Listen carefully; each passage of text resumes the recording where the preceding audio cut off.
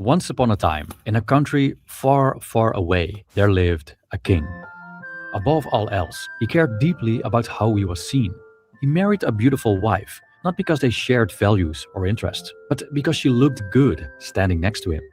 He governed his country in much the same way. He didn't necessarily act in the people's interest.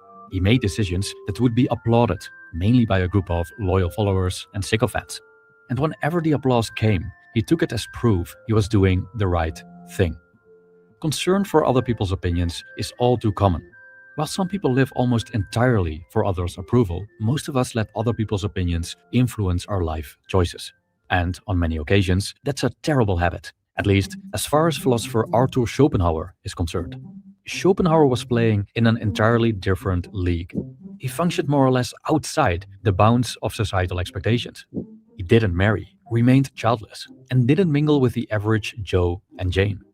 From his solitude, he developed an outsider's view of human behavior. He became a sole observer of how people, in a quest for happiness, generally chase the wrong things. What he found was that people's deep concern with the opinions of others comes with a massive price. He devoted an entire essay to dismantling our obsession with approval and validation. Let's explore these writings and find out why, according to Schopenhauer, caring what other people think may actually ruin our lives, and see how his words apply to our modern daily lives. My name is Stefan. This is not an AI voice. I'm a real person. Subscribe to my newsletter on Substack to stay updated on all my content. You can also support my work on Patreon and find my books on Amazon. Thank you, and I hope you'll enjoy this video.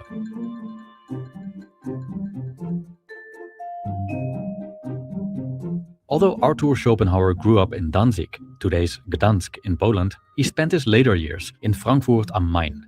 He lived in a small apartment with his dog, a poodle named Atman, his regular walking companion, and a company he preferred over that of humans. This preference is not unusual. People often enjoy the company of animals more than that of other humans, partly because animals do not judge as people do, which might have been true for Schopenhauer as well. Even though Schopenhauer was a pessimist, he was nonetheless concerned with human happiness and wrote an essay on the subject titled The Wisdom of Life. In this short work, Schopenhauer begins with Aristotle's idea of the blessings of life, which the ancient Greek philosopher divided into three classes. 1. What a man is, which includes health, strength, beauty, temperament, moral character, intelligence, and education. 2. What a man has, which means his property and possessions of any kind. And 3. How a man stands in the estimation of others, which means what someone is in the eyes of others, the light in which they regard him, or the opinion people have of this person. From Schopenhauer's viewpoint, these three classes aren't equal, as he regards the first class, what a man is, as way more important for human happiness than the other ones. Our health, how we think and feel, our morals and education, aren't these things fundamental to our happiness? Is it not our attitude toward circumstances, rather than the circumstances themselves, that shapes our sense of contentment and joy? The second class, property and possessions, matters to Schopenhauer only insofar as it satisfies basic needs. Beyond that, it adds little to our happiness. The degree of happiness that property and possessions bring depends on how we see them and how much we need to be content. Someone poor can be very content with what she has, while someone rich can be very unhappy despite her wealth. The most inferior source of happiness, according to Schopenhauer, is how someone stands in the estimation of others. Reputation, honor, status, and fame, what purpose do they serve but fulfilling a mere desire for praise and approval? How do these things really contribute to human happiness? Still, many people are profoundly concerned with how others see them. He wrote, "Most men set the utmost value precisely on what other people think, and are more concerned about it than about what goes on in their own consciousness, which is the thing most immediately and directly present to them." End quote. Quite accurately, Schopenhauer identifies that such people reverse the natural order. They regard the opinions of others as real existence, and their own consciousness, which is what actually counts in terms of happiness, as something shadowy and secondary. The picture they present to the world becomes more important than their own selves. We don't have to look far to see people's approval seeking in action. Young children seek praise from their parents, students from their teachers, and employees from their coworkers and managers. We see people consistently making themselves look more successful, more wealthy, and more visually appealing than they truly are. Just see the excessive bragging and flexing on LinkedIn, the widespread self-promotion on social media, and the elevator pitches we give about ourselves at social gatherings. The amount of money people spend on the right pair of jeans, the tattoo, the car, the house, just to achieve the image they want to portray, while others are doing exactly the same, shows how much importance we attach to how others see us. But let's be honest here. Praise generally feels good. Who doesn't enjoy a favorable opinion from one's surroundings, even when it isn't fully deserved? It gives us the sense that who we are, or what we've done, has been seen and acknowledged. We feel accepted, valued, and reassured that our existence has significance. Or, as Schopenhauer put it, a sweet expression of delight will appear on his face, and even though the praise is a palpable lie, it will be welcome if the matter is one on which he prides himself. Some people are more sensitive to praise than others.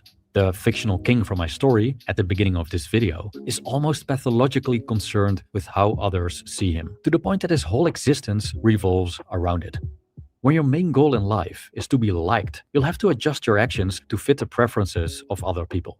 And when you succeed, people begin to admire you. Some set you as an example. People ask you how you achieved your success, and influencers invite you to their podcasts to talk about it. But now you have mastered the art of standing high in the estimation of others, does it also mean you're a happy, authentic, and fulfilled person? From Schopenhauer's view, you have subjugated the first two classes, what you are and what you have, to the third class. They have become mere means to an end. You have basically sacrificed yourself for external validation. Schopenhauer calls such an attitude a slavish regard for what other people will say. And so, your life has become a performance. It's not about who you really are, what you truly stand for, your morals, your interests and passions, your authentic view on life. It's about showing yourself to the world in ways that gain validation and approval, in spite of who you are. You become what others deem preferable. You dress a certain way, not because you like it, but because it gains you a higher status in the eyes of others. You follow a certain Netflix series, not because you like the show, but because your peers will like you for watching their favorite show. You'll go to church every Sunday, not because you value your spiritual life and relationship with God, but because you want people to see you there and think highly of you because of it. A deep concern with reputation might also influence your relationship with property and possessions. If you didn't care about what other people think, they would likely serve little more than survival and personal comfort. Once reputation begins to matter, you may buy a house you can barely afford, not out of necessity, but to elevate your status in the eyes of others. You may drive an expensive car, not because you need it or even enjoy it, but simply because you want others to see you in it. Of course, these expensive status objects don't come for nothing. Many people work overtime to obtain them, and some even go into debt to do so. Putting other people's opinions of you before your own happiness can even influence your choice of partner. Instead of choosing someone based on your own preferences, you choose based on how others perceive you with that person. You no longer choose a person, you choose an image. Calling someone a trophy wife reduces her to a status symbol, suggesting that her main purpose is to elevate her husband's standing, which is the case with the king from my story. When we calibrate who we are and what we possess for gaining external validation, we may squander our resources, waste our time, give up our inner peace, and, perhaps most importantly, betray ourselves. We become clowns who jump through hoops and set themselves on fire just to appease the audience. And we set others on fire as well, if that serves our case. So isn't Schopenhauer right when he calls this human tendency a peculiar weakness? And when we think of it, this praise, this validation, these favorable opinions of ourselves, are they even worth the trouble? According to Schopenhauer, they're a waste of time in most cases. Let's find out why. Most people love to be praised, but who is actually giving the praise? Who are these people we're seeking approval from? And why should we even care what they think? In some cases, opinions are valuable. Take, for example, opinions from experts. People who have dedicated their lives to studying the subject in question can be very useful. And perhaps opinions from the people we care about should also be taken into account, even if only to see where this person stands on subjects we deem important. But what about the rest? What about the abundance of opinions we find everywhere, both online and offline? There isn't a shortage of human opinion, that's for sure. People voice their opinions all the time, everywhere they go. It starts with commenting on the new peanut butter brand at breakfast. Then it's about the neighbor's ugly dress. Then it's about the new employee with the weird mustache. Then about the news. Then about yesterday's news, the weather, and so forth. When we look online, in YouTube or Facebook comment sections, for example, we encounter millions and millions of people sharing their opinions. And they share them as if they're the most important, profound pieces of intellectual output humanity has ever produced, stating their opinions as absolute facts, while rejecting the opinions of actual experts. And they do it with pride and defend them as they would defend their own children. Schopenhauer didn't hold back when he criticized people's opinions, calling them false, erroneous, perverse, and absurd, which, of course, is his opinion.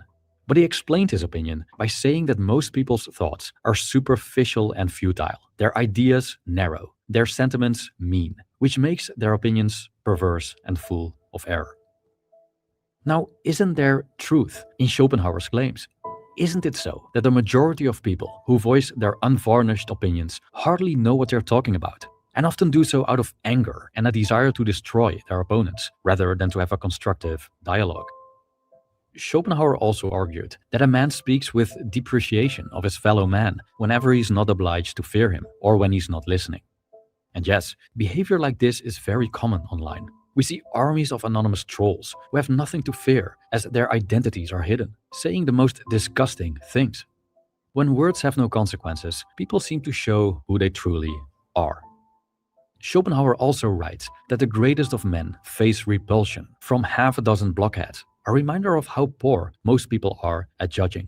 We can also see this today. The most morally bankrupt, half-witted, self-serving crooks get the most admiration, while the good-hearted, wise, and intelligent people are frowned upon and often considered weak. So what Schopenhauer was getting at, while walking his poodle Atman and overhearing conversations on the street, is that more often than not, the opinions we deem so important and people like to spread everywhere they go, they suck. They're often based on gibberish and are rather products of feelings and personal preferences than grounded in facts. Who wants to bend over backwards to a bunch of people who don't even know what they're talking about? As the proverb says, opinions are like assholes. Everyone has one, and most of them are full of shit. So how do we care less about them? Schopenhauer is clear that we shouldn't care too much about other people's opinions, saying, "To set much too high a value on other people's opinion is a common error everywhere. An error it may be, rooted in human nature itself, or the result of civilization and social arrangements generally. But whatever its source, it exercises a very immoderate influence on all we do and is very prejudicial to our happiness." End quote. Caring less about opinions begins with awareness. Schopenhauer tells us to see opinions for what they are: untrustworthy. They don't deserve our attention, and that's why we're better off not paying attention to them, even though that's sometimes very difficult to do. Opinions can often be pleasant or painful. We therefore seek validation and try to prevent criticism. But seeing that both are often baseless may help us to temper our sensitivity to them. If not, we'll become servants to what other people say and think. As Schopenhauer puts it, the only way of putting an end to this universal folly is to see clearly that it is a folly. Seeing the folly of chasing external validation also means recognizing that pride, honor, rank, and fame have little value in themselves. They are not necessary for happiness. What other people think may seem supremely important to some, but according to Schopenhauer, it barely touches what truly matters. In certain professions or situations, a good reputation may be convenient or even necessary, but happiness does not depend on it. Moreover, applause doesn't get food on the table. Compliments don't buy us anything. A pat on the head doesn't pay the rent. External validation rarely adds real value to our lives, though it may seem so to those who care deeply about it. Happiness is not found in the eyes of others. It lies within. And so Schopenhauer urges us to focus on the first of Aristotle's blessings of life: who we are, and how we think and feel, and how we live our lives. It means that we choose our partners out of genuine desire, not because they enhance our image. We pursue what we are passionate about, rather than what others consider interesting or prestigious. We buy stuff we genuinely want or need, not for showing off. And we find meaning in life that is truly our own, not meaning based on the expectations of others. We choose for ourselves, not for the audience. Thank you for watching.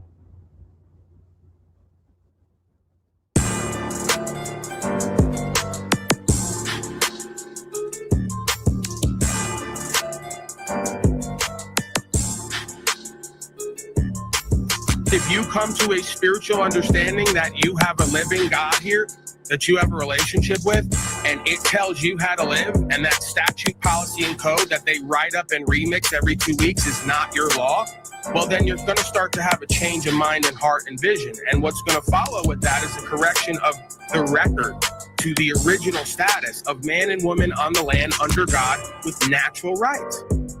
That's the natural, organic, authentic progression of any being I've ever met who does this walk, including myself. You were born on the land, right? You're subject to the law of the land and God's law, absent some loss, injury, and harm, and that you are not here to be governed by statutes, policy, and code, which your own law of the land, Bill of Rights and Declaration says is through consent to the governed. Statute, policy, and code is giving the force of law through the consent to the governed. Well, I'm returning back to the land on paper, right? And this is the other part of it. The natural progression to anybody who does this is like you see me out in the cabin, in the mountains, in the woods, is back to the land, right? The same way you were born on the land under God, you should be growing your own food. You should have your own clean water sources. You should be away from the cities and suburbs with all the toxic frequencies and ideologies, propaganda. This is the natural, organic progression of a being who wants to be back where they're meant to be, right? Under God, so to speak, supernaturally. You have to understand that there is a place at times for doing what's true and what's right, surrendering the rest under God in faith, and then letting your body have whatever's going to be done to it, because you don't have control over that. All you have control over is your thoughts, emotions, actions, inactions, and what's on the record. And guess what? We're all going to be judged by that record by the end of this. If not at the courts, like the Castro and all the rest of them, we're going to be judged with that spiritual force. Because guess what? If I know you, if I can look at you and know you, I got a feeling that thing can look at you and know you, because I got a relationship with it, and I seem to have that experience. In the middle of believe is the word lie, right? Belief requires a choice. If you have a relationship with this universe and this truth, and you become one with it, there's no more belief. They can't pimp on you. They can't trick you out of position. Oh, no, I know what you're doing. How are we going to get everybody to really rise to the occasion and be honorable, authentic, faithful men who surrender the outcome? How are you going to do that if it's not through these demons and dark forces testing and challenging everybody's bitch-ass ego? Forgive me if that's triggering, right? Paulie's getting a little ghetto. That's what they'll say. But this is the reality of it. The darkness, the dark forces, these are our greatest teachers and testers. They're going to make a man out of you one way or the other. Bet on it.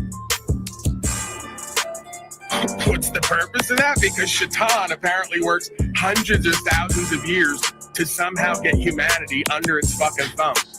Through socialization, communism, collectivism, fascism, all the isms lead back to the same idea. Where do you think we're going now with the social credit and the Bitcoin? You think this is a coincidence? To be system matrix, there's something in us or around us that's all connected, whether it's God or the devil, and it's working toward the same end based on our choice. You're going to go with God, or you're going to go with the beings in and of this world.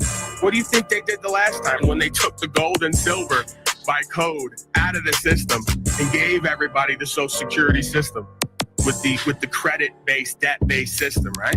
They already did away with lawful money, gold and silver, 100-something years ago. and they're going to do it again. Now they're going to replace fiat with digital currency, and they're going to tokenize everybody's beingness. They already did that. When they created the all caps name and created this social security system and took the lawful money out of existence and engineered world wars, hello, we're there again, right. It was right after a slamdemic. Greetings, folks. We're back at the office. Rather laid back mode lately, as of late. So yeah, we'll go with that energy. You little jerks in the audience didn't even tell me last time. I had to go back and watch it. I don't always review my broadcast, but when I do, I usually like what I say or what I'm hearing. That just might be my pride and ego, but I usually listen to me back, and I like me, and I go, this guy's on to something. But I was kind of washed out. Oh, excuse me. I was rather dark. No one said anything to me about the picture. That's not their job. I get it. You guys are way underpaid for that. But someone could have let me know. But okay, we're looking pretty decent today. Maybe a little bit too bright today almost, you know. I look better in the dark, some might say. But whatever. A little too dark last time. Better this time, maybe even too light. I'll have to work on that. There's no real way for me to test that. They'll say, why the fuck do you come on here and tell us about the imagery? You just take care of that in private. There's really no way for me to test that I found. So we'll roll with it. Questions, comments, concerns. The link is down there if you actually have something. Current events. Maybe historical context. Although, as usual, I have some stuff prepared. So we'll get into some of that. The creature, one of the creatures down there, Snafu Snaps creature is here, of course. He doesn't miss an interaction. He's consistent. There's no denying that. He's asking me, what about the Amish beard? I'm letting it go, letting it grow. I've gone full Taliban. I've gone full Muslim in solidarity against Donald Trump and the Republicards, okay? I've gone completely the other way. This is how I indirectly show my lack of compliance and cooperation with the current administration. Now, those of you who've been here for a while know that I'm just baiting when I say that, because I don't really buy into or believe in any administration, left wing, right wing, all of it in between. I think it's all nonsense. I think it's all a circus. It's all a distraction, and it's all destruction to the original principles and precepts that we know as American fundamentalism. Some might say American exceptionalism. At this point, there's nothing exceptional about America. It's run by statute, policy, and code. You vote for corporate masters. And rights and freedoms are an afterthought if they're thought of at all, right? Because the new phraseology, at least if you ask the right wingers, it used to be, well, you know what? I have a list we can go over. Let me give you some examples, right? It used to be don't tread on me. Now it's just comply, bro. Where it's gone, unfortunately. All right, let's hit a couple of these. Best founding daddy quotes. Okay. If tyranny and oppression come to this land, it will be in the guise of fighting a foreign enemy. That was Jaime Madison. James Madison. Sorry, I was trying to be a bit more state of Israel friendly, hoping we get syndication here. I'm still hanging on to that dream. Take not from the mouth of labor the bread it is earned. That's Tommy Boy Jefferson. They who can give up essential liberty to obtain a little temporary safety deserve neither liberty nor safety.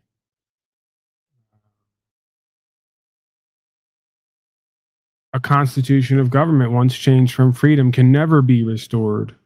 Liberty once lost is lost forever. Distrust naturally creates distrust. By nothing is goodwill and kind conduct more speedily changed. A government of laws and not of men. That's John Adams. A lot of these ideas that we put forth here echoes from echoes all the way back in time of the same philosophy or understanding. But as we see in the modern day world, most of these folks are getting exactly what they're looking for, right? On both sides, apparently, if you ask them. That's why one of the reasons we're doing this broadcast today. We're consistently baiting the left wing, the right wing, statists in general, collectivists, whether they know it or not, to come here and explain themselves. How is it? Because I've never voted, as folks will know if they've been here a while. I've never engaged with the system beyond a certain point. I've been engaged with the system on an administrative level in the sense of certain folks at court, usually on the side of the road. The courts, I can't complain too much. We've been to court here many times, usually get a favorable result. As a matter of fact, 6 for 6 so far over the last however many years, 5 or 6 years. Average about 1 a year for 5 or 6 years running. But even before that, I can't complain too much. I did have to do 100 days in jail at one point.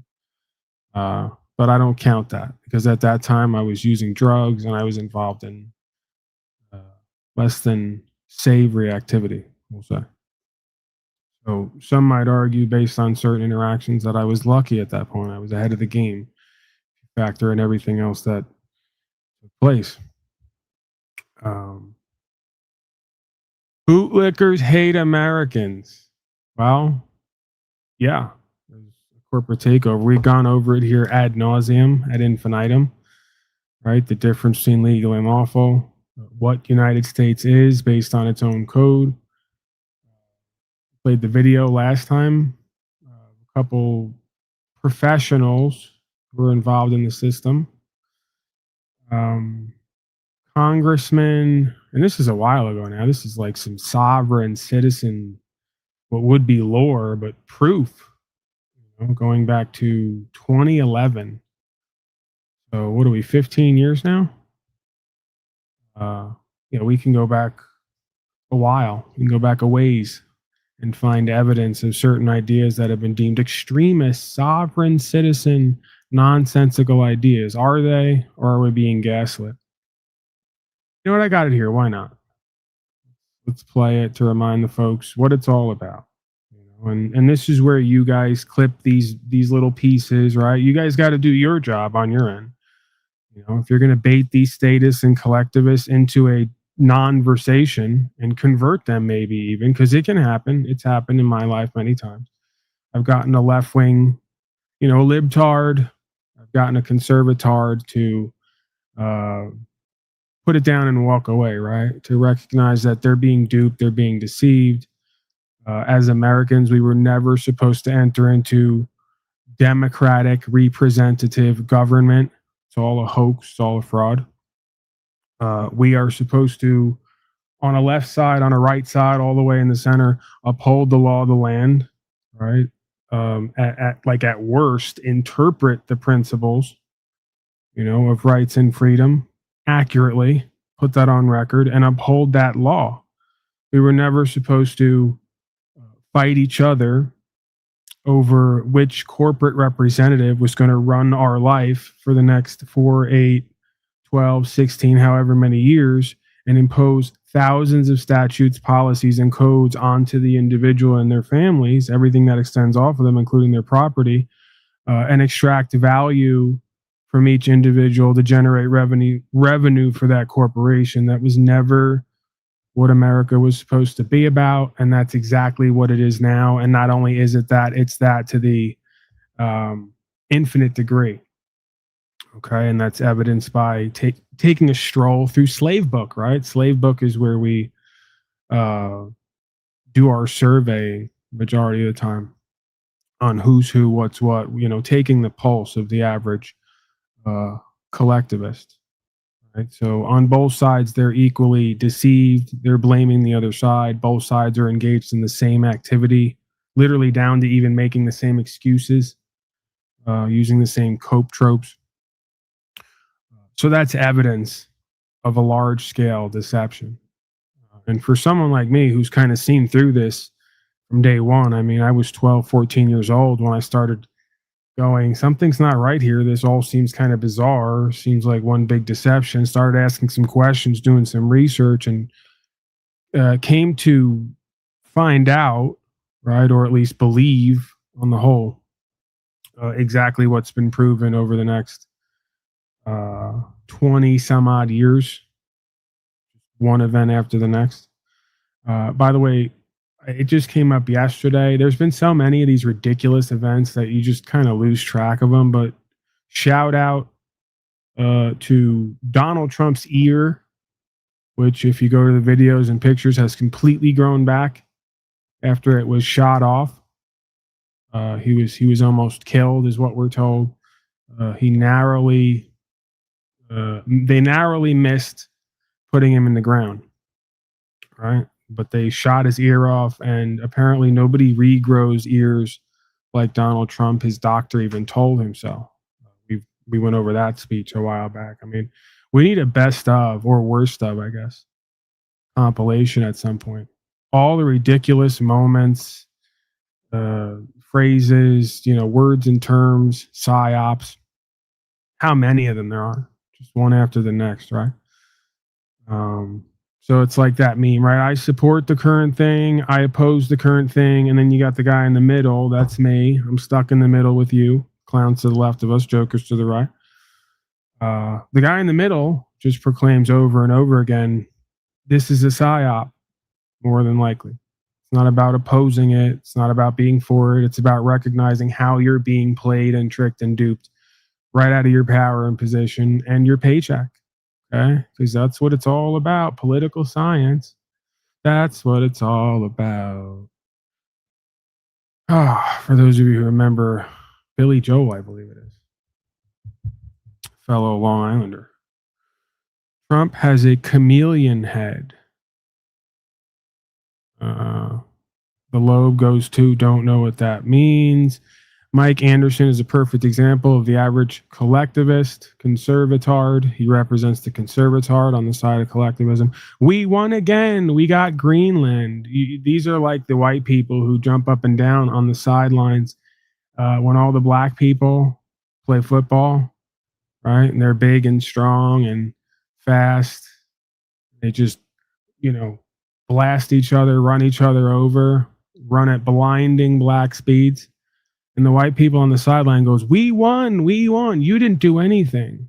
You weren't a part of it. You're not involved. You couldn't do what's being done on the field. You got charged $15 for a hot dog because you're just a deceived, pimped out, played out dupe. You didn't get any money. You paid the $15 for the hot dog, but you didn't make any money that day. You lost money, a lot of money. Money, non-money, right? We go over that legally, that these are promissory notes, not actually currency. You get what I'm saying. I'm doing the bit, non-bit here, okay? Roll with me, for all you legal beagles out there. Yeah, they're laughing at you.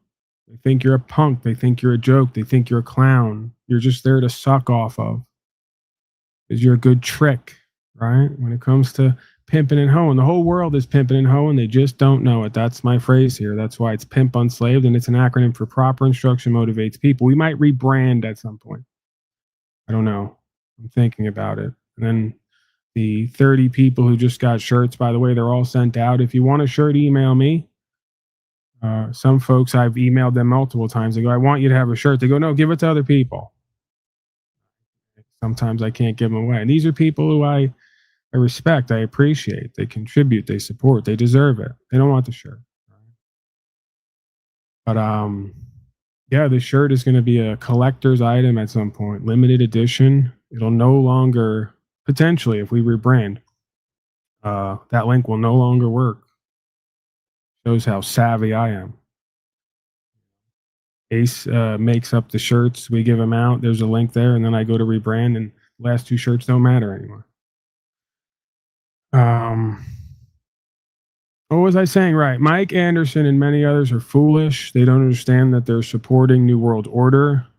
They're doing it on the left wing and right wing side because their team is in position. They think they're winning. Their team is winning. They're just getting played, tricked on, right? So, used to be, we had this thing called national sovereignty and the sovereignty of the individual. Not any longer, apparently.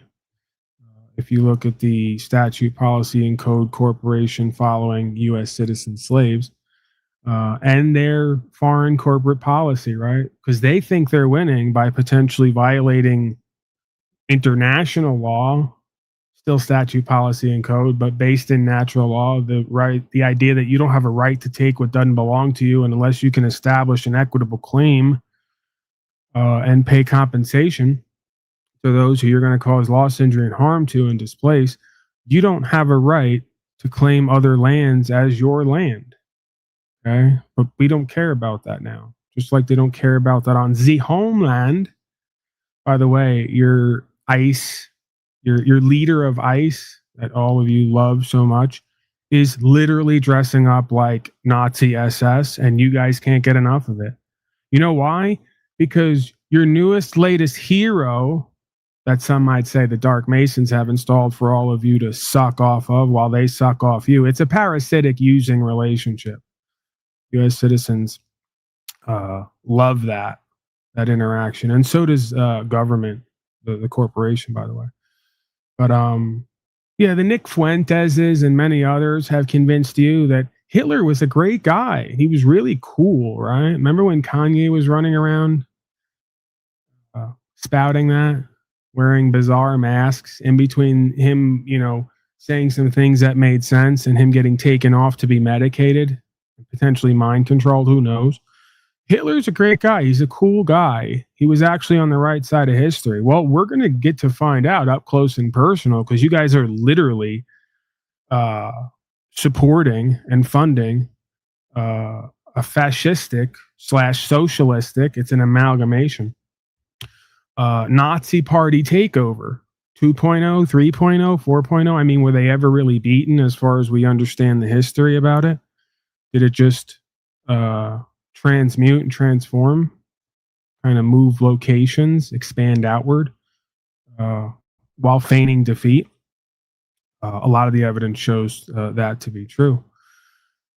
So, yeah, history repeats itself. It doesn't repeat itself. It rhymes. And it's becoming more and more obvious.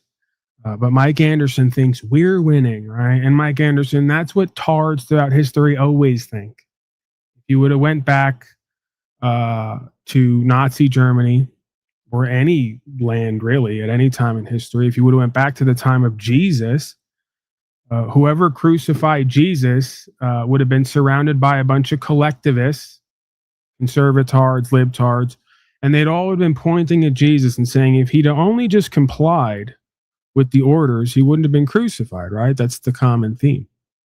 So, and you're sitting around thinking you won because Jesus is a terrorist and he's a sovereign citizen, and he dared to raise his voice or raise a hand to his controllers, the dictators of his time. He didn't comply, so he deserved everything he got, right? So the more we change, the more we stay the same. You could literally go back 2,000 years and the same idea is true then as it is today, on the whole, right? So, yeah, you know what? Maybe we pull up a picture of the old boy. Why not? Impromptu here. We got ICE leader, Nazi. Let's just try some. Oh, there we go. Yeah, see, it comes right up.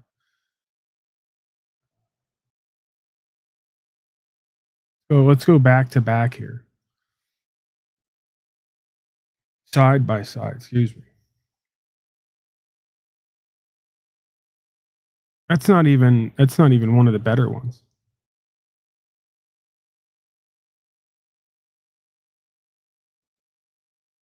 Yeah, I don't see much difference.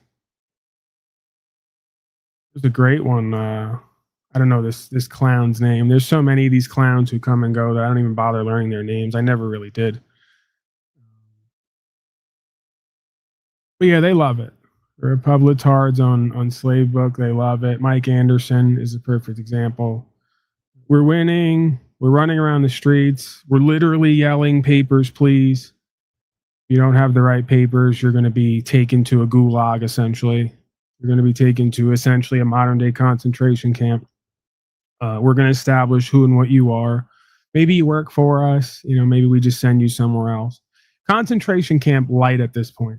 I mean, we do have the private prisons, right? They say America incarcerates more than the majority of countries, I believe. Although, look that up. Keep me honest. And what are they putting these people in? Private prisons, right? So we're already there. As I've said many times, and more recently qualified, fascism is the merger of state and corporate powers. The United States is defined as a corporation. A citizen is defined as a business instrumentality of the corporation. And the corporation is the District of Columbia, or on the District of Columbia, a non-unionized state, right? So that's all by U.S. code definition. It's all right there. The idea of fascism. Socialism, one of the tenets is redistribution of wealth. That's what tariffs and taxation is. We're going to use legalism and code to require you to give us X amount, and we're going to redistribute that wealth to what we see fit. We're going to give some people some food stamps. We're going to send some money to the state of Israel. We're going to fund the Ukrainian war, and on and on and on and on. Right? And of course, Marxism, which can be somewhat interchangeable with socialism as far as I understand it. I think one is a little bit more of a radicalized, extreme version, that being Marxism as compared to socialism. But one of the tenets of Marxism is the abolition of private property. Well, when you pay taxes and tariffs to use your own house, your own car, your own body, essentially, your own land, which the majority of United States citizen slaves do, then you no longer have private property. You have property that you use, upkeep, and maintain that is has a state interest behind it, right? Because they can require taxation to use it. And if you don't give that taxation over, well, then they can take your property, proving that on some level, someplace, sometime, the state of, or the agents of the state of, and the men and women occupying these lands they call private property, buy into the fact that that is somehow legitimate, right? So there's fascism, socialism, Marxism, all rolled into one. It should be obvious, you would think, but again, the majority of folks, they don't think, they don't question. Their subconscious mind rules their life, and the subconscious mind has already made a determination. And most people don't look at that. Don't question that. Don't study that, because you might come to an answer you don't like, and then you might have to actually do something to change it or stop bitching and complaining, right? That's the upshot. That's what it all boils down to. Voting for more of the same is not going to change this, right? Claiming you're going to do imperialism and expansionism and start taking over other lands so you can have cheaper gas isn't going to fix this. What it is going to do is piss off the whole world by violating NATO and all these other treaties and international codes and policies. And this is what it's designed to do. And we have the 3 World Wars from Albert Pike, head of World Freemasonry, 1871, letter to Giuseppe Mazzini, head banking family associate, as far as I remember and understand. What you are going to do by voting for more of the same and paying for it and begging for it and supporting it and getting online and showing how retarded you are is prove to the entire world that America as a conceptualization is completely defunct, been defrauded, it's been deceived. More importantly, it's become corrupt. Okay? So while you proclaim every other group of people, including your own citizens, in quotes, Americans, by other Americans as terrorists, sovereign citizens, defectors, subverters, and you do war on your own people, and then you start doing it to everyone else on the world, what you wind up doing is making yourself thoroughly hated by everyone. See, and America, as they call it, United States, we're coming up on 250 years. The average empire lasts 250 years. A survey showed again, no coincidence. Dollar losing all of its traction. We're in an everything bubble. Gold, silver, Bitcoin, land, houses, hell, avocados, everything in an everything bubble going through the roof. Not because everything is gaining in value overnight, but because seemingly overnight, the dollar is losing more of its purchasing power. Over 90% of its purchasing power lost since 1913. Okay. So, yeah, we have some real issues here to deal with. We have a fraudulent centralized banking system that's built to fail. We have fascism, socialism, Marxism masquerading as statism, masquerading as a democratic republic. And we have centralized, militarized, authoritarian organizations like the CDC, WHO, NIH, conspiring with all of these would-be nation states that are actually corporations to overthrow the sovereignty of the world by overthrowing the sovereignty of the individual and dictating to the individual who and what they will be and what they will do in the coming years, all backed by a technocratic component to alter the biology of man and woman to get that done. Okay, so we have some real issues taking place here, some real tests and challenges, some real opportunities if we let it be. If not, we have all but, it would seem, the complete domination, corruption, abomination, and potentially extinction of the human race. I won't go that far on the last one. I think the first two or three are already happening, if not already happened, at least by and large. World leaders are racing for the North Pole lands.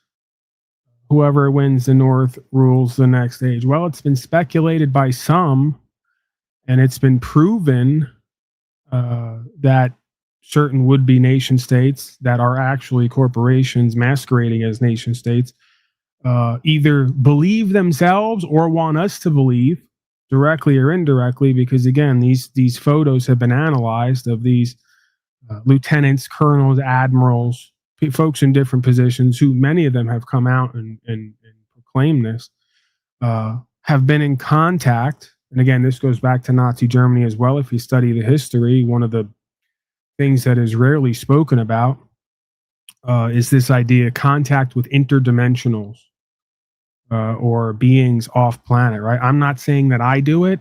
I don't necessarily believe in it. I'm not going to say that I don't believe in it either. We should start an Art Bell coast to coast sort of broadcast at some point. A lot of ideas, but I have to be passionate and inspired about them. And my inspirations have been waning, at least more recently. But I'm working on it. I'm working through it. But yeah, this idea of off-planet interdimensionals, Nazi Germany is what I was saying. Some of the history and the history of a lot of these lands and peoples is that the higher ups, we don't know how folks get higher up when all are equal under the law, but don't worry about that. The higher ups, the folks in the know, the folks in charge, really getting things done, many of them seem to believe and or have proof, or want us to believe they have proof, that off-planet interdimensional entities not only exist, but they're in concert with them. And we just lost a good 30 to 40 people with that statement. And again, I understand what I'm going to get when I talk about that. I'm not saying that, again, I believe in it or that I accept it. I don't rule it out, because interestingly enough, if you were to look at the trajectory of history and the common themes, right, the cyclical nature of history and what those themes are and who or what comes about to take charge over this endeavor that we call incarnation, right? A non-physical being becoming physical beings in order to experience in the world, whether we're of it or not.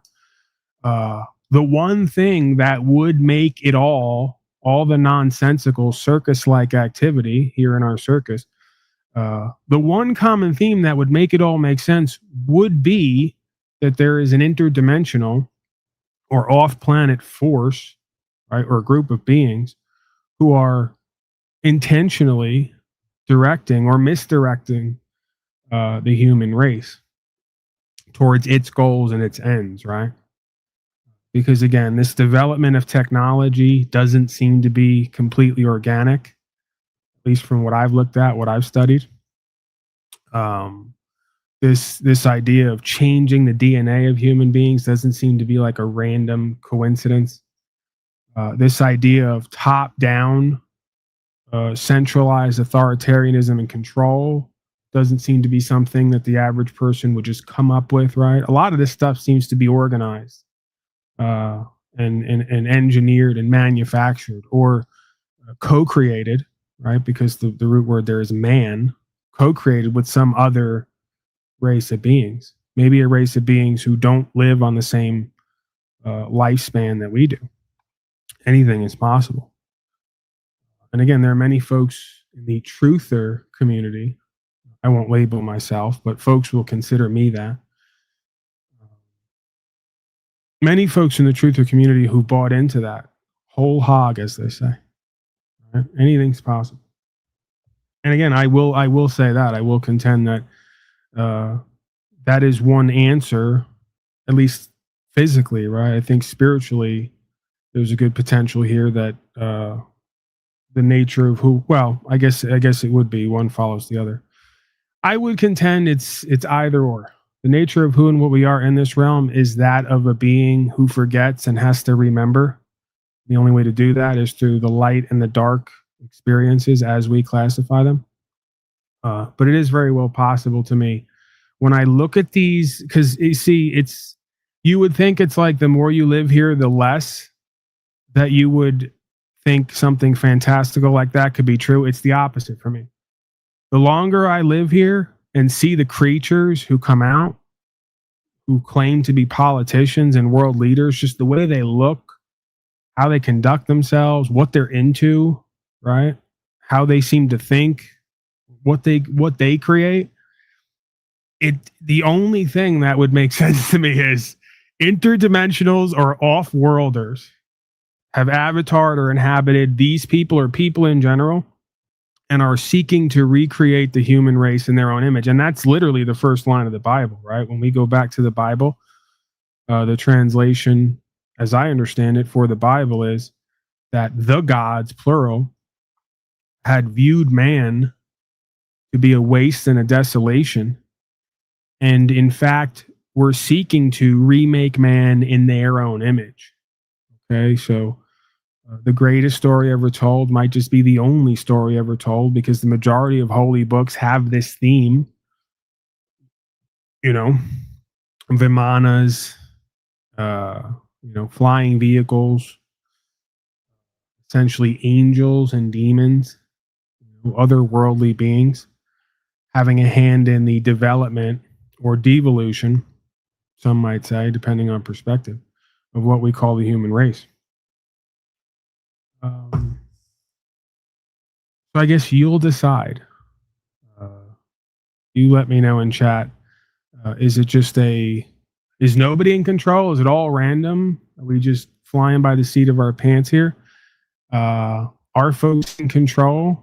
Are they a cabal of centralized banking pedophiles and others? Are those just the pass-through avatars, right? The folks who've opened themselves up to complete evil and justification of evil become the avatars for an off-planet or interdimensional race or group of beings to inhabit these folks, to deceive them to carry out their will, while the dupes in charge kind of just, enjoy the fruits of their non-labor, the fruits of their dictatorship, right? And this could even go back as far as this idea of divine right to rule. There's a lot there. We don't ever really cover that. As a matter of fact, this might be the first time that I cracked open that book, so to speak. The idea of historically there being evidence to all peoples on all lands through their symbols, through their technology, through certain phrases, venerating and almost mocking the people they rule over, venerating this divine master race or master class of folks who are either interdimensional or off planet. You know what? I take that back, because we have covered at certain points during the revolutionary period and in various periods of American history, this idea of centralized bankers admitting that they're in contact with interdimensional beings who they believe are giving them equations and understandings of how to essentially rule the world, right? You know, because that's what it seems to be, at least on, I think there's levels to everything, but on some level, that's what it seems to be, is you have the centralized bankers above politicians, potentially even above the priest class. And they are also ones who claim to be in contact with these entities. I wouldn't doubt it. I wouldn't deny it. There are many human symbols or inventions, I guess, forms of technology that I have a hard time believing are completely organic. It's funny because my buddy who I live with over here, he's essentially a master mechanic. And one day I asked him, with all that you know and all you've been working on for decades, would you ever be able to sit around and invent something like this? He said, I believe, if I remember correctly, he said, no, I don't think so. So you can have somebody who's a master at understanding and repairing these devices, but if you gave them 1,000 years, they probably wouldn't be able to invent it, turn nothing into something, right? And many of the great inventors, if you study them, claim that inventions aren't invented, they're actually received. Folks go into a meditative, altered sort of state, go to what seems to be an altered reality, and bring back these inventions or these discoveries to this world, patent them, and then start to develop them. So we have a theme going on here, right? We study technology, inventions, science, governance, banking. There is a fair bit of evidence to the fact that there is a someone, somewhere, somewhen, where a lot of this stuff comes from. It is not authentically, organically a creation of our own mind. We're simply receivers or experiencers. And then we are co-creators because we develop this stuff on this planet or in this realm, right? So yeah, there is some smoke to that fire. I'm going to thank Greg N. Greg N writes, for inspiring me to stay sober for the past 4 years. Well, that's good. That's good to hear that Greg N, one of the originals. We've been going at this over 4 or 5 years.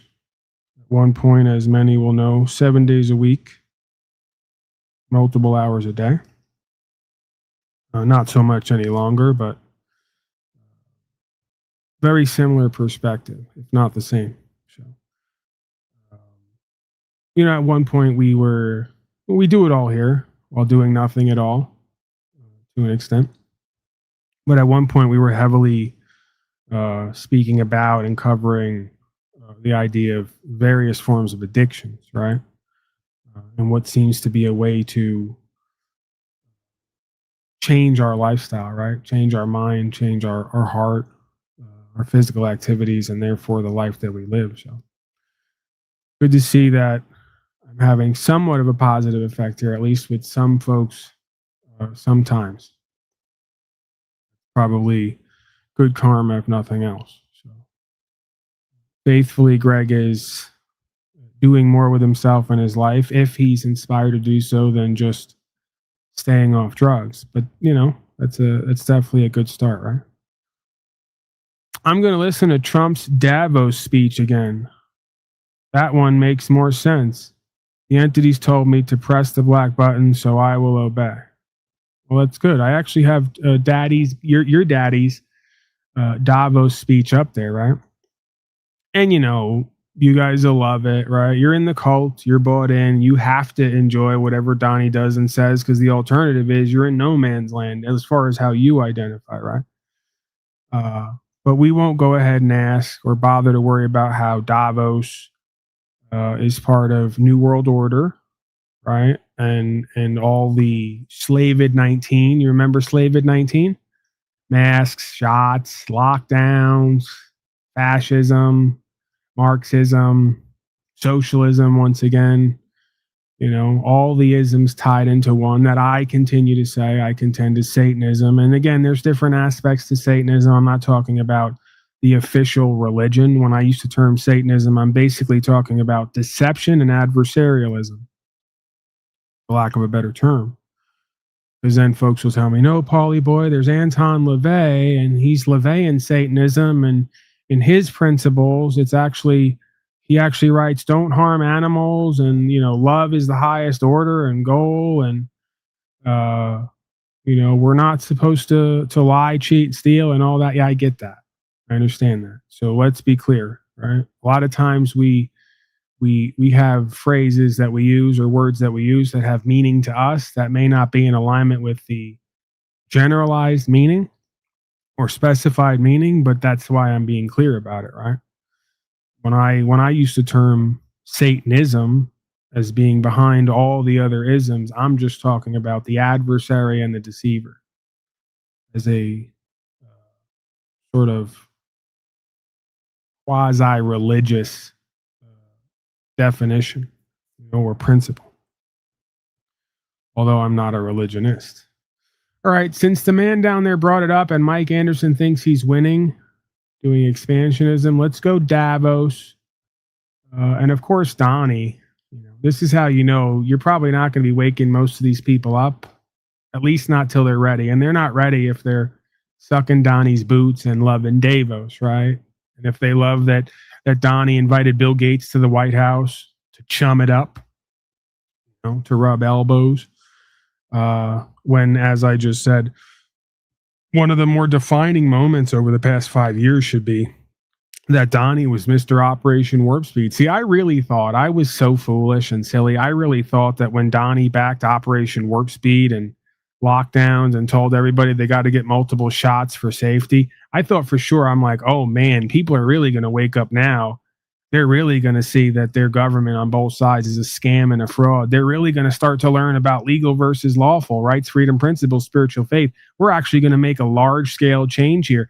And we have relatively a good 10 to 20% of the world, I would say, has woken up, didn't take the shots, refused to be treated like property and be kept in their house or lock their business down, right? There's a good 10%, 20%. That's a lot, all things considered, right? There was a time where I'd be surprised if there was 1 to 3%, right? You know, like they talk about the revolution.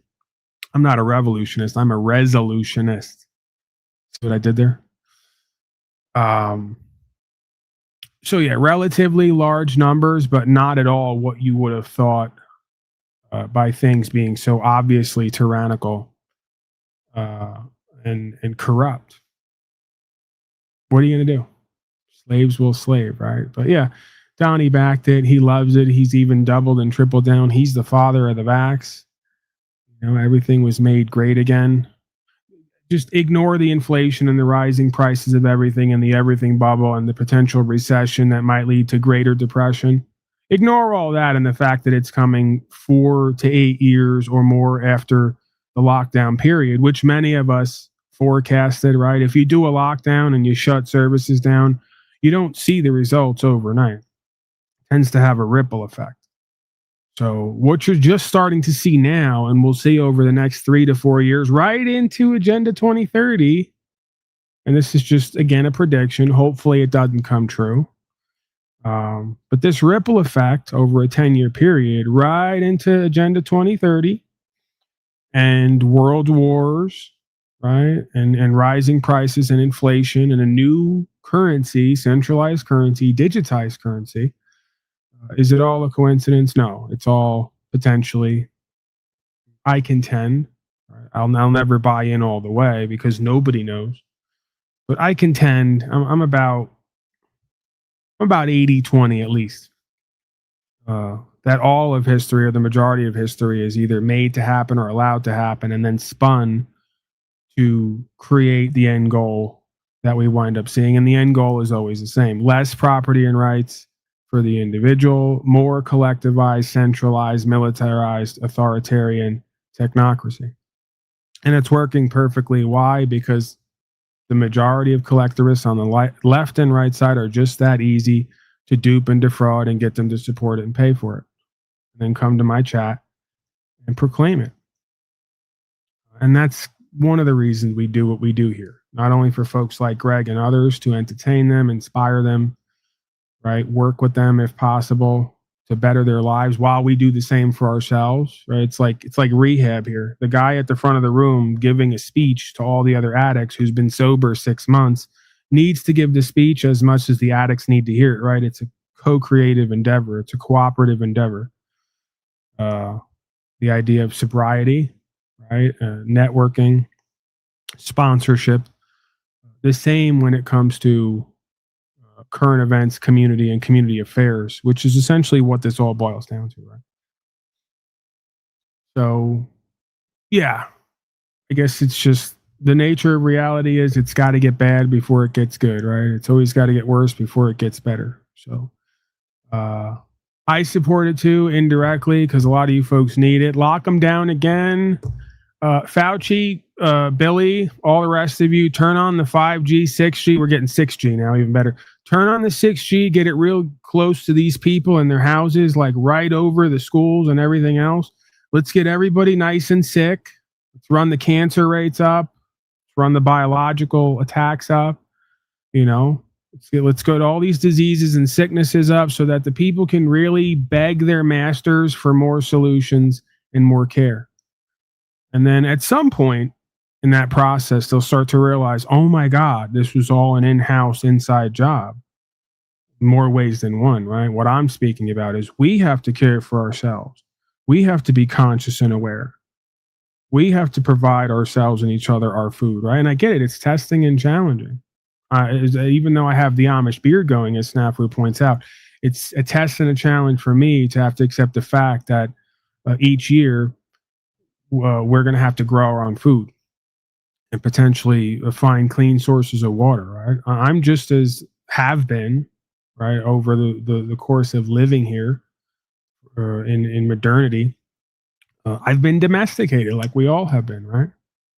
You flip a switch, the lights come on. There's a cold box in the corner. When the cold box is out, we go down to a bigger box where people put smaller boxes for us to take back to our cold box, and everything moves on, moves forward. As we know, that's not reality. It's our reality, but that's not how reality works. There's a whole process. I know I'm shocking a lot of folks. Paris Hiltons of the group, right? Who think that, the stuff at the box stores just sprouts out of the ground in a box, right? It's a whole process of time, energy, attention, and work that goes into the final product. We, you and I, whoever you are, whether we like it or not, have to be a part of that process. If not, we get what we get. And what do we get? Poison, toxicity, corruption, corporatism, right? That's all it amounts to. Bottom line. If they can make more money pushing poison on you, they'll do it.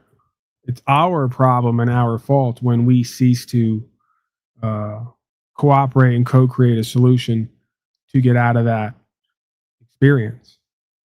And again, I don't necessarily like that. It then means that I have to do and be more in my life, which is an opportunity, but also responsibility. I would prefer it to be something different. But again, this is life on life's terms. So I have to integrate with that understanding just like everyone else does here, right? It's not easy for me. I'm far from Paulie the Amish boy. I wasn't raised on keeping the animals, milking the cows, growing your own crops. Farmer Paulie, quite the opposite, right? But that's part of New World Order, right? As New World Order comes in with corporatism and corruption and centralized banking and authoritarianism and technocracy to track and trace and monitor, we have to come in with New World Order. And what will New World Order look like for us? Not my idea, but based on what history shows and what reality dictates, New World Order will be individuals and groups of individuals who are responsible, accountable, self-sustainable, self-sufficient, and get back to where they once belonged, as the Beatles song goes, right?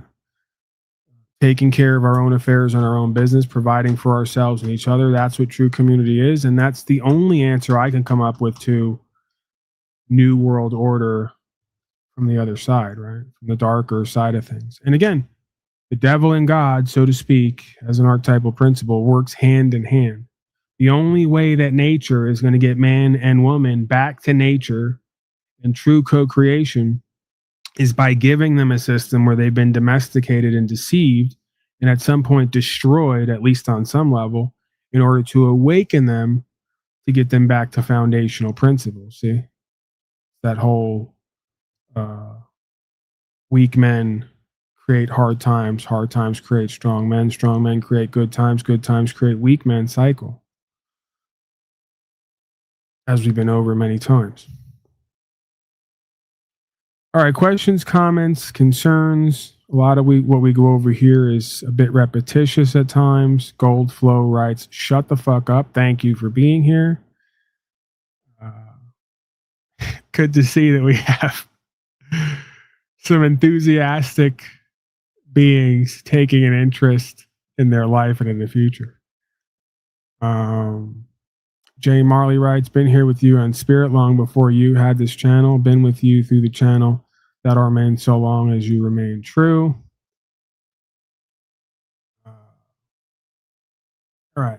I keep mentioning things and I haven't gotten anything. I'm too busy running my mouth. Where is it? Right. Donnie at Davos for Mike Anderson and other conservators. He's so strong and powerful.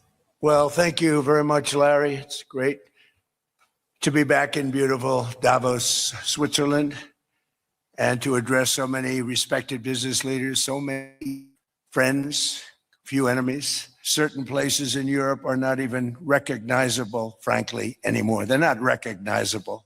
And we can argue about it, but there's no argument. Friends come back from different places. I don't want to insult anybody and say, I don't recognize it. And that's not in a positive way. That's in a very negative way. And I love Europe, and I want to see Europe go good, but it's not heading in the right direction. This enormous unsecured island is actually part of North America on the northern frontier of the Western Hemisphere. That's our territory. All right, it's all ours. It is therefore a core national security interest of the United States of America. And in fact, it's been our policy for hundreds of years to prevent outside threats from entering our hemisphere. And we've done it very successfully. We've never been stronger than we are now. That's why American presidents have sought to purchase Greenland. It's the United States alone that can protect this giant mass of land, this giant piece of ice, develop it and improve it and make it so that it's good for Europe and safe for Europe and good for us. And that's the reason I'm seeking immediate negotiations to once again discuss the acquisition of Greenland by the United States, just as we have acquired many other territories throughout our history, as many of the European nations have. They've acquired. There's nothing wrong with it. We probably won't get anything unless I decide to use excessive strength and force, where we would be, frankly, unstoppable. But I won't do that. Okay? Now everyone's saying, oh, good. That's probably the biggest statement I made, because people thought I would use force. I don't have to use force. I don't want to use force. I won't use force. But the problem with NATO is that we'll be there for them 100%. But I'm not sure that they'd be there for us. If we gave them the call, gentlemen, we are being attacked. We're under attack by such and such a nation. I know them all very well. I'm not sure that they'd be there. I know we'd be there for them. I don't know that they'd be there for us. We're building a golden dome that's going to, just by its very nature, U.S. slave. Going to be US defending slave. Canada. U.S. slave. Canada gets a lot of freebies from us, by the way. They should be grateful also, but they're not. I watched your prime minister yesterday. He wasn't so grateful.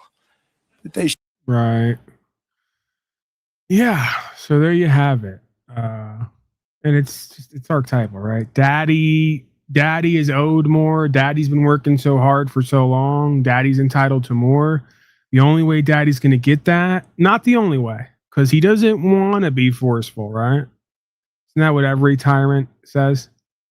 Puts forth. I don't care if it's your parents, your teachers, whoever, whatever. They want what they want when they want it, just like the children do. But they're in a power position because they have the force. And they don't want to use it, but they will use it if they have to get you to comply, right? This shit starts in the household. You know, you're not going to convince me any different. And that's why I've been against this crap since day one, just as a philosopher. Like a born philosopher, if you want to call it that. Like, what gives you the right to tell me what I'm going to do and be and not do and be? Well, we're in a power position.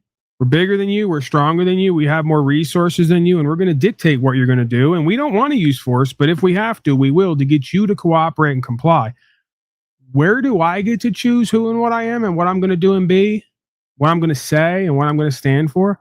Well, that's the thing. You don't. Because you have to live up to our expectations, right? This shit all begins and ends right in the home with mommy and daddy day one. And the conservatards love it. They say, if you don't beat your kids and you don't, coerce them and put them under duress and try to make them another reflection and replication of who and what you turned out to be, a collectivized authoritarian slave, well, then you just ain't raising your chillins properly. You're one of them libtards who's going to let Tommy get up on the coffee table and tell everybody how to run the show, right?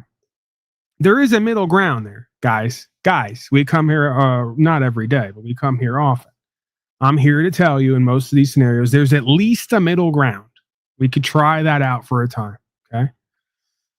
Just saying.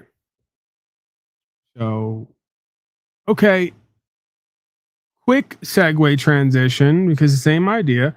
Trump threatens India, Iran, Cuba, Colombia, Mexico, and Greenland all in 5 minutes. Okay. So it's like, what was that? There was a movie like How to Lose a Guy in 30 Dates or something, some shit like that. How to lose an empire in 5 minutes.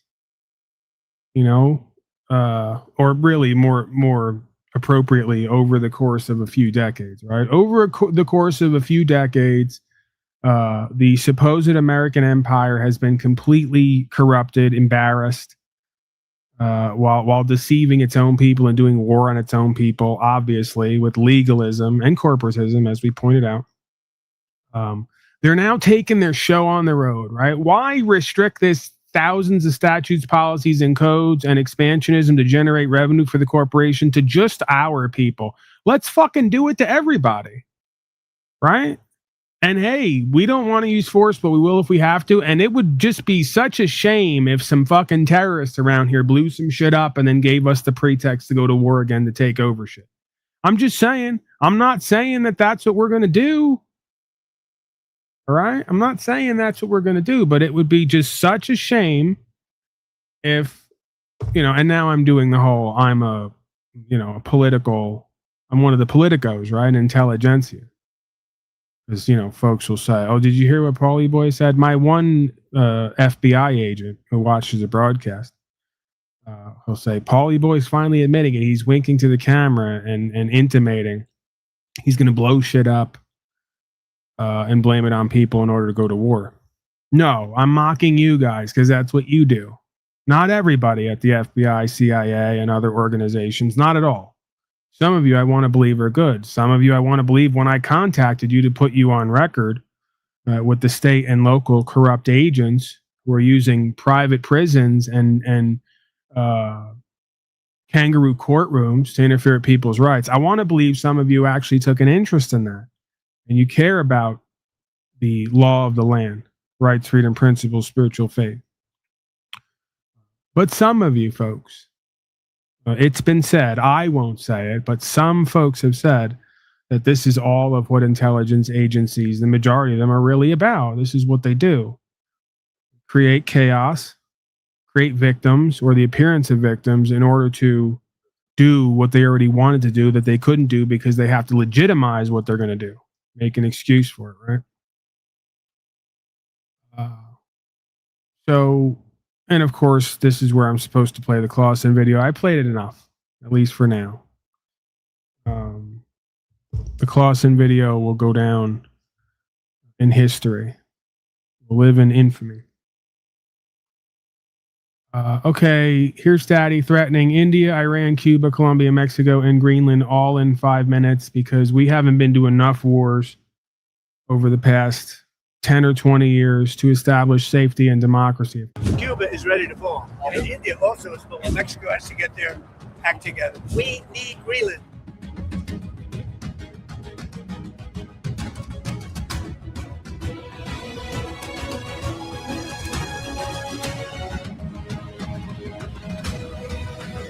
Coming up on Conservatard Talk. We have a very sick neighbor. It's not a neighbor, but it's close to a neighbor. And that's Venezuela. It's very sick. Colombia is very sick, too, run by a sick man who likes making cocaine and selling it to the United States. And he's not going to be doing it very long, let me tell you. What does that mean? He's not going to be doing it very long. He's not doing it very long. Yeah, how dare these people make really good cocaine and sell it to Americans at a cheapest price ever, which is literally the era that built everything that we see now. It's what everyone forgets about, right? Everyone forgets that like the 70s through the 80s, you know, the pivotal point in our life. Some might say the 70s and 80s were some of the best times in history, at least in retrospect. All built on the back of cheap, high quality cocaine. Okay. And now that's bad. That's bad and wrong. We shouldn't do that. But we should have Pfizer and Johnson & Johnson and Merck and all these companies make shots for everybody. Shots on the house, Billy. Isn't that what De Niro said in the movie? Shots are on the house, Bill. Okay. Xanax, hydrocodone, Vicodin, you know. What's the other one? Because I used to take all this shit. I don't lie to you people here. I was a hardcore drug addict at one point. Yeah, that's all good. That's all positive. We need more of that. Why? Because it's profitable to us. You know, U.S. corporation can't make much on the really good cocaine selling for really cheap unless they go to war in the area and start shipping it over in the caskets, which they've done many times because we have it all on record, straight from their own mouth, by the way. We played the clips here. We've covered it all. Really good cocaine at a cheap price. Really bad and un-American. 11 shots for safety. 6G towers. Xanax and Vicodin and all the rest. Perfect. We need more of that. It's just the hypocrisy, right? From top to bottom. Sorry. Forgive me for pointing out. He has cocaine mills and cocaine factories. He's not going to be doing it very So there will be an operation by the U.S. and we need the kids on Adderall. They can't pay attention anymore. We need them on methamphetamine. That's the ticket. Does the U.S. have a plan to do something? Well, The plan is always synthetic survived because of methamphetamine. Now they won't have that money coming in. They won't have the income coming in. You know, a lot of Cubans were killed yesterday. You know that. A lot of Cubans were killed. Do you know how many? The bodyguards. No, they're looking. But there was a lot of death on the other side. No death on our side. But there was a lot of death on the other side, unfortunately. But a lot of Cubans were killed yesterday, trying to protect him. There's been protesters killed in Iran. You said we were locked and loaded, ready to go. What is the line there for when the U.S. is going to get involved in those protests? We'll take a look. We're watching it very closely. We're If watching. they start killing people like they have in the past, I think they're going to get hit very hard by the United States. The answer is synthetic Talk a lot methamphetamine, about ladies and legislation, gentlemen. and we have great Your children. legislation coming. You want to tell them? So the Great tariff stuff. bill. So here's what I believe. I don't think we could have secured the border without the threat of tariffs. I don't think we'd have a European trade deal without the threat of tariffs. So if you want to end this conflict, then put pressure on Putin's customers. He sanctioned the two largest oil companies in Russia, which is the biggest pressure anybody's put on Putin since the war started. But we have 85 co-sponsors to give this president. It's hurting Russia very bad. The sanctions. Oh, yeah. So this bill would allow. And India also is full. Yes, sir. So he put a 25% tariff on India for buying Russian oil. I was at the Indian ambassador's house about a month ago, and all he wanted to talk about is how they're buying less Russian oil. Would you tell the president to relieve the tariff? This stuff works. So I'm hoping we'll bring the bill up, and it's from 0 to 500. He picks the number. Nobody else does. But if you're buying cheap Russian oil, keeping Putin's war machine going, we're trying to give the president the ability to make that a hard choice by tariffs. I really do believe that what he did with India is the chief reason India is now buying substantially less Russian oil. So I hope we pass this bill soon. And after They this, wanted to make me happy, basically. He wanted to. Modi's a very good man. Yes. He's a good guy. He knew I was not happy, and it was important to make me happy. They do trade, and we can raise tariffs on them very quickly, and it'd be people are very afraid bad of for that. them. You have to do something with Mexico. Mexico has to get their act together because they're pouring through Mexico, and we're going to have to do something. We'd love Mexico to do it. They're capable of doing it, but unfortunately, the cartels are very strong in Mexico. I remember one time you actually, speaking of Mexico, I asked you about Claudia Sheinbaum, and you told me at one point you had offered to send U.S. troops into True, I did. Mexico to combat drug trafficking there. Is that something you Well, I still like explore Claudia. about? I think she's a terrific person. I would say every single time I talk to her, I offer to send troops. And she's just not willing? She's concerned. She's a little afraid. The cartels are running Mexico. Whether you like it or not, it's Like not it or nice to not. say. But It's the a fact. cartels are running. Don, it's almost as if, like the man just said in chat, Joe, I believe his name is, it's story time for the kids.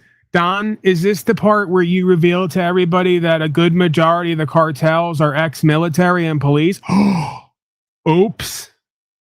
Let's not bring that up, right? That the same types of consciousnesses who want to get in a position of power so they could lord over everyone and feel real strong and powerful, right? Who have little to no empathy, they just changed outfits. Hey, instead of us treating all of our own people like slaves and profiteering off of them and even imprisoning them and killing them, let's treat our people like slaves and poison them and profiteer off them and kill many of them. It's the same type of person, but we'll just leave that out, right? Who the actual cartels are as far as a criminologist perspective goes, right? Who are they and where are they coming from? They're a lot like the people right now in masks running around claiming to be immigration, customs, and enforcement, ripping people out of cars with no warrants, violating due process, shooting people in the street because they endangered their life. Is that really what it is? Or is it just the same type of person who wants to get paid to be a tyrant thug and will do anything they're told to do or have to do in order to get that money? Get it how you live. Isn't that the motto of our day? Isn't that the rule of our day? Mexico. I will say this about Greenland. We need Greenland from a national security situation. It's so strategic. Right now, Greenland is covered with Russian and Chinese ships all over the place. We need Greenland from the standpoint of national security. And Denmark is not going to be able to do it, I can tell you. You know what Denmark did recently to boost up security in Greenland? They added one more dog sled. It's true. He's They thought that funny. was He's a funny guy. Scrapper, call in. For all the folks like Scrapper, this is your time to shine. Call in 602-730-0122. I'll put it up there. I'll keep the banner up there. Fool, you don't need a warrant. Right, because according to you new conservatards, it's just comply, bro, with the ball in your mouth. Used to be don't tread on me. Now it's just comply, bro. We don't need a warrant.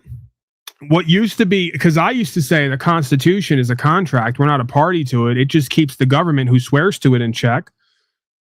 We didn't sign it. We're not named in there. It's not law for us. It's law for them, which is good enough because it requires them to have certain things in order to do other things. You guys threw that right out the window. We don't need due process. We don't need unreasonable search and seizure. We don't need a right to remain silent. We don't need a right to property in pursuit of happiness. We don't need a right to own guns and to carry them without exception, shall not infringe. You just burn the whole damn thing. Republicards went from shall not be infringed to just comply, bro. They went from freedom to not have to answer questions. You need a warrant to search. You can't take my body or my property to just comply, bro. That's who and what you all are. Treasonous, traitorous, deceived, as you put it, fools. You guys always project onto me who and what you are. I'm not the fool in this scenario. I'm the one who studied history, has an understanding, applied it, gotten results at court showing that these are the foundational principles and what made this place great. You're throwing it all away while cheering, "Make America Great Again," because you're completely duped and dunced out. No other way to see it.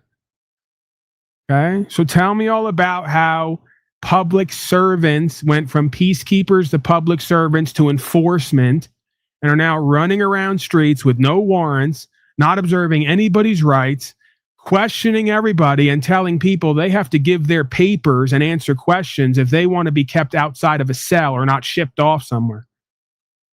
Okay, you have no understanding of legal or lawful. You have no understanding of these ideas of all are equal under the law, equal considerations, freedom from search and seizure, as I just went over. None of it. You're the same scum who say, we need common sense gun reform and thousands of codes in order to keep the kids at school safe. When it's obvious that they're just using these mass shootings. If they're not creating them, they're using them to take your fucking rights. And you guys are begging for it. On the left and the right. That's how pathetic you are, because you're statist, fascist, socialist, Marxist, collectivists who are really Satanists, as I've said many times. I will continue to repeat this stuff till I'm blue in the face. At least part-time. This is where they say, well, what about illegal aliens? This is where you pull the string, right? The majority of these slaves on both sides are, you pull the string and they give you the phrase. Like those old dolls back in the 90s and 2000s. Pull the string, they give you 5 phrases. What about an illegal alien? What is that? Do you even understand what that is? How you come to that determination and distinction? Do you understand that by the same criteria that they deem a being to be an illegal alien, you are also an illegal? Because you're not following statute, policy, and code somewhere in your life? Does that give them the right to come take your property or take you away somewhere for enhanced interrogation? Well, leave it up to you, folks. That's exactly what you're funding and begging for and creating. Because again, Hitler was the good guy. He was trying to save us from the liberals. And sometimes you got to take people off to concentration camps. You got to take their property and interfere with their rights. As a matter of fact, we don't have rights any longer. They're just a construct. We made them up.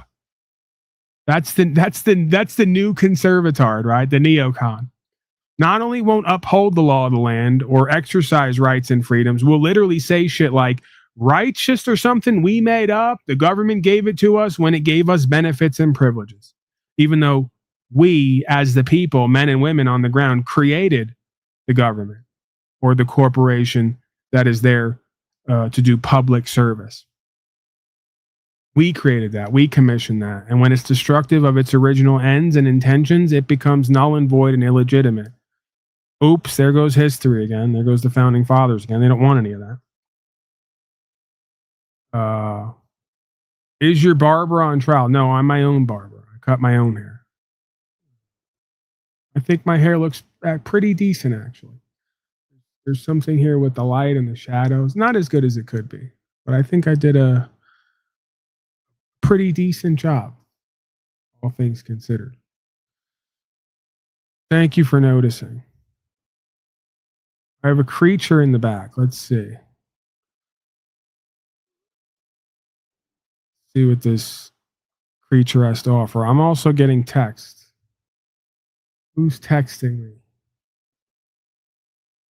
All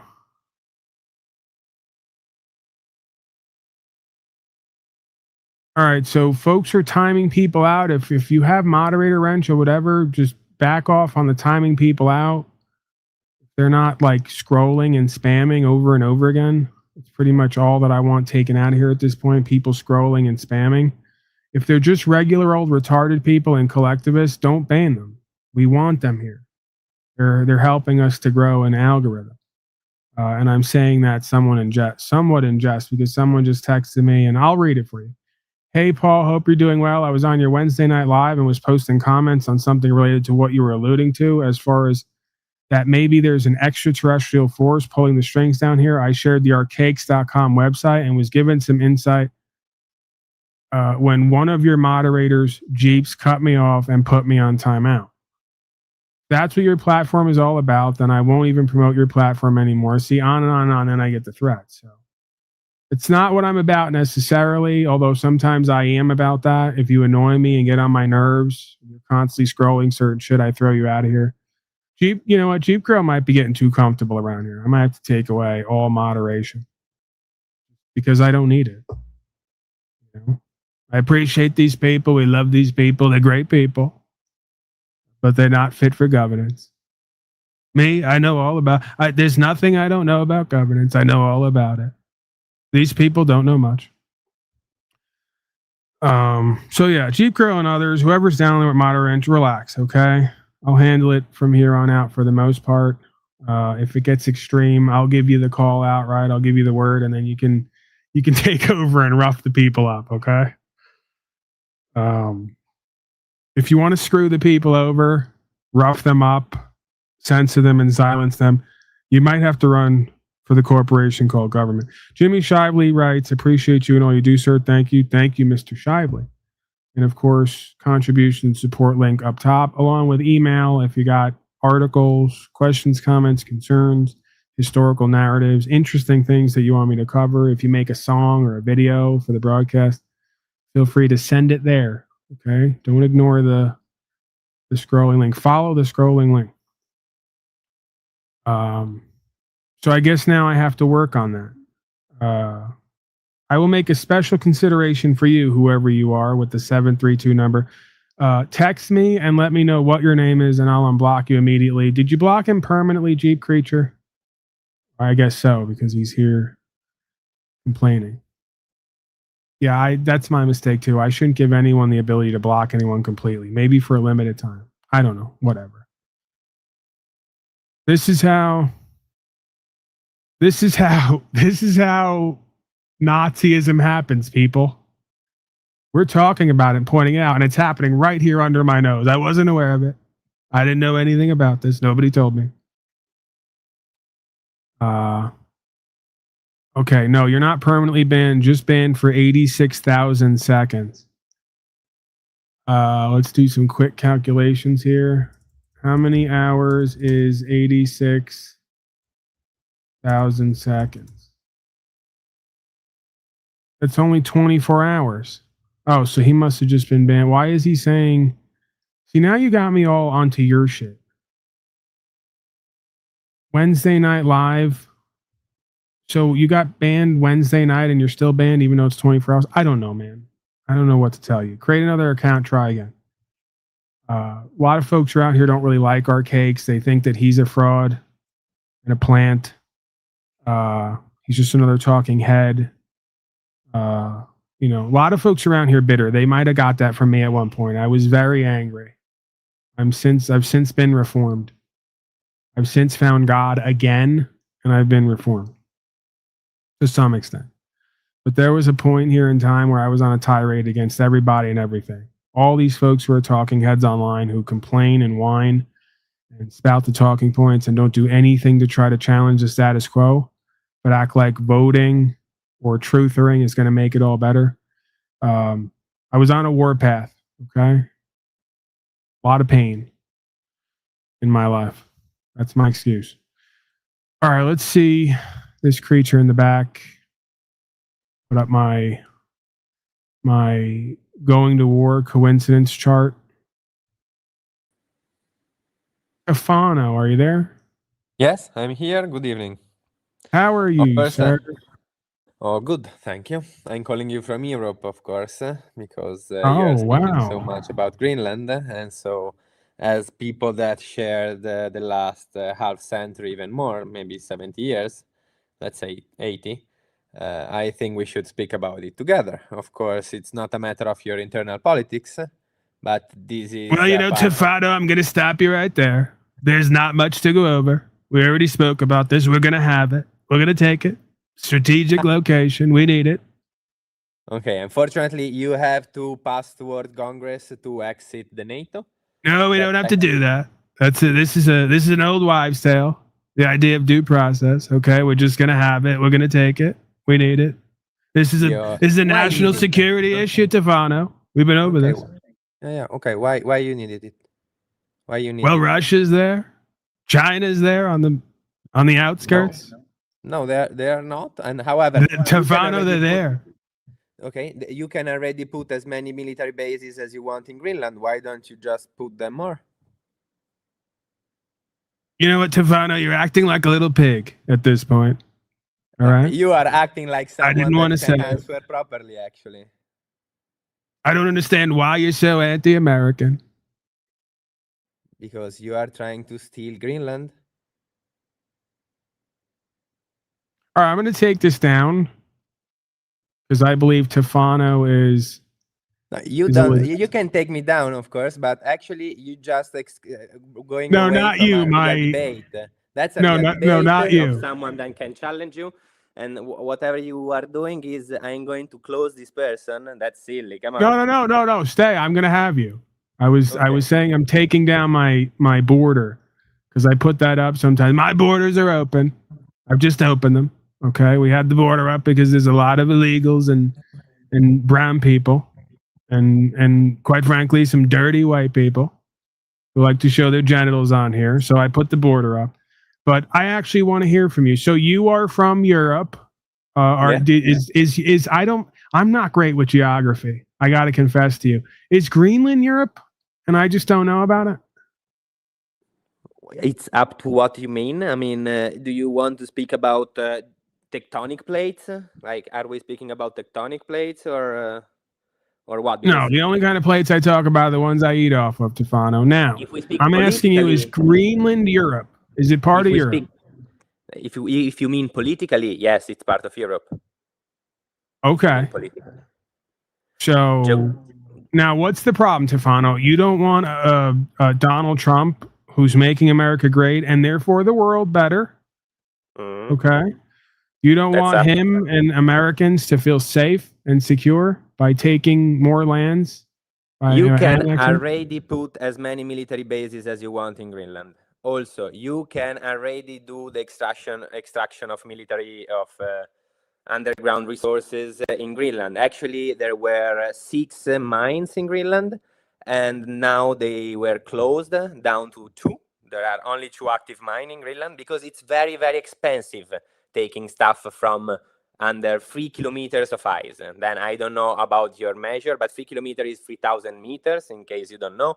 And 3,000 meters is a lot. It's a lot, like it's 1,500 men. Is 1,500 men. Let's say like that.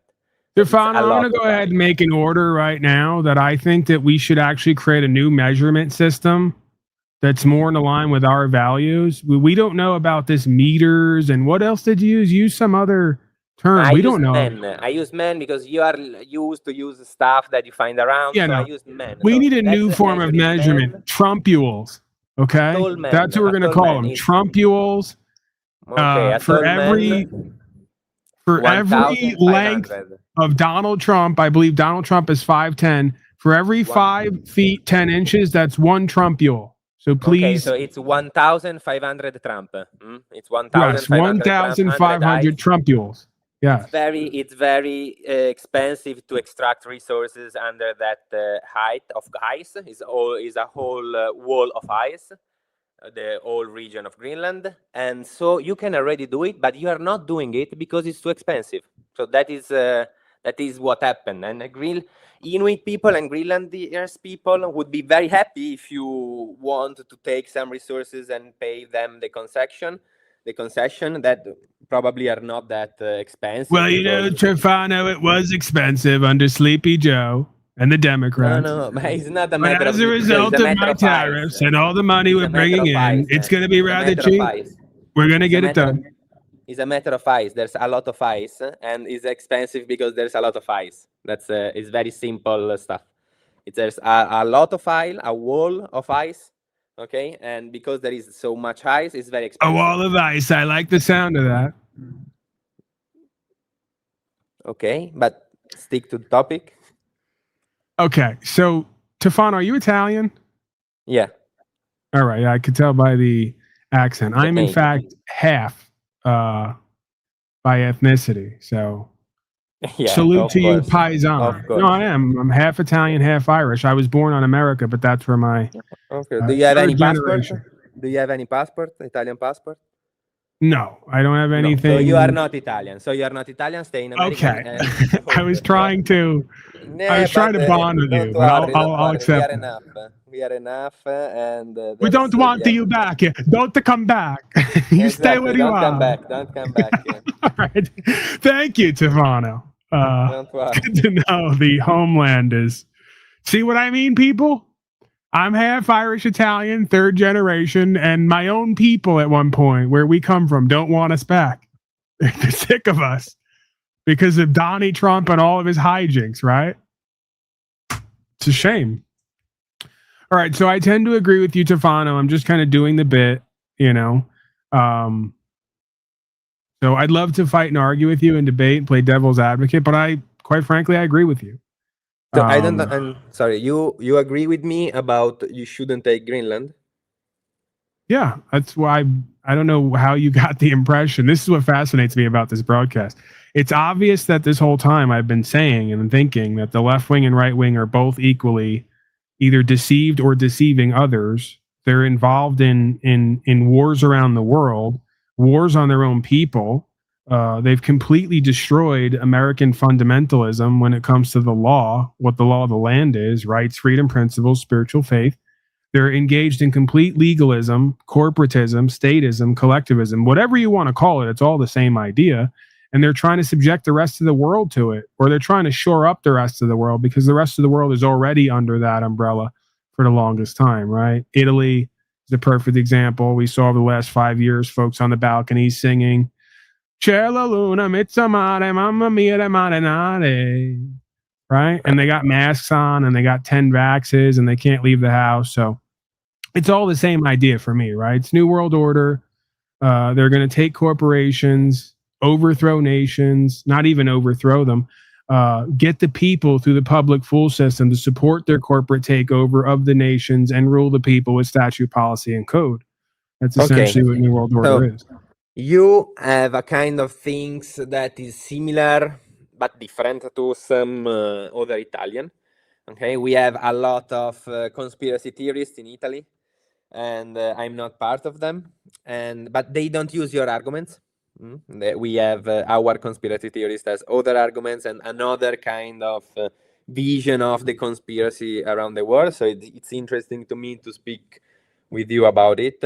I think that if you are projecting how is America on Europe a little bit, saying so. Like we are, especially in Italy, like we don't have even so much billionaires. Like we don't have that many billionaires in Italy. We are founded of a medium little enterprise. The most of our richness is medium little enterprise, like under 50 employees, factories or societies. Under 50 employees is you can't have that kind of political power.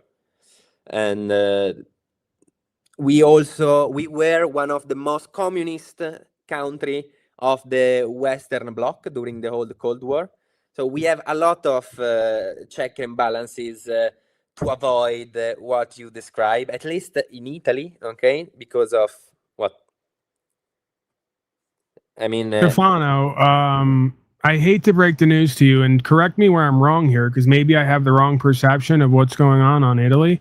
You guys don't have a right to defend yourselves by owning guns to protect yourselves and your property. And I know this is where you're going to say, I know this is where you're going to say, we don't want it, we don't need it, because unlike America, there aren't black people around every corner taking people's property. I get that. I get that there are very few crimes and criminals in Italy, in theory, right?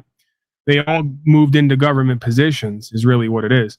But yes, I we don't have a lot of violent crimes. We have some people that steal your stuff in the in the tube, in the underground. Right. But Sicilians, you don't use brown guns Sicilians. I get it. People. You don't use guns against someone that take the wallet. You can beat him, but it would be definitely too much. And if we speak about very violent crimes, we don't have that much. We don't really have them all. Like we have some, but not really. a lot. Right. The point is that your government has all the guns and you guys don't. Yes, but That's my also, only point. yeah, but what is there is not a big how can I say, danger about it. Okay, Stefano, I Italians. hate to break the news to you, but it's the same theme on every land. Italy is not special. You can call it a conspiracy theory. Even the term conspiracy theory is a conspiracy. They gave you this term to spout anytime someone points out the obvious, which is that there's a master class and a slave class here already. And that what used to be the law and this idea of and by and for the people is now of and by and for the corporations and the ones with the guns. And that's not you and I. I can tell you how you can solve this situation. And in Italy, you can. Maybe in America, you are too much to do it. But in Italy, we could still do it if we want. And we did it till a little bit time ago. And is the mandatory military service for 18 years old people. Okay, so if you have a mandatory military service for 18 years old people, it means that your military is made of common people by definition. So already the people has the gun. Already they are in charge and part of the military. Nobody could lead the military. And nowadays, our military is not commanded by extremist people. Like, they are not extremists. They are. It should be pretty easy, Tefano. Well, let's spare us all the extra words and terms. I'm going to ask you some questions. Do you have to pay tax to use your own house, your own land, your own property? What do you mean? No, that law that you are referring to is no more effective. Probably you are referring to EMU law, EMU. It was called EMU. And the point was that after 2007 crisis, in 2011, we had another crisis that was based on the debt. And to solve it, we did an austerity program, and that was one of the laws that Stefano, I have it right here. This is why AI or Google is better than an Italian. But when it comes to Italian affairs, it's right here. Do Italians have to pay tax on their houses or land? Yes. Italians are required the second house. We have to do it on the second That's house. not what it reads here, and that doesn't sound right to me. You may know something I don't. Maybe they're lying to all of us. Italians are required to pay property taxes on their houses and land. The two primary taxes are imposta municipale unica and the tassa sui rifiuti. Okay? But it's not on your first reading. house. Okay, but it's not in your first house. Like in the first house that you buy, that you own, and in the one in which you live, you don't have to pay it. On the second house, that's not what it's reading here. What can I tell you? So, Tefano, I think we're learning here that you are in fact an illegal. You might even be some kind of alien because you're not paying you're not paying your capa de tutte cape refuti. No, but the second one that you said is about garbage. It's not about the house. It's about garbage, to dispose of your garbage. The rifiuti, the one that you said, the rifiuti. Wow, that makes sense. The Department of Garbage Collection. Yes, and have you seen Naples 10 years ago when the garbage industry went to hair in the hair because it was controlled by mafia? So after the state blocked it, Naples was full of garbage. So yes, of course, you have to pay the company that take care about your garbage, and that is the county. But the county then has to pay a company, and so yes, but that is not okay. Tefano, let's move forward because apparently Wizard, the world traveler, knows something I don't know about Italians being exempt from property taxes on their first house. Provided it is not a luxury home and they actually live there. So I guess what we might learn through this exercise is that Italy has more freedom and rights than America does. So I may have to go back to Fano. I might be your neighbor soon enough if I want rights and freedom and not if to you be don't told want what to take if you don't want to take Greenland, you're welcome. Well, now I'm welcome. Okay, well, that's good news. Thank you. What do you believe? I know. I fuck Greenland. What do I need with Greenland anyway? That's don't know. I'll overlook it, man. If Try Big to Daddy explain wants me. Greenland, he can have it. You and we're going to be neighbors soon. Okay, let's go to the next thing. I like this. So, what about your annual wages? How do you say that in Italiano? Your annual wages. Give me the Italian phrase. Every time I ask you, I want you to tell me how we say it. We're going to learn Italian here today. Reddito annuale. There, well, I don't know. So, Reddito annuale. But we measure it in the month. So for us, it's a little bit American to ask the annual one because you pay monthly. We pay monthly, and if you ask to a friend of yours what is your wage, you ask the monthly one, never the annual one. It doesn't change anything, of course. There's even more slavery right there. We uncovered it. Bam! No, but it's right there in your face. What does it change? The point is that you have, according to you now, through statute, policy, and code, whatever value you create with your own two hands, making meatballs, stretching pasta, you got to give how much percentage to the corporation called Italy? To the tax. To the tax is up to your annual. It's about your wage Quanto. and your property. Quanto. I'm asking how much. It can be to personal. I don't know. I think it's from 15 to 40, and the companies, the highest staff can be also 60. Oh, here it is. You can find some stuff that tells 70, but it's almost like nobody does it. Okay, so and I don't monthly think a wage tax is a progressivo, and it ranges from a 23 to a 43. I got to start talking like where I'm going to live. It still may be more freer than America, so I'm not ruling it out yet. We're going to find out right here, right now. So far, we don't have to pay for the first house as long as we live in a shack and it's not deemed luxurious. We don't get to own guns to protect ourselves and our family, but we don't need them because Stefano says there's no black people in Italy, except when you go in the subways. Black people, somehow, no matter where you go on the planet, black people are always in subways, on the trains and buses. This is a common thing. they are not only black people. Like black people is a new stuff to Italy. Okay, I can tell you. Is a new They're stuff. just getting black people there?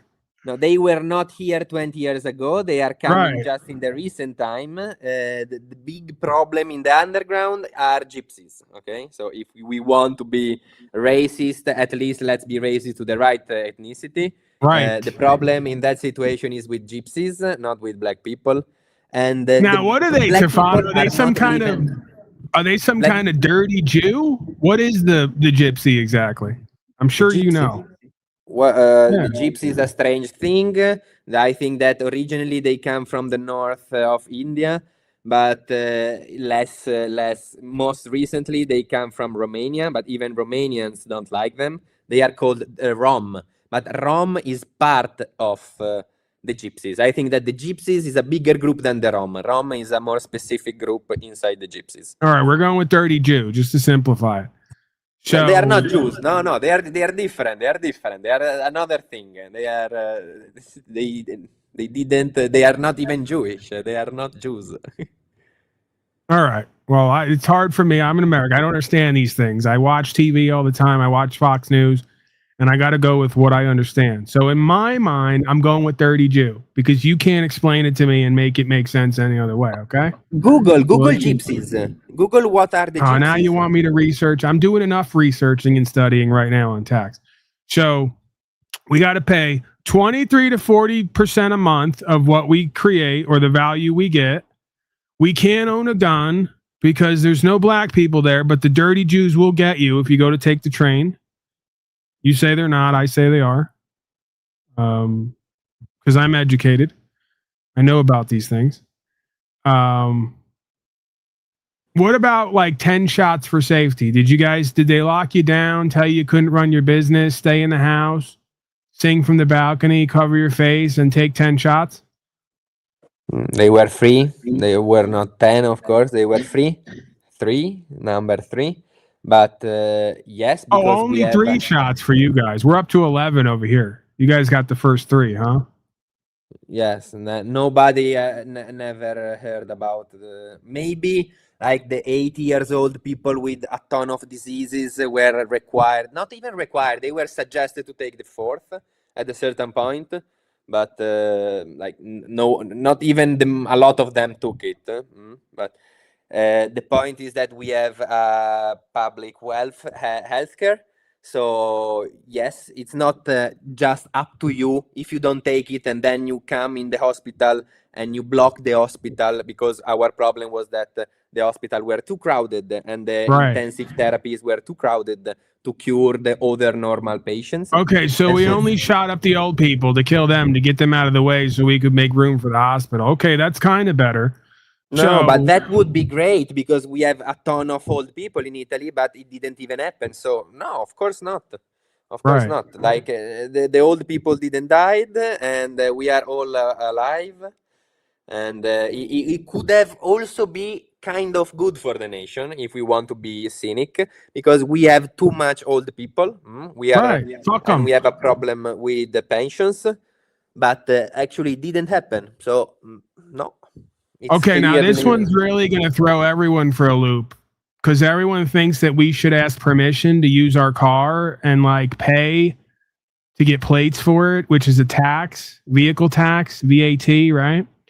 And we should be required to put their stamping on our what would be private property so that we could be identified, tracked, and traced.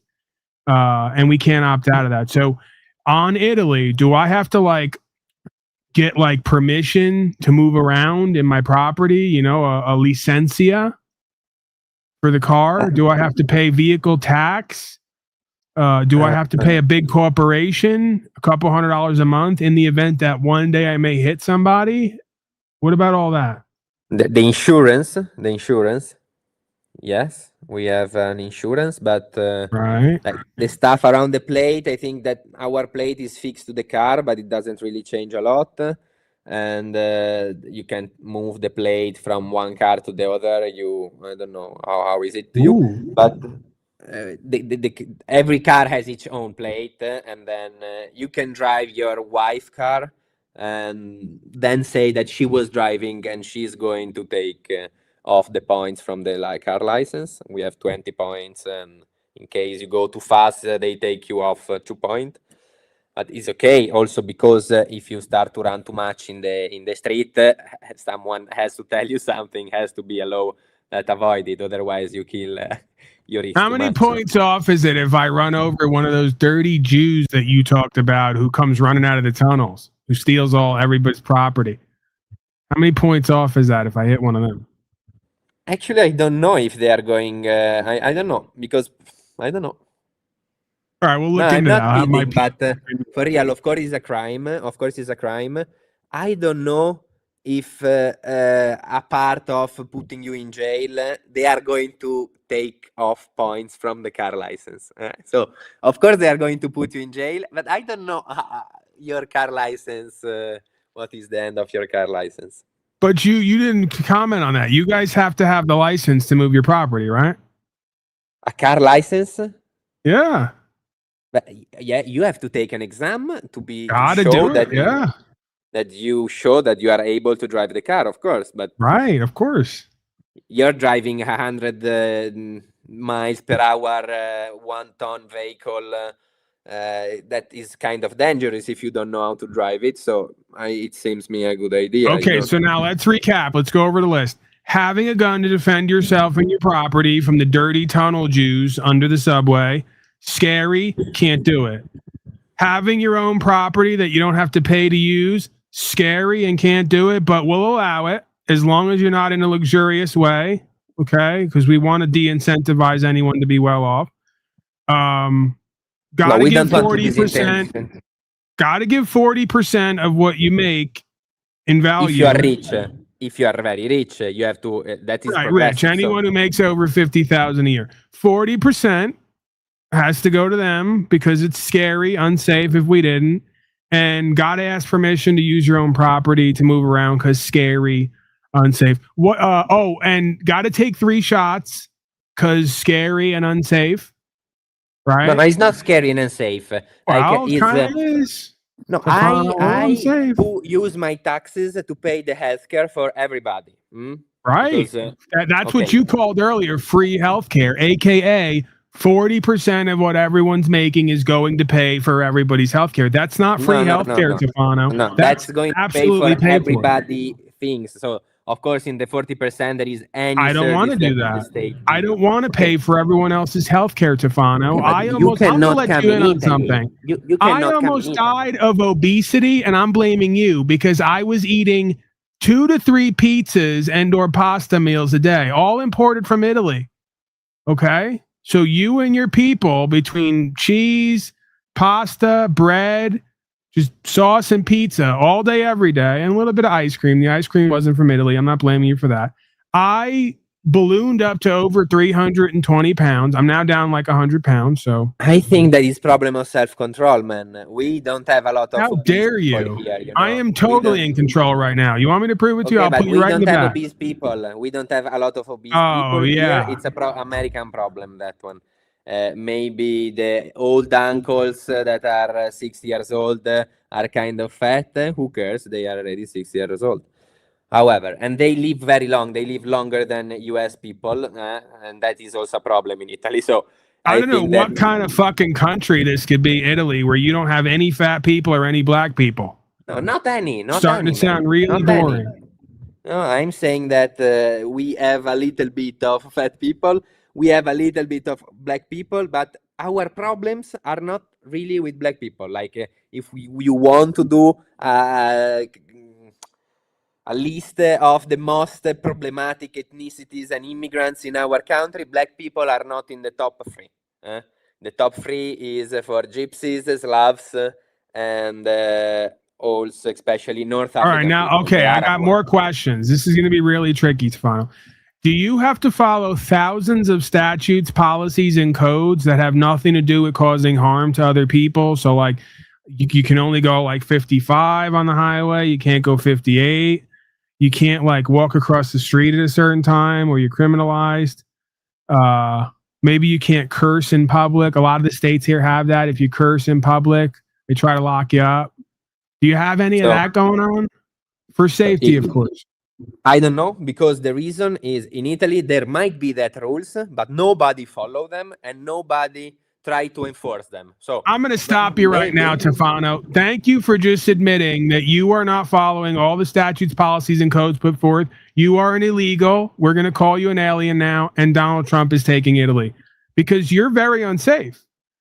No, why? What do you know why? Jaywalking is not nobody's something that following the unsafe. statutes, policies, and codes for safety. How dare you? I tell you, wait. You pointed out jaywalking, so crossing with the red light.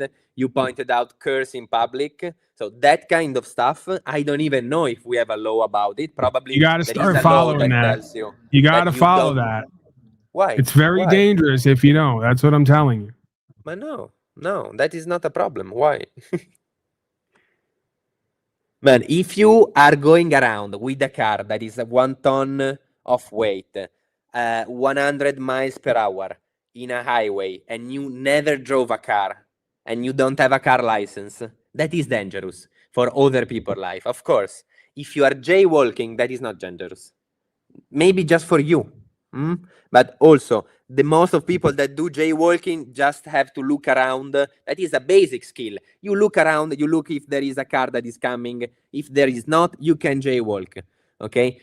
Driving 1,100 miles per hour on the highway is not a basic skill. It's not a basic skill. You have to learn to do it.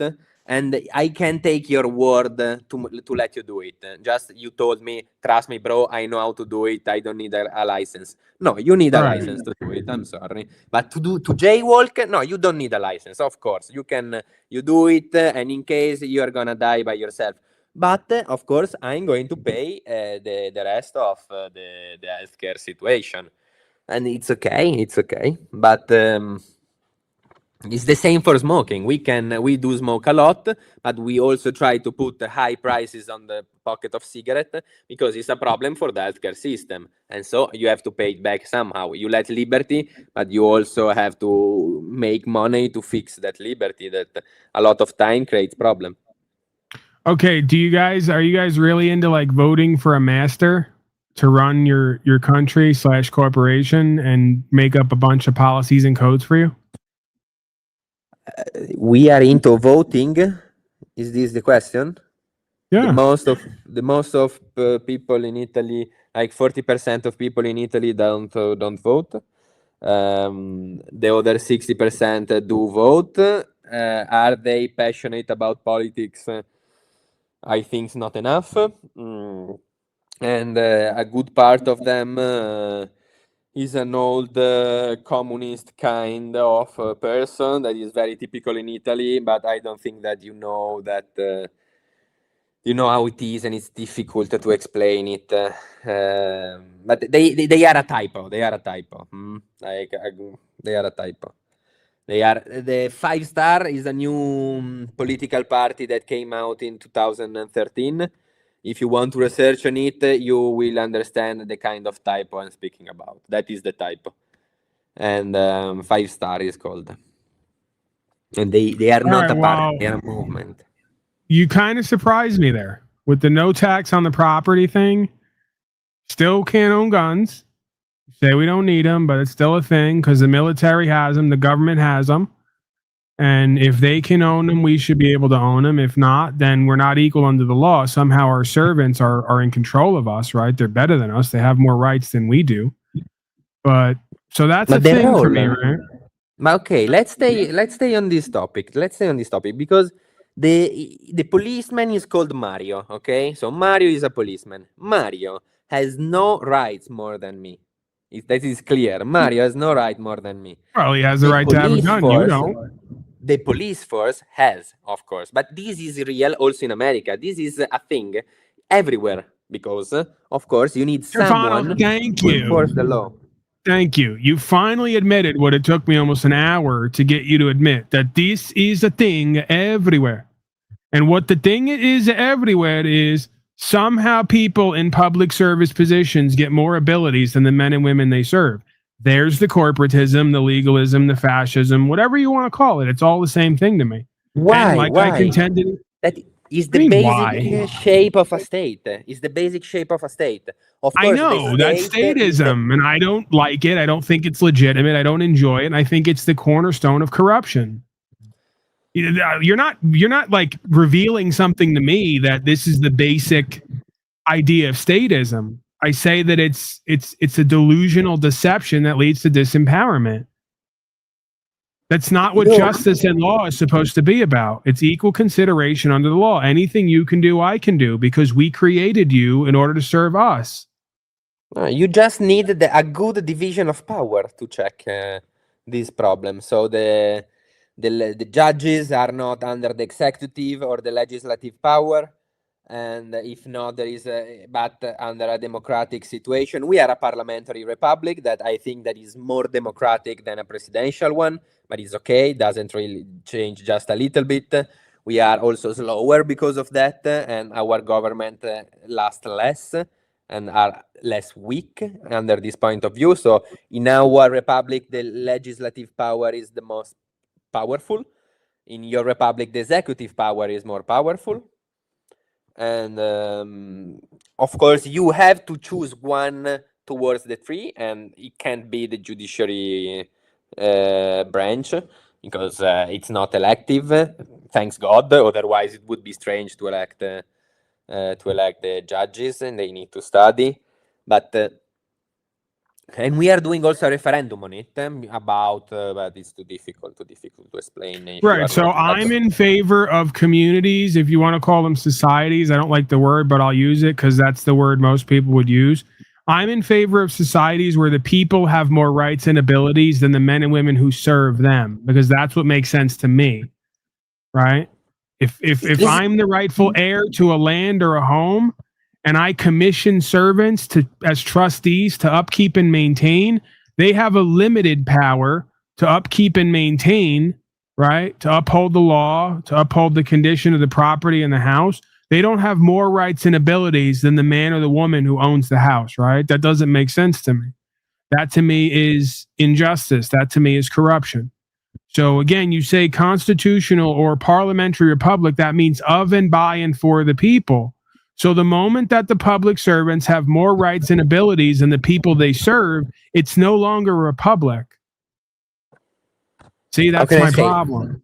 That's specialism, okay? So is you are arguing with another one, with Tom. So you that are called, I don't know, let's say judge, you are on judge, and you argue with Tom. Who is going to decide, except using force, who is right? A third person, isn't it? No. You are arguing with Tom. No, who has to decide? The force? You have to fight till death, and then the winner has to take it all. There That is the doesn't have law. to be a conclusive decision made. We could just agree to disagree, or even disagree to disagree. No, that's, Okay, no, we can't. Of course No. not, because the whole history of mankind is war because of resources. So obviously it doesn't work. Like people start to argue because they both want that piece of land. Both of them says, "Oh no, it's in my border. No, it's in my border." And then who is going to grow crops in that piece of land? Who is going to take that crops? I'm sorry. The corpses, the crops. You had it right the first time. Freudian slip. But so who is going to decide? One day or another, the two people are going to kill each other if nobody is going to step in. Right, and there it is, ladies and gentlemen. The cornerstone of every collectivist sub-psychological and conscious psychological assessment of humanity. We're all bad, we're all evil, we're all up to something, and we all need to be pimped on and kept in line through coercion and duress, because if not, we're all going to do evil, bad shit constantly, right? There's the pimp and hoe logic. Bad is a religious category, like evil is a religious category as good. But let's say like that. Everybody want and they feel entitled to have stuff. And they have a perspective that is inclined to say that they themselves are right. So it's more probable than in a debate, I'm going to incline toward myself and to see less the point of view of the other. And also, if I'm not educated, it's possible that I can't see the perspective of the other one. Maybe he's explaining me things that or I can trust. He says, I was here before you, so this piece of land is mine because I arrived first. And I say, I don't trust you. I don't trust you. And maybe that person is also honest in saying that he doesn't trust him. It's not right, but he's honest. Maybe he's actually not trusting him. He's not just playing around. Maybe he's actually not trusting. This is great logic. So there are individual humans who are going to kill, steal, and kidnap. And that's always been happening. So how do we combat that? We make an official group of people who kill, steal, and kidnap so they can be the ones to do it all the time and nobody else can do it in place of them, right? That's the answer to the human problem, the human condition. We just create uniforms and put a bunch of people in those uniforms who kidnap, kill, and steal to make sure they're the only ones who do that activity. Everyone else is not allowed to do that. So in this case, I was speaking about the judge. So who is going to judge who is right between you and Tom? And so the judge is not stealing, is just deciding who arrived first. He's going to have a lot of procedure to understand how can you prove that the claim that you arrived first. Are you proving it following the procedure that we found as the best we can till now?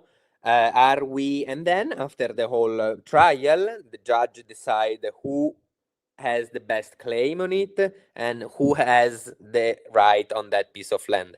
But well, what I would say is in that scenario, it would be great if we could start to teach men and women how to resolve their disagreements with their fellow man amicably, honorably, and even cooperate if possible.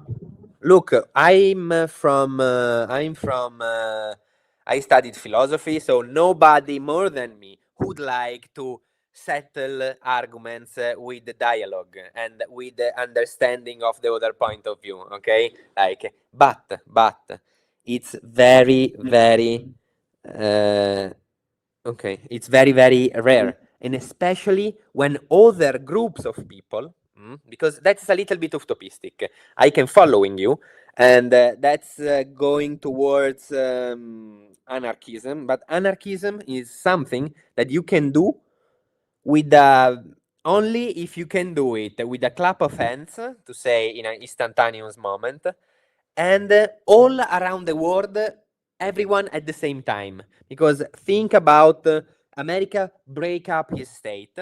They doesn't have a state no more. But at that point, Colombia or Mexico would be good enough, big enough, strong enough to take over. Because this is also always another problem. So how can you stop to compete with other states? Well, thank you for asking, Tefano. If you went back to our founding daddies on America, they would tell you give every man of combat age a gun and train him how to use it. That takes care of any foreign invaders. You know, there was a famous quote back when Japan, the leaders of Japan, were supposedly going to invade America.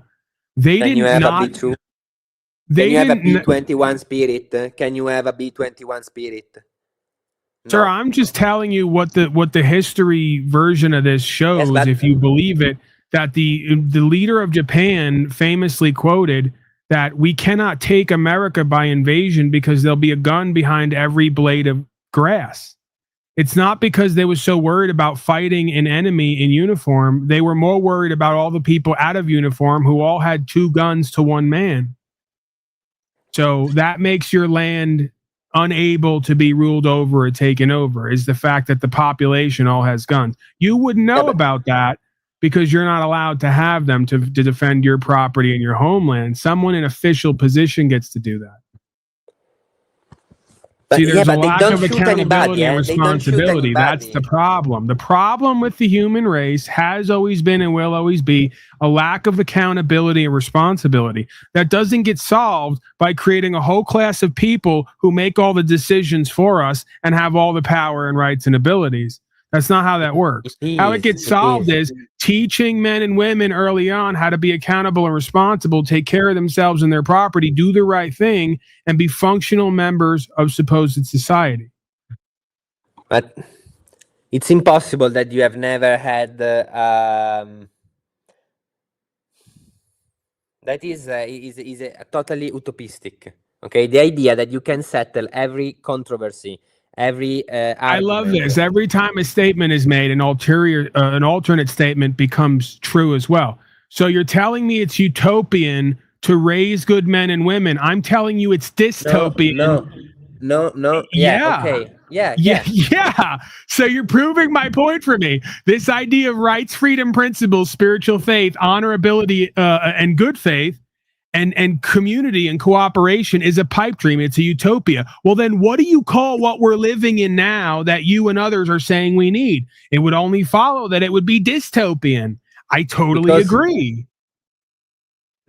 Okay, but it would be way worse. Like without a state, people would start to use. I know. I keep hearing that. All the statists and collectivists keep saying that. I got to bring someone in. I just stay with me here. I don't want to, take up the whole broadcast with just you. You've been a great guest, a good sport. You let me kind of do the Italian accent, and you played along with me, and you've answered to the ideas here. I want to check in with this. With this being backstage. Hello, are you there? Yes, hello. How are you? Good. And you? I've been better, I've been worse. I'll put it to you like that. But right on. What do you have a name that we can go by? I can address you as? Pools. Pools. Oh, this is Pools from we've met before, right? Yeah. Okay. What do you got, Mr. Pools?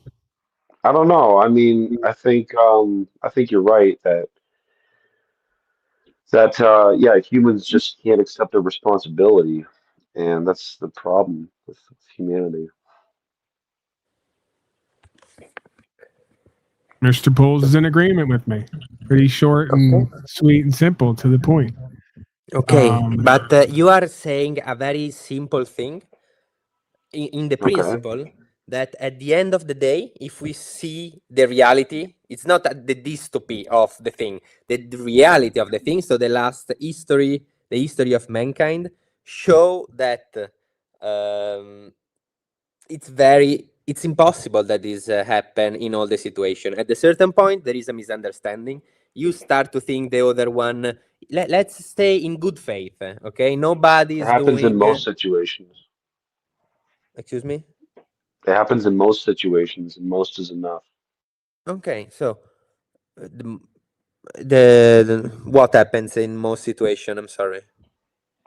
People get greedy, Yeah. lack of responsibility, and Let's things stay just in good faith. Let's also only stay in good faith, so people are not that greedy, and people try to settle their argument on their controversy, speaking and understanding the other, and finding a middle ground and all the stuff.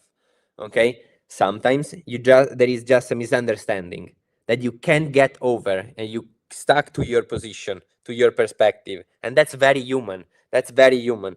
And you think that the other one is playing against you, and he's saying, oh no, he's lying, he's doing it viciously just to fuck me, and everybody, the word thing that you start to think, to fuck me metaphorically, of course. But and then how does it end? That you say, oh, okay, so he's doing whatever he can to win on me, and then I'm going to do whatever I can to win over him, and then force come into the game. So even if people are not greedy, even if people wouldn't be greedy, this would happen anyway. So let me get this straight. It's inherent in human nature to be greedy and selfish and to want to take power over others, regardless of whether you're right or not. Let's take those same fallible humans and let's back them by a system where they can't get in trouble for acting out those fantasies and fetishes, no? And voila, there's authority. The history proves so. The history proves so. I agree with you that when you take fallible humans and you put them in positions of government, they do the same thing they did out of uniform, in uniform, but now they can't be held accountable. That's precisely my point. It's the antithesis of utopia. It's dystopia. If you create a good, if you keep making the state better and better, of course, you start to divide the three powers. Every power has to check one the other. Then you have to give a lot of education to the people because they are voting. So it's better if they are educated.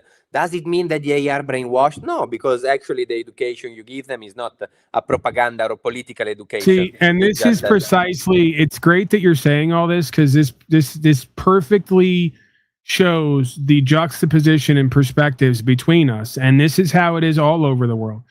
These folks think that it's just common sense to endlessly perfect the state while not attempting to perfect the individual.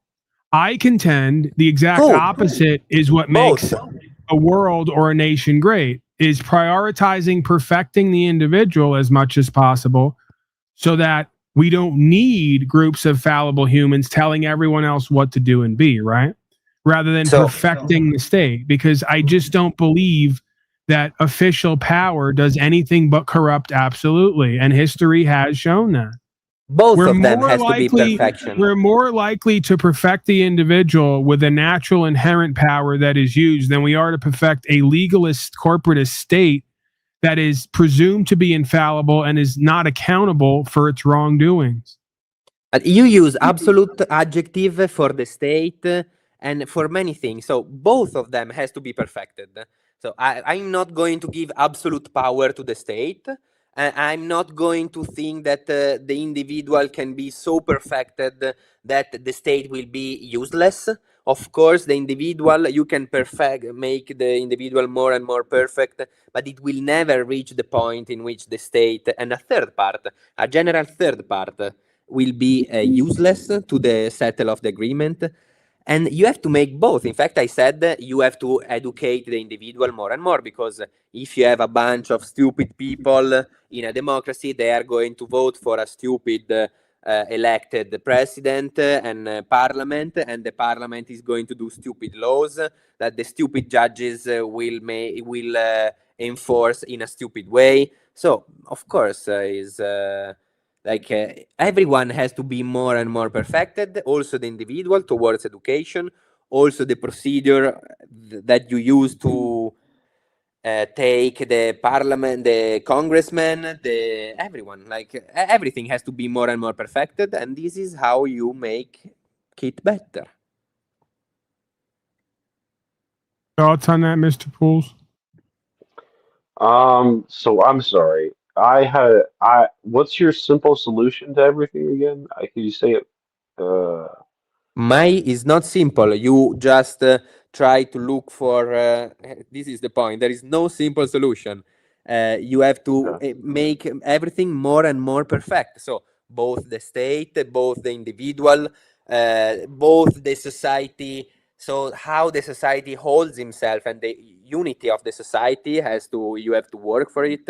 You have to, and it's more and more difficult because we are used in our brain, our body, that developed for the most of the time in a hunter-gatherer society made of 150 individuals. Okay, so we are used to a society that is composed by 150 people that you spend all the life with. So more or less, you can call them friends in a way that means I really know that person because I'm spending my whole life with the same 150 people. So that's what we are made of if we have not a school, if we don't have a state, if we just want to live to work with a group of people that we call big family. But it's no more possible, okay? Our society is became bigger and bigger, and so now we have to perfect every little part of this very big machine that has to work as an organism, not as a machine.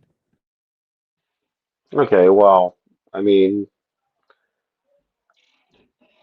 wha- okay, if we were to make some kind of utopia, um, it sounds like our brain and body is still going to be more adapt to living in a hunter-gatherer society. So what's the point of making this huge empire if we're going to be happier uh,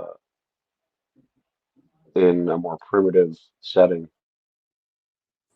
Because we became smarter, and we can't trust the magic thought no more, and the magic way of thinking that is you can look in the anthropologist book, they speak about this. So I'm not using strange words. It's just that, of course, a very primitive culture has a kind of way of thinking that sit on the magic thought. So everything is magical, okay? And that is very helpful, very symbolic, very helpful to have 10 children and losing 8 of them, because that was happening also, like a lot of tragedies. Sometimes a disease arrive in your group and half of them die, and you have to merge with another group begging for help because so a lot of tragedy were happening in that world. So for our emotion, when everything was good, it was great, but there were moments in which it was very hard. And at a certain point, we understood that when we were more and more, things were getting better. And from 150 to 300 to 1,000, we didn't see a big difference. And then we divided ourselves into little village under one king, and so the dynamics was the same or very similar because the village was little, and on and on. But nowadays, as Honorable Judge John Slade says, we can think about a universalism. So everyone is a human. If you learn how it And is I'm the going to human stop you being. right there, Chief. Everyone's a human. I disagree. In fact, I would argue that most people don't have a soul. But no, absolutely no. What does it mean? Human can be evil. Okay, if you learn how the human being is, you know that human doesn't mean good and goodness. It means human. Human can be evil, can be more and more evil than an animal. Animal doesn't torture other animal. We do, and we have always done it. So humanity doesn't mean goodness. Humanity means our proper subject, the adjective that is most proper to us. not goodness. Goodness is for God, that I don't really believe, but it's for God anyway, and it's a moral category that we invented to create a morality that is Okay. All right. Hey, Paul, what is your volition? What is the question we're having debated at this point? I need to get grounded. Well, we're going to refocus here, and I'm going to wrap up at some point here. I don't want to go too much. Well, I always plan to do an hour, and then we do at least 3, if not 5 or 6. But Basically. so it's just basically the same old reflection as I laid out earlier. This prioritization and preference toward perfecting the state rather than the individual and whatever extends off the individual.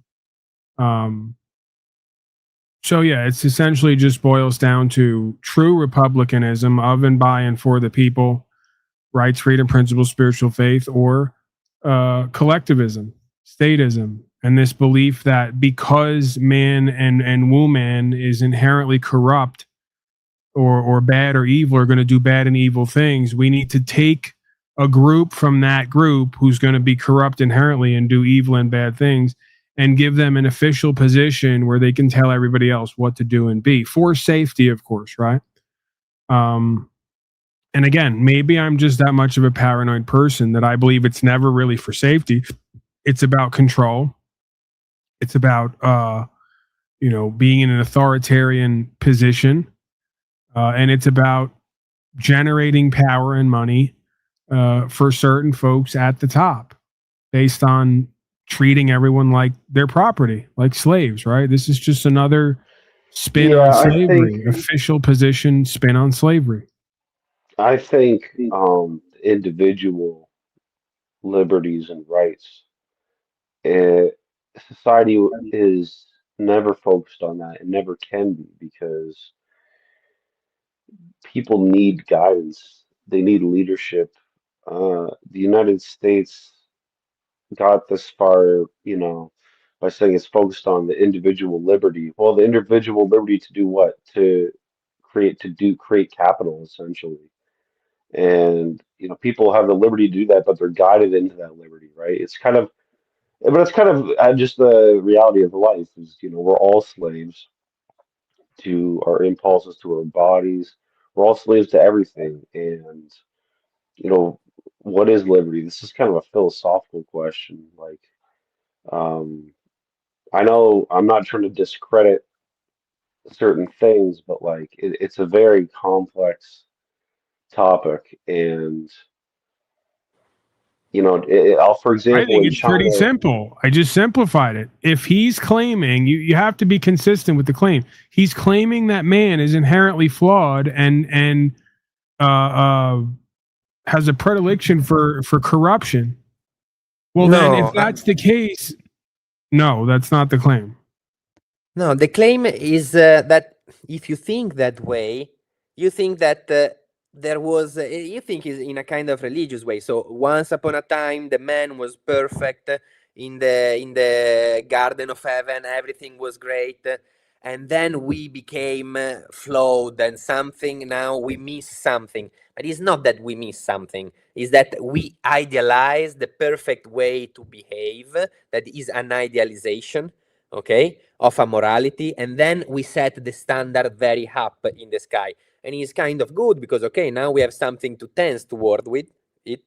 But we, as a human, it's not that we are flawed, because it seems that we lack something. Is that we are made this way. So we are made that to survive and to find happiness. What is happiness? What is happiness? When you beat, let's say, a resistance. So you find a resistance in your life, something that it's hard to win, okay? A difficulty, and then you can win it, and you did it. Maybe it's a knot. You can't unsolve a knot, and then finally you solve this knot, and you have your rope without knots, and you're happy because you have it, okay? So I don't understand why we overcomplicate this. You're telling me that the corporation that calls itself Italy dictates to the men and women what to do and collects money in order to do it. Are you telling me they don't profit? That they only collect money to upkeep and maintain that system, or is someone somewhere profiteering off of governance? Someone is profiting Right. That is the legally. definition of fascism. You can No, call that it is the legal definition if of you want. corruption. It's the That is the merger of state definition. and corporate. There's no qualification on it. It's the merger of state and corporate powers. So That the is the moment you definition of- create an idea of a state, the moment that you give people a uniform and a title, the moment that people profiteer off telling other people what to do for safety, they're involved in statism and fascism. And it never ends well. And it's never usually done to keep everyone safe, is what I believe and what history shows. Even if it does start out that way, it never ends that way. Because of exactly the claim that you made, that there will always be disagreements, there will always be corrupt people, there will always be people who want to take power over others. And what positions in life do you think they seek? They typically don't sit on YouTube in a trailer and talk philosophy. They go get a 4 to 6 year degree, or they go to a 4-week or 40-week academy. They get a uniform and a title, and they get to be somebody in life that tells other people what to do and gets to profiteer off of it. It's just how it works. I mean, you know. Yes, there will always be a Yes. little bit of corruption. Yes. Yes, there will always be a little bit of corruption. You can't create a perfect system. Yes, absolutely. And Right. Because there will always this be is real. corruption and you can't create a perfect system, there's no point in trying because it always ends the same way. Men and women you get can a reduction in their property and rights. People in official position get to do more of whatever they want to do. That's usually what create happens. a more and more perfect. You can make it more better and better. Doesn't mean that you will make it perfect. It will never be perfect. Also because every time you will That's the invent a thing. new... I don't believe in making it better and better. And better from the point of fascism is the least amount of rights and property for the people, the most amount of rights and benefit for the people in official position. That's what everyone's fighting for and over. You think the people who identify as United States citizens in a political position give a fuck about the average person having more rights, property, or power? They don't. They do for themselves and people like them, and they will lobby for that. I don't think so. Okay, let's stay on the politician in general, because I don't really know your politician. I mean, that is your problem. Let's see it like that. Every country has the politician, so every society has the politician that it deserves, because that people that are behaving as politician in America, that because this is their role, not because they are behaving this way, just they are American. They must be American, isn't it? You can't be a politician in America if you are not American. So, and the same in Italy. You can't be a politician in Italy if you are not Italian. So this is what our society did, what they created. We have to make them better, of course. So you honestly believe that a bunch of Italians sat around and said, this is what we need for ourselves and each other? Or did someone or something decide this for the whole world? I think that it's up to the situation, that nobody is excluded from the world. So, of course, if... everyone on the world, from one land to the other, no matter how poor or rich, no matter what color they are, what their ethnic traditions are, all equally sat around and said, we need a license to move our property. We got to pay tax to use that property. We got to pay 40% of whatever we create in value at our job with wages. We got to take 3 to 11 shots, cover our face, and on and on and on and on. You honestly believe that this is an organic, authentic expression of human consciousness, unmolested or uninterfered with? I don't. I believe this is a top-down, organized takeover of the human race that has been dreamed about for hundreds and thousands of years, and they're literally coming to the point where they've perfected it because the person who's under it says, we need to perfect the state and statism and fascism and make it even more powerful and better for everybody's safety. Why do you think these people wanted that? Because you think these people... I don't believe they wanted that originally. I believe they were taught to want it, and I believe they're so fearful and gullible and naive, or just and again, it's back to fearful, afraid to question themselves and each other, that it's just that easy to teach them to want that. It's just pimp and hoe philosophy 101. You take a bunch of hoes that would just be kicking around on the block, and you start to teach them the glory of hoeing for a pimp and how great it is and how much purpose they're going to have and how much extra money everybody's going to have if they would just follow some rules and take the ass kicking every once in a while for not following the rules and proclaim that to be a virtue to all the rest of the hoes. We would all be better off, don't you know? But that's not the reality of how it turns out.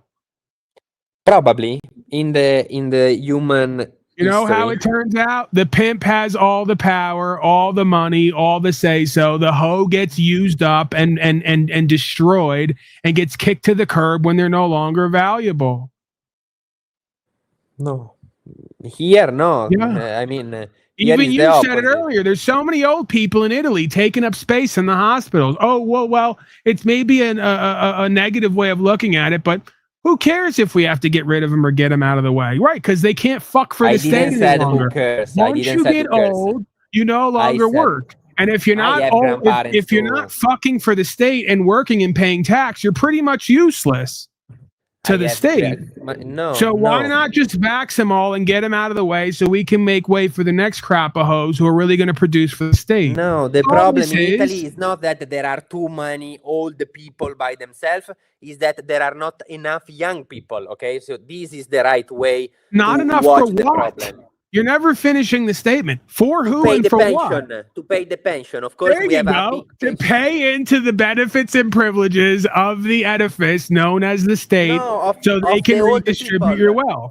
Of the old people. The old people do have a monthly wage pension because of what they did. And a big problem in Italy, for example, was that in the 60s, 80s, and 70s, 70s and 80s, we had a very bad pension system. So they had to take the same amount that they took the last month of work, and the most of time the last month of work of their life was higher wage than the rest of their life, okay, because more and Who more decided you go on. also that if you look all around the world, I don't care if you go to the middle of Pakistan, who decided that all of these lands with their own cultures, their own ethnic practices, all have to wear the same militarized outfit too, with the same goofy pants and the same goofy jacket and all the rest of it? It's just organic, authentically. We all just sat around one day and said, you know what? I need some creased khakis. I need a brass buckle belt. I need a button-down tan shirt.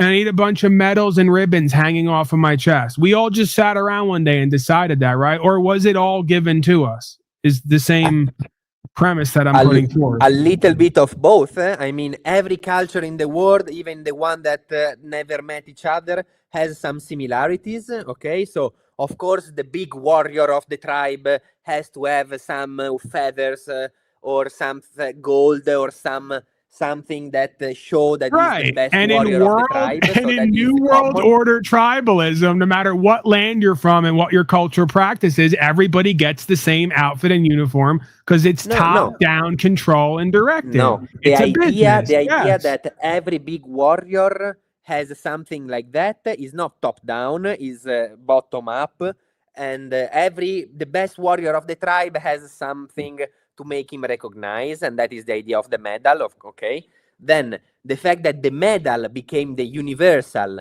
way to show that you have some honorable mention on your duty.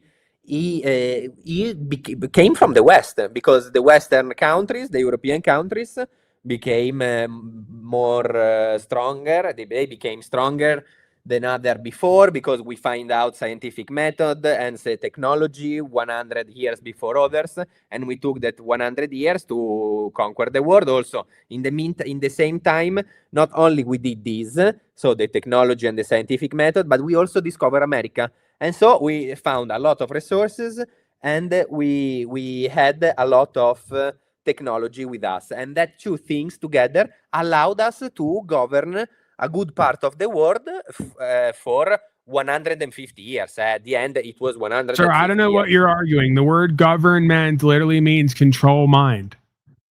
Government, by definition, by etymology, is mind control. And I don't believe that the way that you produce the ultimate pinnacle of consciousness and awareness is by doing mind control on everybody, all places, at all times. I believe that's how you create a dumbed down culture and society of people who can't find their ass with two hands and would take 3 to 11 shots in order to keep safe. And let's stay on the medal. Let's stay on the medal. It's not organized. There is not like someone decided to say, hey, now everybody has to wear similar military uniforms. Okay? It's not that somebody put it in the mind of the people willingly. This is a cultural influence. So everybody saw the cinema and they say, oh, wow, that's cool. I want a cinema in my city as well. And that's the same. So that uniform were the uniform of the armies that were winning, because European armies for 150 years were the armies that were winning all around. No, let me help you out here. Let me help you out here. It starts in the prison, because this is a prison society and a prison planet. It's becoming more and more each day. When you build a prison, you put the guys who are in charge in military outfits, and you keep everybody else in regular cotton outfits, right? And this is how you distinguish the master class from the slave class, the owners from the prisoners. Very simple. It's called prison training worldwide. Yeah. Or military. If you want to look at it as a military, the whole damn world has been militarized. Every person has a status, standing, and title. They're all directed to with codes. They're dragged into a tribunal if they don't follow the code. Okay. And then they're sanctioned. The whole world, every land and every people on it has been centralized in militarized authoritarianism. And the uniform proves it, among other things. I can see the connection between the uniform and what you are saying. The uniform, it's because at a certain point, all the armies decided that they had to modernize themselves because they were losing. And so they said, okay, we lost, we got conquered, it's normal. This is great. So the armies of various lands kept losing, and their solution was an upgrade to the outfit. we just need to be more snazzier with our outfits. No, they said, let's modernize the whole military, let's modernize the whole society. We can see this process in a short time, so it might be more explicit and clear in Japan, for example. Japan tried to stay isolated from the world and fixed in its culture and tradition as long as it could. And at a certain point, a stronger power, USA, but it would have been another one. At a certain point, if it was not USA, it would have arrived another bigger power, more modern power, with the cannon on the boat, saying now you have to open up to the commerce. So it's not this point.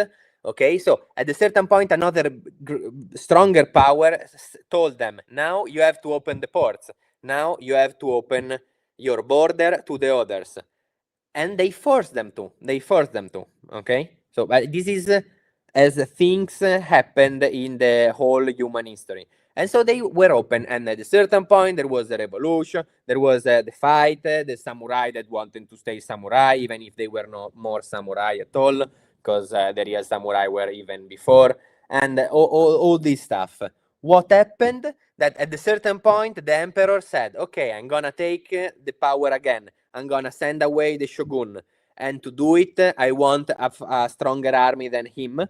Okay, and to show that I'm able to lead Japan to an era in which nobody will force us to do anything that we don't want to do again, but to do it, we have to modernize. And so everybody start to modernize in many things. And one of the things that is the most direct, even if it's the most superficial, it's one of the most direct because it's the appearance.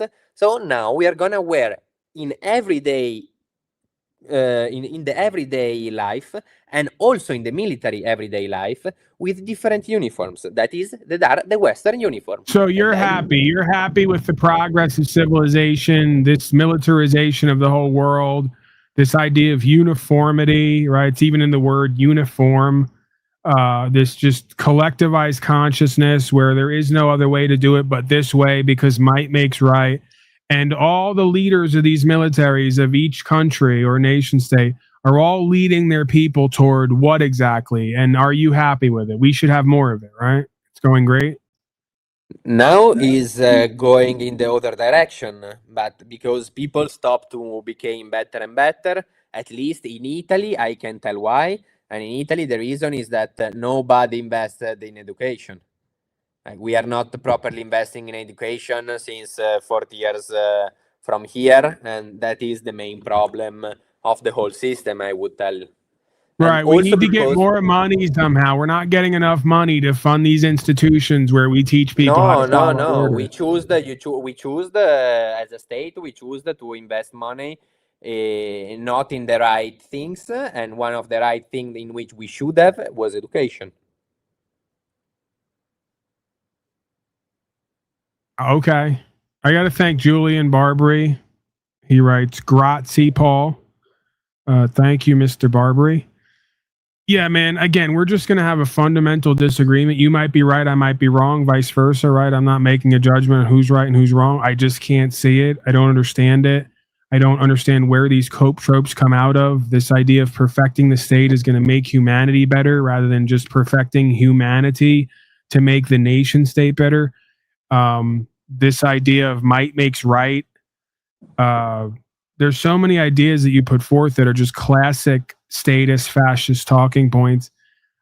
This idea that everyone has to be regulated because if not, the world's going to be really unsafe. And what would we do if that happened? As if creating regulations makes anything safer when a good majority of people don't follow the regulations according to you.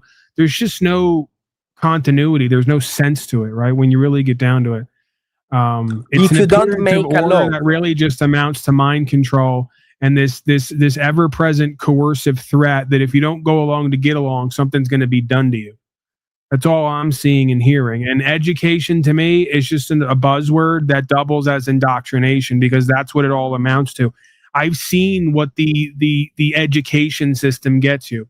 A bunch of order-following slaves who suck up to people who think that they're in power positions so they can make more money doing what they say or being a part of those organizations. There are not brighter people who can think clearly and ask tough questions and critically think. If there were, we wouldn't have 80 to 90% of the world's population who took 3 to 11 vaxes. Okay? So when you guys say education, I don't know what the fuck that means. To me, all I hear is indoctrination. no, for me, education is critical thinking, of course. To me, education is teaching people how to think and what to do in the sense of how to make a living, like talent, skills, abilities, serving the community. No, right? No, that's not No, to education. me, education is I teach you anatomy, I explain you a little bit how the body works. So why? you don't. For what reason? You're just going to go to somewhere where someone has a certification and knows better than you how to treat any of your ailments, and then you're going to pay them, right? Okay, because, for example, why studying chemistry? Why having a general idea of chemistry? Because, or why having a general idea of astronomy? In Italy, some time ago, there was a woman that is very popular, is Vanna Marchi, and she was a famous thief, let's say, one of the one that does selling on TV, and she was tricking all the old people, the most ignorant one, and she was saying, okay, now I'm gonna give you a remedy for the devil, and the way you understand if you have the devil inside of your house is that you have to put this amount of salt in a glass of water, and if the salt doesn't melt, all the salt doesn't melt, it means that the devil is acting on you. And there were these ignorant people that were doing the experiment, and they were saying, oh, this amount of salt is not melting all of it inside the glass of water, and so I have the devil. And then they were buying the fake remedy she was selling. This is as a perfect situation to explain why you have to know a little bit of chemistry to understand that this is bullshit. Another situation. So you know that, or you have to do some calculation, and it's impossible that you learn from nothing math, or you follow the idea that the earth is round, and then they say you have to look at the sun at a certain because if you look If you look and you just look and observe, it seems that the earth is flat, because everything is flat around you. But and then the people says, because the sun go around and go under the flat disk, but it's not a flat disk, it's a fucking sphere. Okay, but the people, if they are not educated, the first thing that they think is that it's flat. Because not always Again, the obvious that's not education. Education, to me, is the ability to critically think and ask questions, to create a hypothesis and then prove that hypothesis, or just claim you don't know. It's inconclusive. Your but version you of need to education know is, things. that person said, this person says, and because they're in a power position or authoritarian position, they must be right. So we're going to repeat that. That is indoctrination. You kind of just proved it. No, man, you have to know things. Stefano, is the earth flat or round? Is a sphere. There you go. How do we know that, Stefano? How do you know that? We're in court now. Give me firsthand knowledge of how you know what shape the earth is.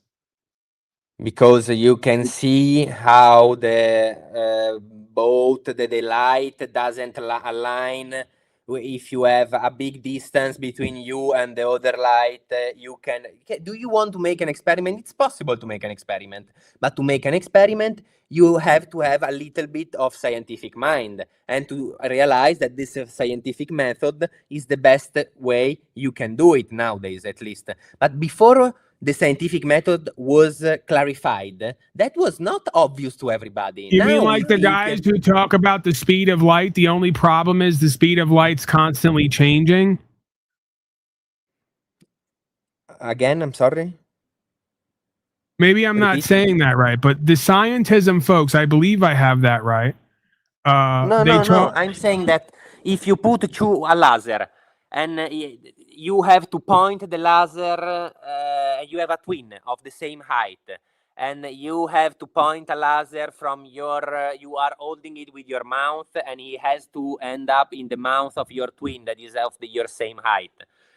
Stefano, I'm going to help you out here. The answer is we don't know what shape it is. That's the answer. Of course we know. Of course we know. If we're being honest with ourselves and each other, you can't prove it to me right now, and I can't prove it to you. To you right now, we have to do an experiment, and I'm explaining you the experiment. If we don't do an experiment, of course, that's not going to be proof. That's going to be evidence. Evidence is not proof. So there is no experiment you're going to be able to do to show me conclusively what it is. You'd be lucky if we could travel out far enough and around it and look at it and prove what it is. No, with first-hand knowledge. That's the only way, and even that is suspect because there are other variables that might be at play. But you just proved what education amounts to in this world, especially nowadays, and what it always has been. No, man, I'm telling you Someone that you can somewhere measure did the some curvature of the experiments. Earth. They created a hypothesis, made a conclusion, and we're going to repeat that forever without being able to verify it for ourselves. No. So I'm just like this claim that somehow requiring a license somehow makes everybody safer. You don't know that. There's no way to prove that. There's a good chance if you had a culture and a society of folks who were taught to think for themselves, they'd be the best drivers ever because they'd be able to make decisions in the moment on the fly. We don't have that. We have a bunch of retarded people on fluoride who need the next light and sign to know when to go and stop. The history of mankind is the proof. So the society that didn't do it, they were the one that were conquered by others. Very clear. And they were more unsafe. That's clearly because when you are conquered, you are more unsafe than when you conquer. So that's very, very... Really? Yes. When they conquer you, especially in the past time, you were not very safe. Yeah, right. So you're right. What am I thinking? Donald Trump is here, and not only did I not introduce him, I brought him in and didn't even pay any attention to him. I'm too busy arguing nonsense with you. That's fine, Paul. I've been here before. You're a great host. Thank you so much for having me. This Stefano, small Italian man, he's talking too much. He says too much. Yeah. He's rambling like a little Italian, and we've had enough. We do things differently in America. Education's for a bunch of pussies. We need critical thinking models, and education just makes obedient little robots. I see them in China. They call them people. I say that's not a person. So a lot of problems on Tefano's little theory he has there. Do you know Well, that the you're average right, height sir. in Europe? Do you know that the Quiet. average You height don't in Europe disrespect Mr. Trump. Now I can disrespect it's him when he's higher not than here. America? But when he's here, okay, we are educated people and civilized people. When he's here in God front of bless us, you. we We suck did. up to him and we treat him like he's the best thing ever. Okay, now get with it. You don't disagree Absolutely. with him. How dare you? Such an honor to be here. Thank you so much, Paul. We love you. God bless you. God bless America. Now, Tefano, do you think going to school to be a good little boy, you think that's going to get you anywhere in life? Huh? You're just going to be some PhD, goody two shoes. You don't know the first thing about critical thinking, about what makes civilization great. It's the people. And the people can't be taught with school. They have to be taught with the heart. They need it somewhere. You're born a winner. So school can do all this and that, but you're still going to be a loser. It's true. Strange that uneducated society usually were conquered by educated societies. Keyword usually. Wait. So now you're telling me that the benchmark of success is to not only be indoctrinated into one form, but to take over other people's property and lands. It's not indoctrination, it's education. If your people are more educated and more organized, probably your society Sure, is I'd hate to be the better. bearer of bad news, but the last 5 places that United States has attacked, they haven't been able to take over or win the war. As a matter of fact, they've largely wasted a whole bunch of money, time, energy, attention, and they're going to go back with their tail between their legs or their dick in their hand, right? So They were not more organized. They were not more educated. They were not more Tefano. organized. Tefano. the Taliban is a perfect example. I give this analogy all the time. They are not educated. They are not organized. The Taliban. Right, and somehow they've staved off the largest and most educated military, according to you, in the history of the world. No, you just escaped. You just ran away, and they took it back. But they wouldn't have took it back if you were there. So you went away, and they took it back while you were not there. They couldn't take it while they were there. Me. Go ahead, Mr. Thank Trump. you. Stefano, I have a thought experiment for you. What if the education is wrong? What if the education is not right? What then? What if you are not right now? That has the same value as a question. You What can't if even you answer are the not question. right? Don't even talk to me. He can't even answer the question. You know, there's a reason. I love the Italian Americans, but you, my friend, you're way out of line. I'm not American. You need to grow up. You need to grow up. What if you are wrong? What if you are wrong? Now I'm gonna play your game. What if you are wrong? I asked you a question and you're telling me what if I'm wrong. I asked him a question, he can't even answer a question, folks. Yeah, your question is, what if everything you think is real is not? What if education doesn't work? And I ask you, yes, what if the your way education of is a thinking lie? doesn't work? What if the education's a lie and it makes the people weaker? What then? I don't see the point to... Actually, it's very hard that it's a lie because it's very hard that it's a lie. Shut up and answer the question. It's continually proven. It's continuously proven. So they tell you the kidney is on the both sides of your body, is in that position, and every person that do medicine in their life and they do autopsy, they are gonna see, oh, they were right, the kidney are exactly there, and then what when if they people do an are X-ray, they educated say, oh, with the kidney were lies? there.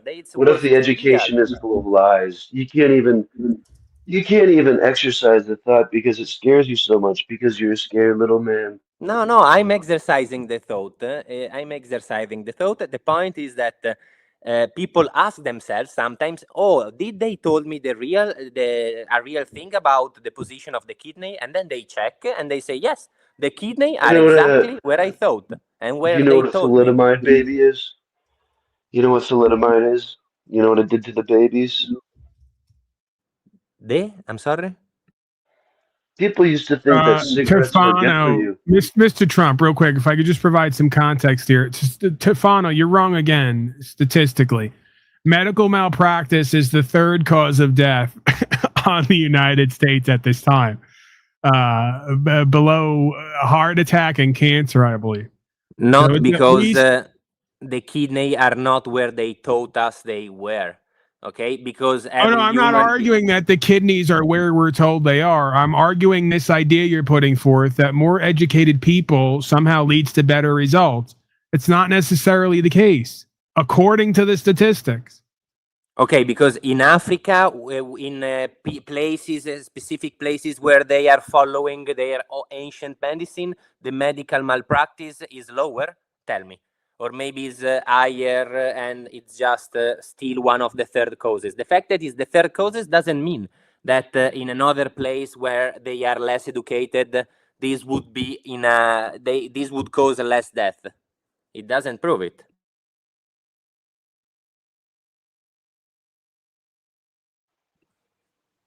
Do you understand? You have a hard time. You have a hard time with thought experiments. You can't even use your brain because you're so used to answering little quizzes and questions. I just You did need to my great think. Patus. You need to think for yourself, Stefano. Enough of this education. No, I am. And in fact, the other one can't keep up. Right. We're all just not as educated as you, is really the bottom line here. That's what I'm realizing.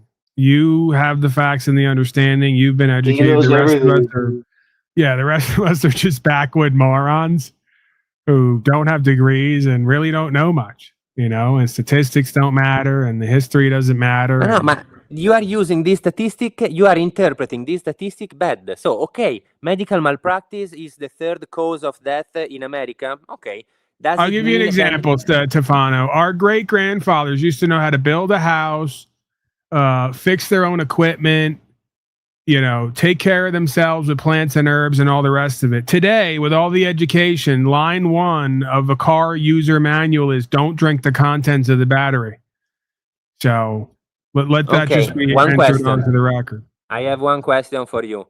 In which era are you speaking about? Like when you say our grandfather, do you mean exactly your grandfather? So like 8 years ago? Are you referring to the period to of an 8 extent? Years ago? To an extent.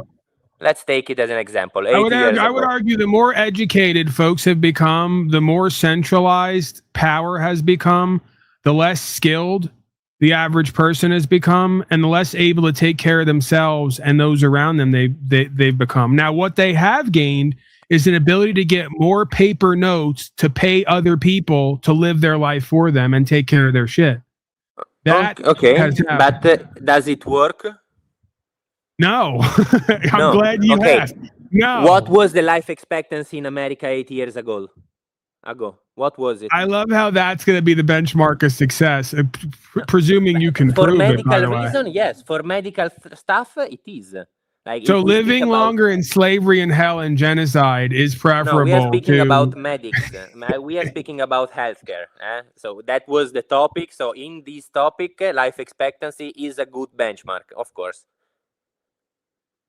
Maybe, maybe not. The numbers can be cooked and fixed, and there's a large population of folks in the past who've been killed off in mass events. One of them being war. So those statistics are debated because there were less regulation. Because there were less regulation and less international law. Oh, yeah, there we go. That's great. The reason for the war is that lowered the average mortality rates was from all the uncompliant people who were just making the world unsafe.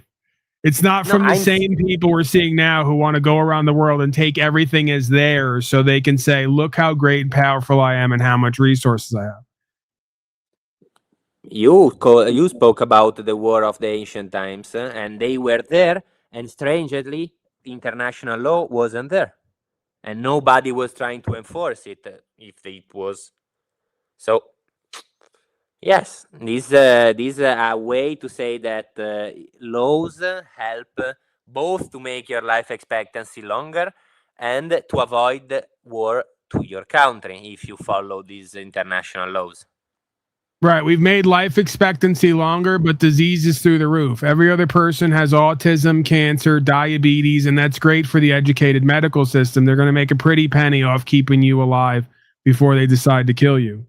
You put shit in your food in America. It's not my problem. You put shit in your food in America. You're going to blame me now for that? I didn't But do no, that. I but try to stay away from it. change the law. We have a stronger law about that. We don't. We can We're eat most using of your food. RFK How Jr. do you to suppose that change I the should laws. change the code and the policy, Tefano? Should I go join a group and take the next 4 to 6 years of my life putting on a suit, lobbying, arguing, getting voted for in order to change some code somewhere so that people will just stop doing loss, injury, and harm and interfering with other people's rights? How would I do that? Tell me, Tefano. How do I do that? You don't need to put a suit. You are already spending 3 hours and 15 minutes tonight speaking about politics. So maybe if you wanted to do it seriously, it would be the same time in the same day, just trying to be more effective. But you are being effective anyway in this way, maybe less that as lobbying, okay? But yes, if you care about a topic, you fight in the community for your ideas. That seems me normal. Yeah, Unfortunately, that's not how things work. You know what I mean? If you think you're, yeah. I'm You are not doing trying it. hard enough. I have to put on a suit. I have to do what I'm told. I have to follow the rules, and then I have to beg other people to change what they should already know. Not to have done to You begin don't with. need to beg. You have to try to convince them to speak with them. You are doing it right now on your or your belief. So it doesn't change a lot. You just doesn't have to do it on YouTube, but you have to do it in a political situation where at the end people vote. But yes, you can start from YouTube. The political debate start from the common. Forget it, Tefano. There's no point. The majority of folks are like you. They think authoritarianism is equivalent to safety, even though they're jabbed out and got cancer and AIDS. They think statute, policy, and code is law. They think indoctrination is education. They think war is peace. There's no point in me running for any political office because the majority of people are statists, fascists, collectivists, Satanists who are deceived into living backward. And they will never buy into or vote for someone like me to do what I'm going to do because what I'm going to do is an absence of doing. I'm going to tell everyone else to stop doing.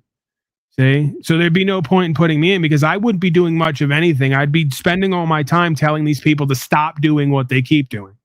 And it's not much of a Honorary political campaign. judge, unslaved, is now the #1 judge in the country as of today. Nobody knows judging more than I do. I was going to ask It's Tefano. true. Tefano, do you actually think voting makes any sort of a difference? You think that actually does? He's a little European cuck. He doesn't know any better. Like, is Santa Claus coming to town while we're at it? Like, Wait, so we're the ones with the same old tropes, vaccines, 5G, and chemtrails? Yeah, I know. We're totally making a big deal about this complete poisoning of the body politic and the environment with vaccines, 5G, and chemtrails. We should really pipe down about that. Those are some of the benefits and privileges we get with such an educated society, don't you know? So do I think that voting makes any difference? It makes a little difference, very, very little, because I'm just one person and there are 50 million of people in Italy. I think 25 that votes, so 1 on 25. I think that the political life of an individual doesn't end up after they voted. Actually, the most of it is during every day of the year and of the 4 years. You have to speak about it. You have to confront with others.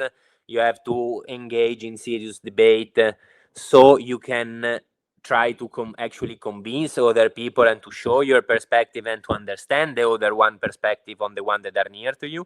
And if you do so, that is way more effective than voting. But yes, at the end of the day, one time every 4 years when you go to vote, that makes a little difference. And is you're it saying, a lot? No, but you're saying it's not, you don't think it's rigged? Like, how do you know who's counting these votes? How do you actually in Italy, believe... there is a person in Italy. I don't know in United States. I can tell you in my country. In my country, there is a person for every party. So every party that we have also a lot count every vote, assign a person that count every vote. And in the county election and in the regional election, we have different people that does it. So at the regional level or at the county level, I can go to do it. I can be one of them that do it. Okay, but the people that are elected or assigned to that, can they not easily be corrupted? Like, how are you? Yeah. So how do you believe any of that? I don't. I don't get it. They can be corrupted, and you can find out. There are a series of laws that check which are their investment, how do they spend money, what do they do. There's a scandal, there's a journalism that investigate about it, and if at the end of the day, when you find out that probably they are in the middle of the shit, you don't want that the files of them on them are released, then it's up to you. What can I say? But that's to give an arrow, no? To shoot an arrow against Trump. But we usually make government fall. In your system, is a little bit more difficult to make a government fall. Well, how do you see because you need an it is that impeachment. shit operate, Stefano? Is the fact that you vote, it's implied consent, meaning that you're actually, you're giving consent over to have yourself manipulated and turned into a complete and utter moron. But why so manipulated? It's implied consent. The fact that you go and believe in that and participate, and therefore it continues a system of nonsense. So we are less we are less effective and less effective. I mean, because our governments are weaker. But in America, you can change the executive, the president, only with an impeachment. Otherwise, he has to finish the 4 years. That is what I understood. Unless he is impeached, he is going to finish all the 4 years of the mandate, isn't it? In Italy, instead, we had 100 government, more than 100 government on 150, 60 years of life of our state. So we had in the medium, one government last 1 year and a half, but then it changed. Sometimes they last less, and then we have government that end. All right, we got to start wrapping up here. We're going in circles. I've let this go on longer than I planned to or wanted to.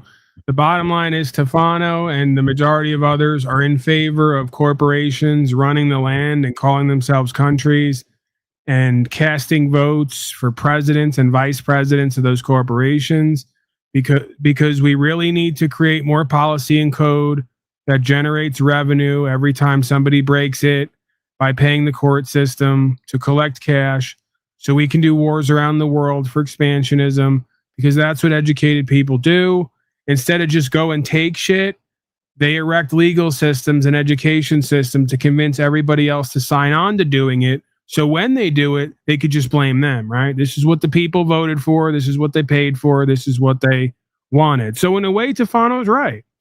In the old world, a man just got up, said, I'm king now. Anybody disagree? And if he could take that position, then he took it and proceeded to go around the world and do what he wanted. Now, we cast fake-ass votes in order to do that and call it educated political systems and democracy and all the rest. So ultimately, the functions haven't changed. It's just the way we get there has changed. And it's a lot more sophisticated, civilized, and educated. And of course, it's for everyone's own good and safety, don't you know? There's no denying that. I can't deny that. You've convinced me.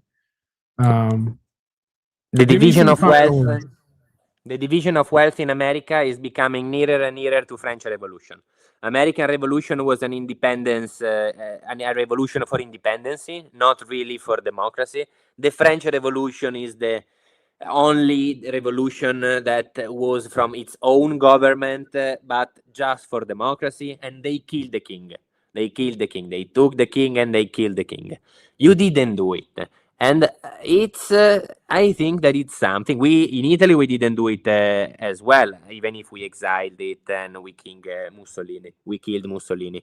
But if one day you will end up to do it, I think that you will always have a good comparison in your own history to say what is the difference between a king. It's not just a matter of formality. It's not just a matter of formality. Of course, the president has to have the state power. As the king had, not really. The king was doing way more shit.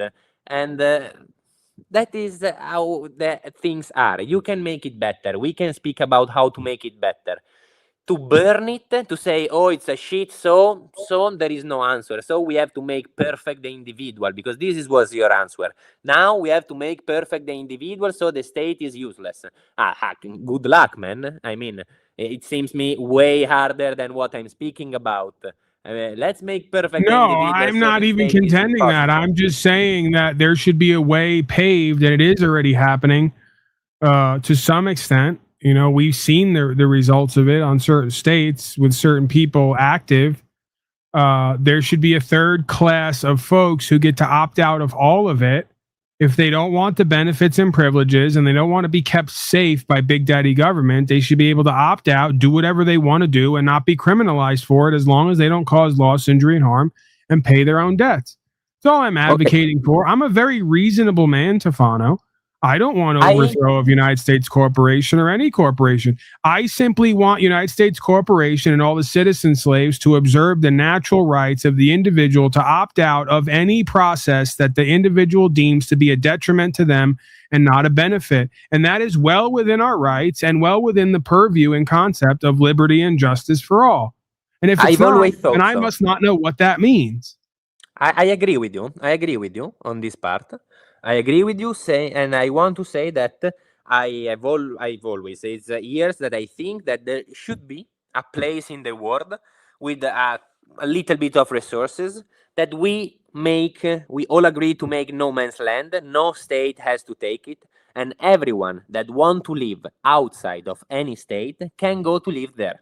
Of course, whatever happens in that piece of land that can be big. Okay, so if you end up to kill your neighbor and then a feud start like Romeo and Juliet and the whole family start to kill each other till nobody's there, that is what's going to be, and you will have your answer in that way. But I think we have to make a state, okay, a state in the world. Instead of the Montagues and Capulets killing each other in perpetuity, exactly. We have thousands of agents shooting people in the streets every year in perpetuity. If you want to great live trade-off. in a place without any state, every person that want to live in a place. No, I didn't say that. I didn't say that. I didn't say that. If you want to create a corporation and call it the state and use statute, policy, and code to regulate everybody who's in consent with an unspoken social contract, great.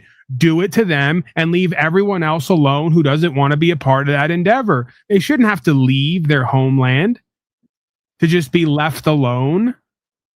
When did just being left alone to pursue your happiness and do whatever you please, as long as you're not doing wrong, become a crime or something you need to be exiled for? This is completely backward thinking. Because the property doesn't mean sovereignty. The sovereignty on the land is of the state. The property is of... I know, according to the statists and the folks who want all the power and resources for themselves. The sovereignty doesn't lie with the people. It lies with the corporation, because corporations are people too. Until people are not people, they're persons. I get it. It's a complete overthrow and antithesis of what a republic was supposed to be. And you love it and you're for it. The sovereignty lies with all the people, not with the individual. No, So the sovereignty lies with each and every man and woman under God. Because each and every man and woman under God is a reflection of the whole. But altogether, what I mean is that if a piece of California, let's take a state, a random state, I don't know, a piece of Mississippi want to go out from Mississippi, can that county make a referendum? I don't know if you use this word, referendum. Do you use it? Do you know about an election? Okay. Can they do a referendum saying now this county is going away from the state of Mississippi? No, in Italy not. And in my vision of international law or law, they can't. Because otherwise you could in your own house say, now I'm going to do a referendum in my house for the people that lives here, so me, myself and I, to go away from Mississippi. But you can't, because the land of the county that want to go away as the land of your house is of all the people of Mississippi, and at the end of the day, of all the people of America. Communism and collectivism and the abolition of private property and domestic authority. That's the cornerstone of fascism, socialism, Marxism, and everyism. I get it. It's not property. It's sovereignty. It's sovereignty. It's not property. It's different. You own a piece of land doesn't mean that you are the king of that piece of land. There are It two used to different things. mean that. That was what made America great, is everybody could have their own 40 acres and they could do what they want there and not be told what to do. But that was deemed very dangerous and unsafe. So now I the don't think state it was holds like that. interest and title in everybody's property and is literally kicking people's doors in to tell them what they're going to do in their fucking house. And you think that's perfecting the state. You think that's perfectionism. That's the highest pinnacle of conscious and awareness and safety, is nobody having a claim of right, nobody having a claim to their property as a right, nobody having any domestic authority or sovereignty, because that all belongs with the corporation you call the state. Beautiful. And you think that this changed them because of evil people, I bet. Evil people that decided that they wanted to knock at your door and tell you what to do and not what to do in your house. But at the end of the day, it changed because this is the natural courses of any civilized state and situation. This is the history. Right, the history of all because civilized is code for colonized, sir. I've been saying that for the longest time. You have to be able to decode what these words really mean. Like, you say safe, it means controlled, mind control. You say educated, it means indoctrinated. You say civilized, it means colonized. I tell you That's what the happened in reality the of end. So you are alone in your house. You are the king of your house. Let's suppose it. And then you have two neighbors. Okay, you are three of you in this place. And you have two neighbors. And both of the two neighbors are king of their own piece of land. Okay. Then one day they look themselves in the eyes and they say, you know what? I would like to have a little bit more of land. And the other one says, yes, me too. I would like to. And then they say, okay, let's make an alliance. And then let's go there to kill him and to take his piece of land, and they are going to do it. So, you start to listen. You listen this idea that they are speaking loudly, and so you go to a fourth one and to say, "Hey, let's help each other to avoid this." And this is how the state are formed. Villages of tribes that decide to unite themselves to have more safety. And this is the basic. It's Thomas Hobbes, and it has always been like that. But also before, like to avoid a bigger threat. Even if that's true, Tefano, and that's how it starts, that's never how it ends. How it ends is, I'd like to have more. Let's beg our corporation called government to give it to us because we have no sovereignty and ability to expand on our own. Okay, so let's change. So now the corporation called United States owns every piece of farmland and forest land from sea to shining sea, and they generate revenue off of it through taxation to upkeep and maintain it, when we're all supposed to have a claim to it. Okay, so let's change how it's ended. But we can't change the. Okay, I'll meet you in the middle. This is perfect. Now you're getting somewhere. I've said this many times. I'll meet you in the middle. You want to use the state as a form of protection, it better be towards someone who's causing loss, injury, and harm. If it's not, you now become the statist causing loss, injury, and harm and interfering with rights. That doesn't presuppose the lack of sovereignty for the individual. It presupposes a lack of sovereignty for the statists and the agents. They have duties and obligations to uphold the law and to keep everyone safe. If nobody is actually being threatened with loss, injury, and harm or a loss of rights, then they have no function. That's what I've been contending this whole time. I have no problem with peacekeepers. The analogy or the simulation would be akin to the supposed Wild West. The Wild West was less wild than modern day Phoenix.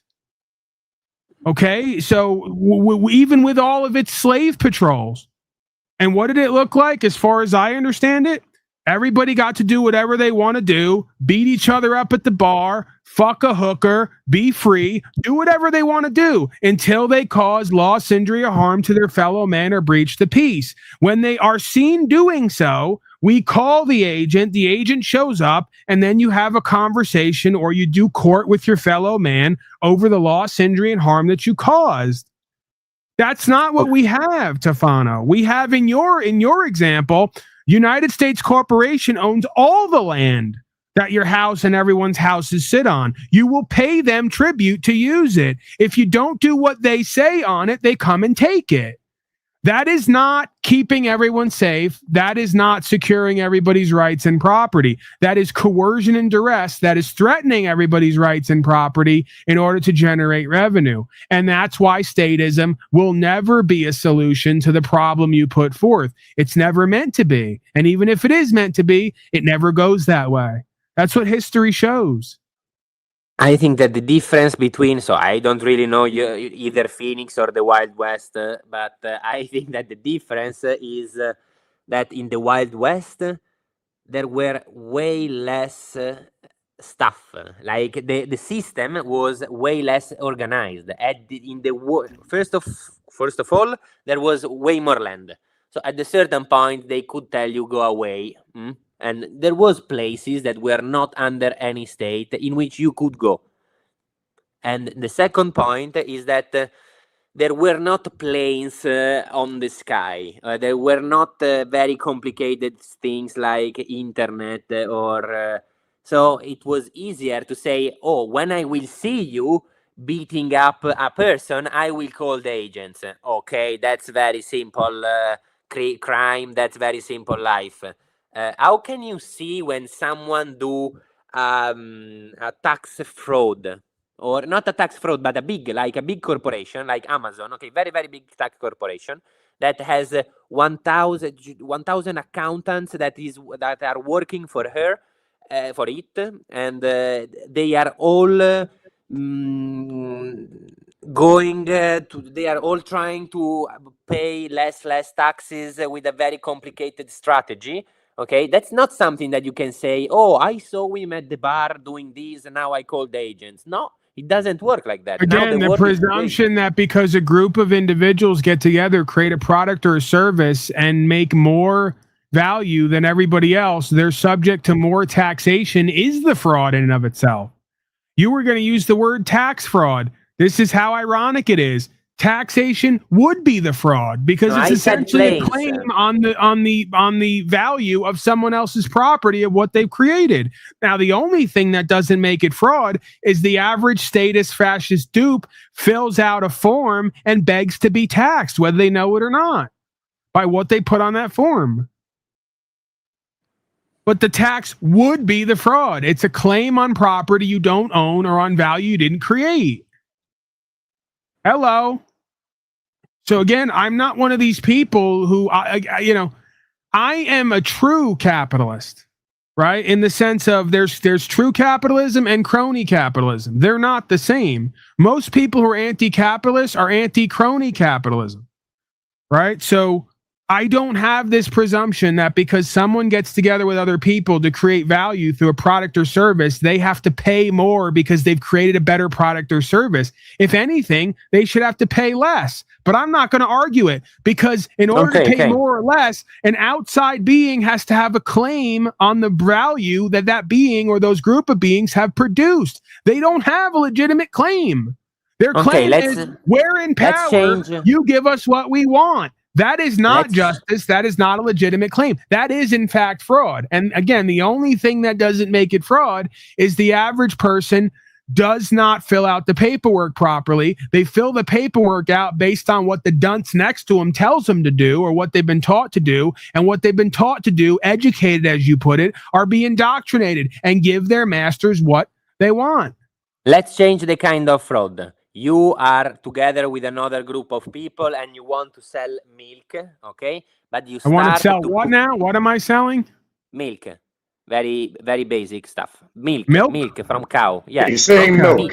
Meat. You are selling meat, okay? Whatever. What do you want to sell? Tell me. Okay. So, but to make it heavier, you decide to put some lead with a syringe in the meat before you sell it. Just a little bit, pound by pound, okay? You put a little bit of lead because you are gonna earn money. You're saying lead, Tefano. I'm starting to think you got lead poisoning. Did you eat lead? Yes. Yeah. Did you get lead poisoning growing up or something? Like you ate like the paint chips off the wall? Like what's going on here? Thanks, please. No, it's an example. It's an example of a different kind of fraud, okay? So you do something and to earn more, you try to look for shortcuts that can harm other people. But it's not easy to say, oh, I watched him, I saw him doing it at the bar, so now I call the agent. Because the example that you did about the Wild West was very simple, but it's not always so simple. So this Right, but you is the point triggered where one of my regulations you step triggered in. one of my criteria. Causing loss, injury, or harm. Lead is poison, and you're robbing people indirectly. How can And you know prove what it? usually happens in a truly capitalist society or community? You Okay. sell lead-based cow to like 5 or 10 people. People figure out they find lead in their cow, and they stop buying from you. And there goes your cow business. See how Not- easy that was? No, they are Because you they are ruin your giving name it- as soon as you ruin your name in business. Or you poison somebody's little child and they come put lead in you, if you get where I'm going with this. And now Lead you're out of the therapy. cow business. Lead And therapy. do you think that they are gonna realize very fast? They say, okay, my children died. How can I know why he died? Oh, I know because he put lead from random. Like random, they already know. No, what are they? Doctors? They can understand immediately what is lead poisoning. No, they're educated. symptoms? They took your classes. No, They're educated people. it would be better at that point, of course, because otherwise they're gonna say, "Oh, something just went bad, a bad disease. I don't know what it was." I hate God to break the wanted that." news to you, but the majority of products people are consuming right now are already poisoned, even with your great system, and there doesn't seem to be any end coming in sight. In So your again, the country more than in presumption that mine. In your country more than in mine. I'm not even denying that. I'm just denying the claim that this far advanced system of corporatism and corporatocracy Why is your so country is more efficient that it poisoned than somehow mine? stops poisonings of meat and all the rest of it. It doesn't. As a matter of fact, it's probably more rampant now than ever. Could be argued. I don't know, but let's think that in the medieval times I do know, because back in the day, if you poisoned the meat and gave it out and someone found out, they're coming to put lead in you and nobody's going to convict them. Now, you open an LLC, you poison everyone and everything within 1,000 miles, and when they come to get you, you say, oops, bankruptcy, you switch names, and you never get killed or go to jail. In the medieval times, when something like that was happening, they were saying, oh, there is a witch, now we have to burn this witch because she is doing bad stuff. That is what it was ending.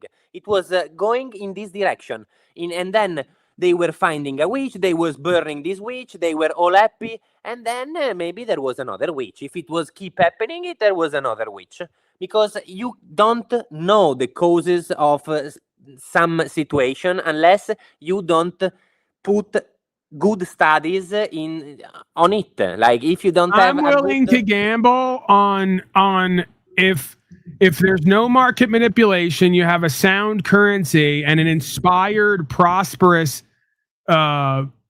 constituency with high morale, right? A civilization with high morale who has incentive to do better, be better, have better, and succeed.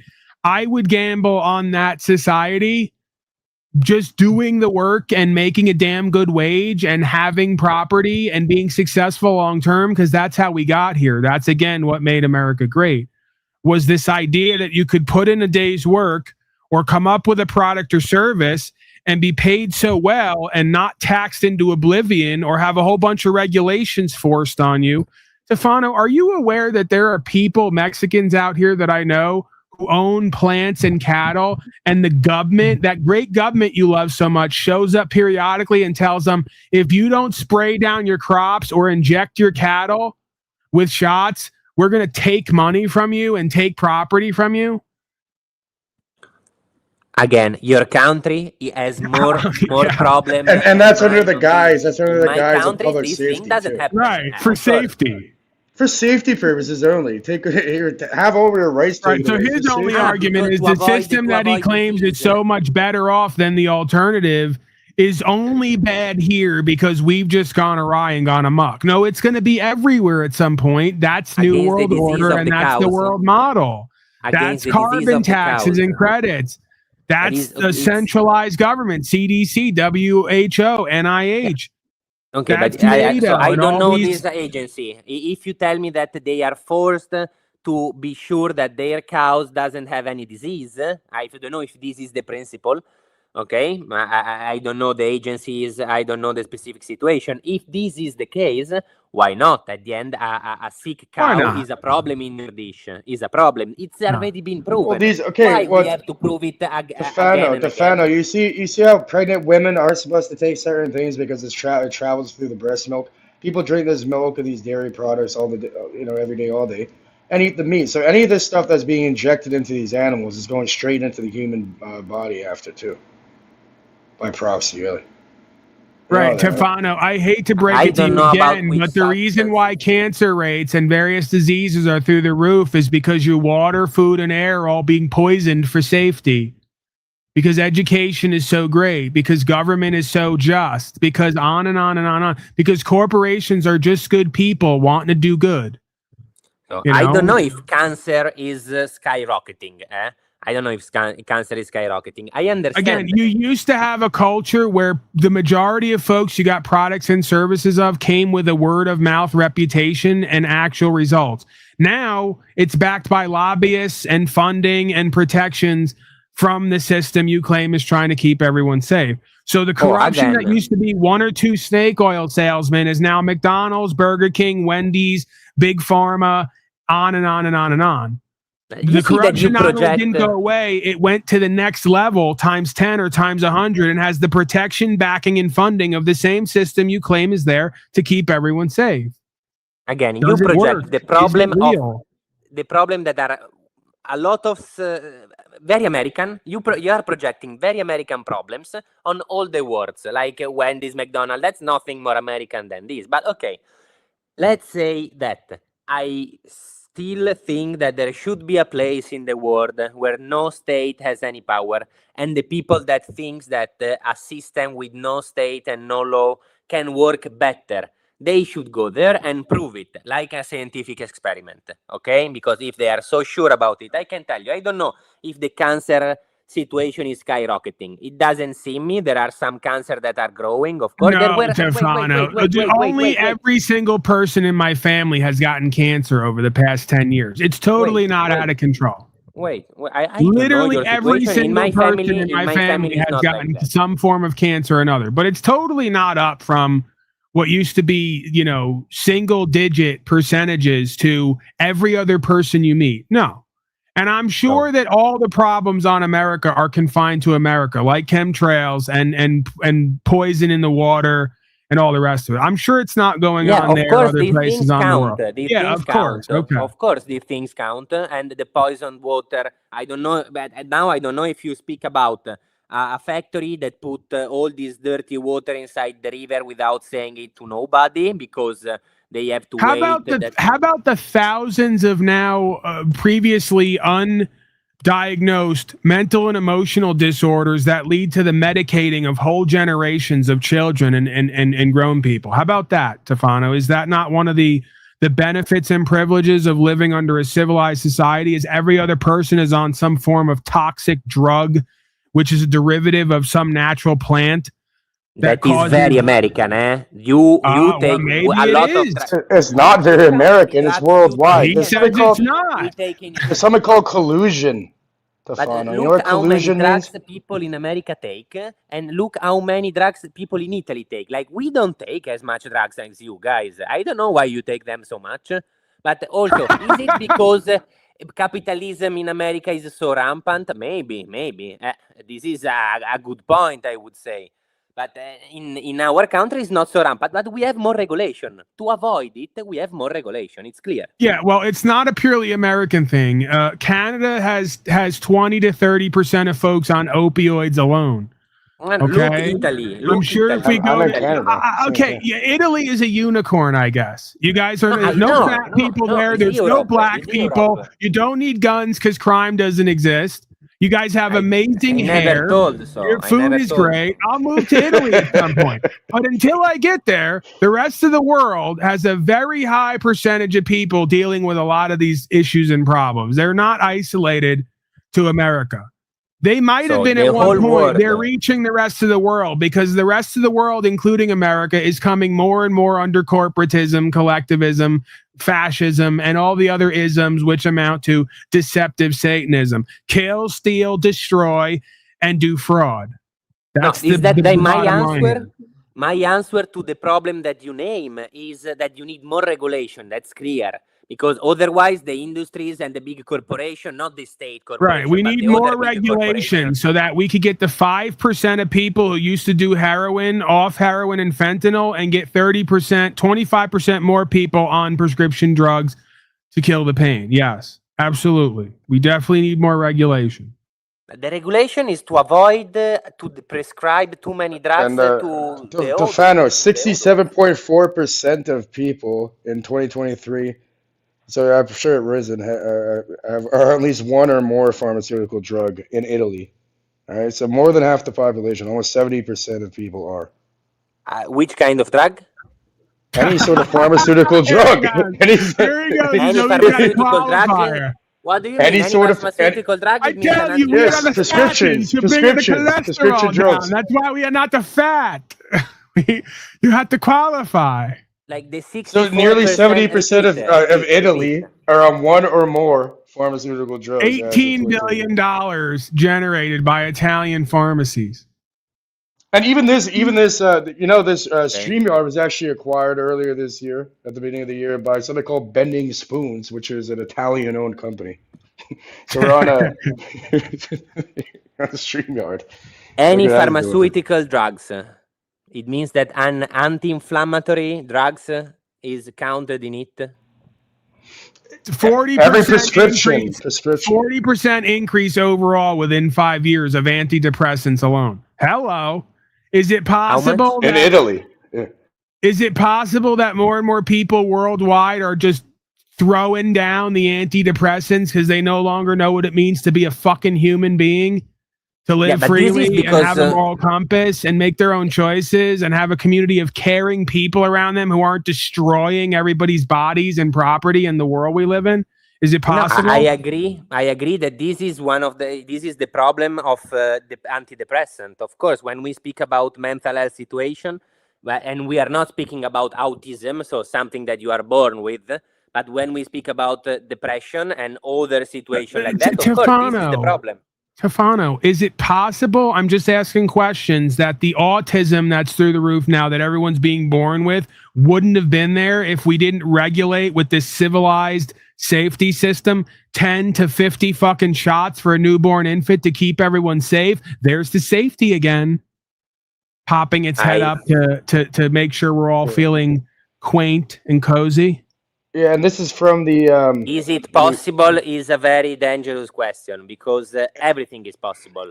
Stefano, this is from OSMED, or from the Italian Medicines Agency, AIFA.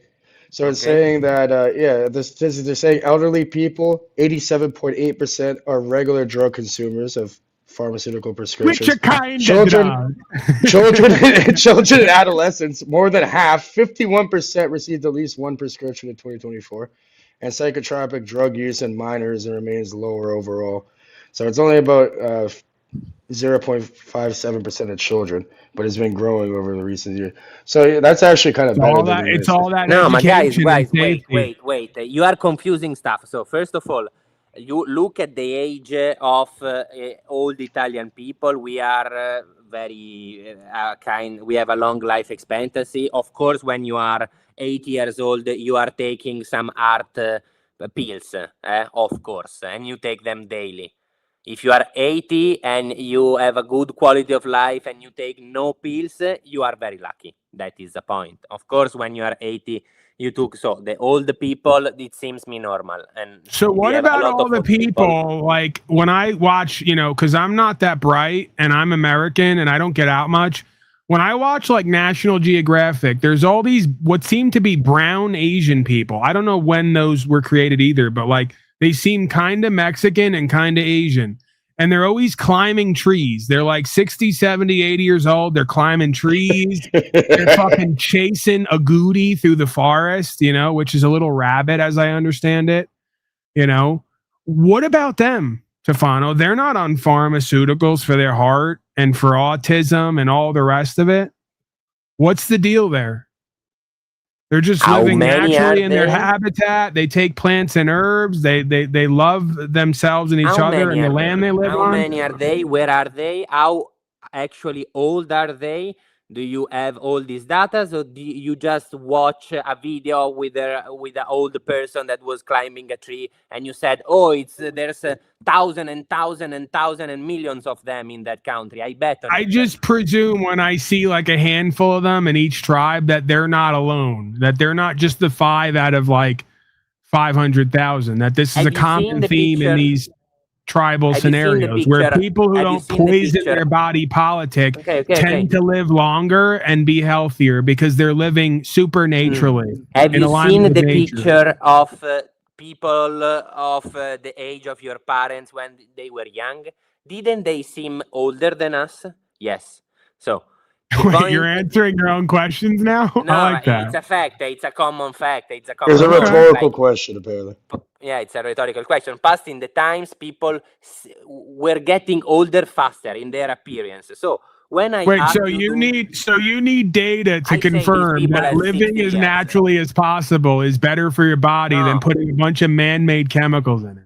I say that there is a good probability that the people that you saw had 60 years old, 65, and So what they about we seemed go 8 back to years the old. Bible and they talk about holy basil and frankincense and myrrh and people living to 180? Is it possible? I'm just asking a question. I'm going to answer my own question like you do now. We've reached a new point in the discussion where we get to answer our own questions. That's going to go great for me.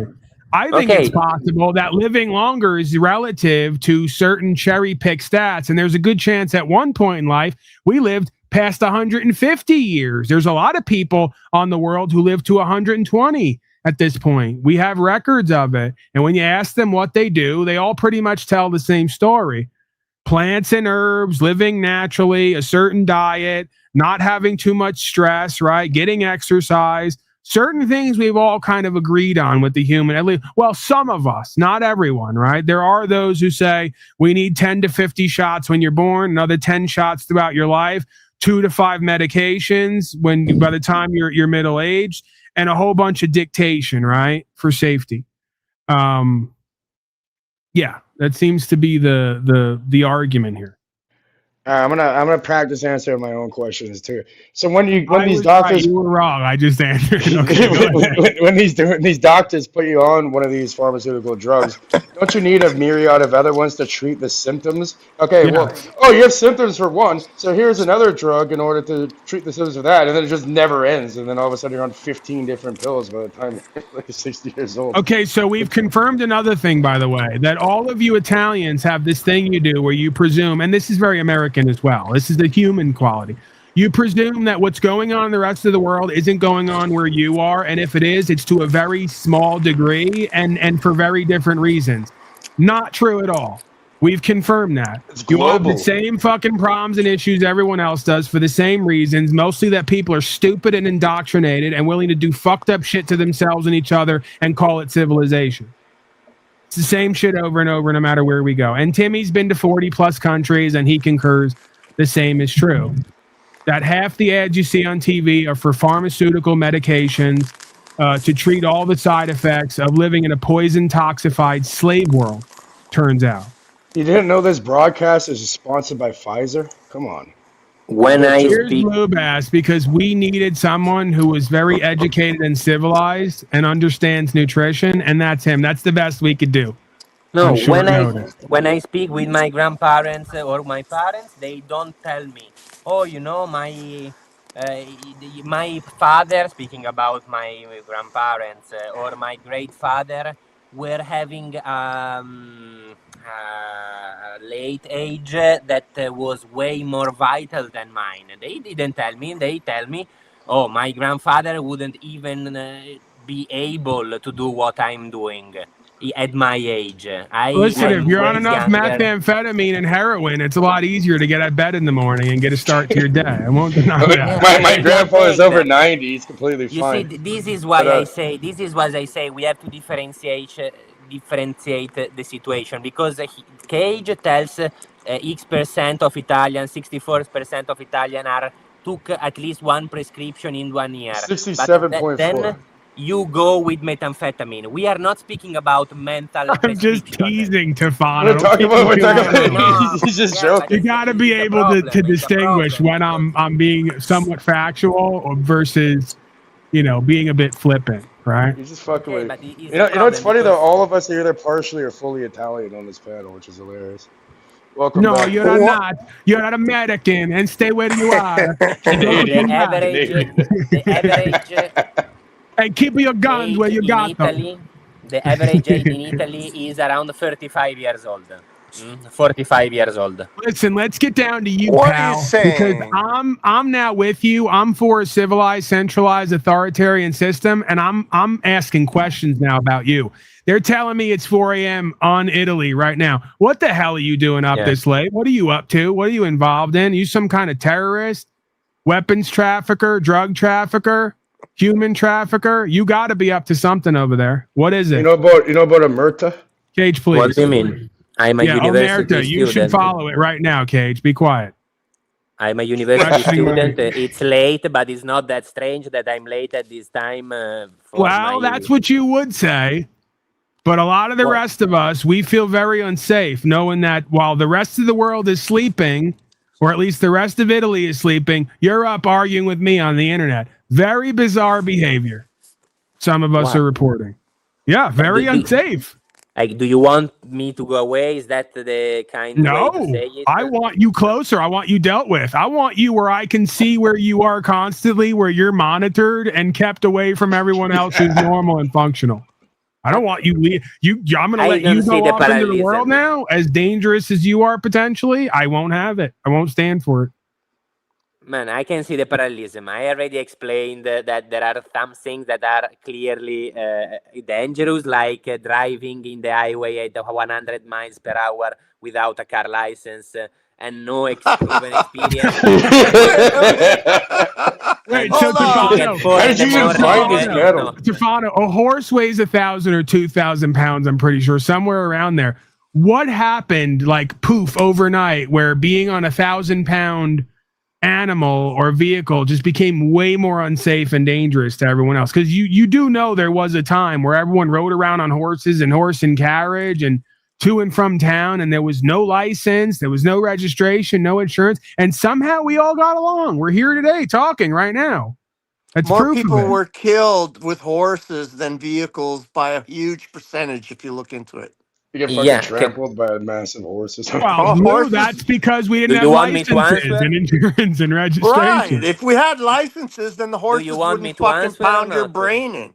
Lou, please. Stefano's answering. Go ahead. You're not a real Italian. He is. Go ahead. Oh. Okay. So the answer is clear. First of all, to drive or to ride an horse, okay, you need some experience because he's an animal. So if you go on a horses and you just try to push the heels on the back of the horses to make him run, and you can't do it and you have never been trained to, you probably are going to fall. I did it. I know how to do it, and I know that if it's the first time ever on a horse, you are probably going to fall. And then the horse is going by himself, and then the horse, that is a living being, usually try to avoid obstacle in his usually, not every time, but if he can, he try to avoid them, okay, because he's a living being. And also a horse doesn't go 100 miles per hour. Then there is a car that is very easy to make run fast because you just have to push a pedal, and it's not like an horse is a living being, then you fall. You don't fall, you stay there, you push a pedal and you go very fast. So that's true. That's why sex is not illegal, because you got to be experienced in order to actually do it. The first time I tried to have sex, I fell off, you know. Hold on. So are you saying, Mr. What's his name, this guy? Tufano, are you saying that if you have a piece of paper in your pocket that says you now have a license, that all of a sudden the car is more safe? Unless you paid. If you paid to take that piece of paper, someone... No. You went to school, you learned how to drive, and now you have a piece of paper in your pocket, and now because you have that piece of paper in your pocket, you are much more safe in the vehicle. Not because you have the piece of paper, but because you learned how to drive, as you said. Okay, yeah, so because if you learn how to drive, you're so stupid. You don't get how this works. If you go down to the DMV and they give you a car and you ride it around the block and parallel park, you just proved you know how to drive on the highway at 100 miles an hour. So That's hold it. on. A horse. What the hell is your problem?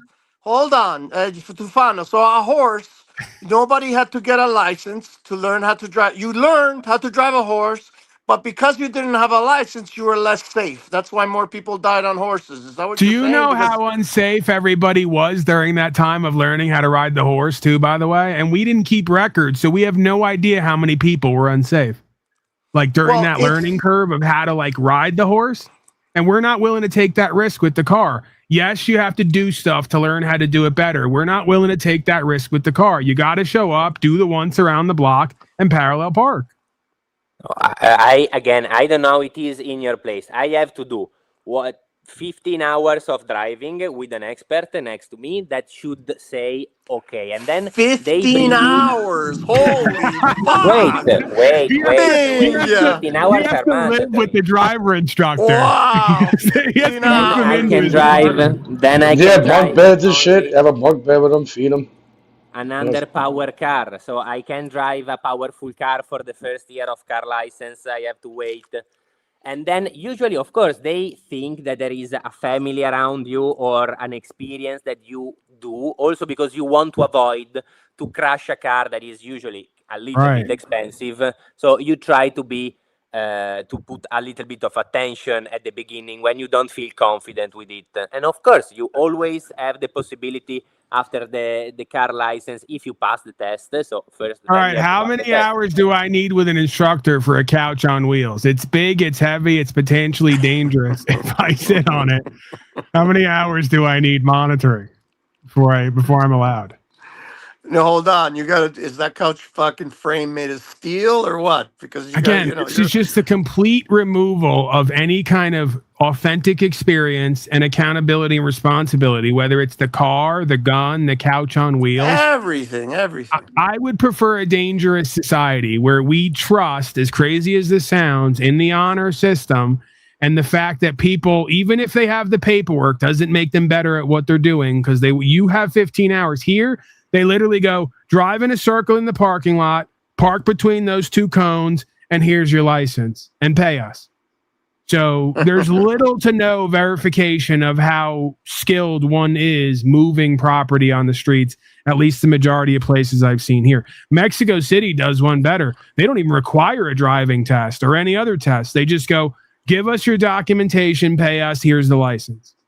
Somehow everybody gets in the car every day on Mexico City and rides around and, It does have to be said. It does have to be said, though, that Italian and German drivers are the best drivers. That is the truth. So I don't know if it's about because you got the Autobahn. I don't There's know no if it's speed because of limits on their their fucking island. schooling or whatever. They're trained, but they are much better drivers overall. Well, according to him, there's no fat people and there's no minorities there. Why you put absolute where I doesn't put them? That's Why what you you put said, absolute? Stefano, all right? That's what I heard, if that's not what you said, okay? No, it's not what you heard. That's what we you keep all know repeating. here that Asian people are, and this is a well-known statistic. Asian people are largely in part.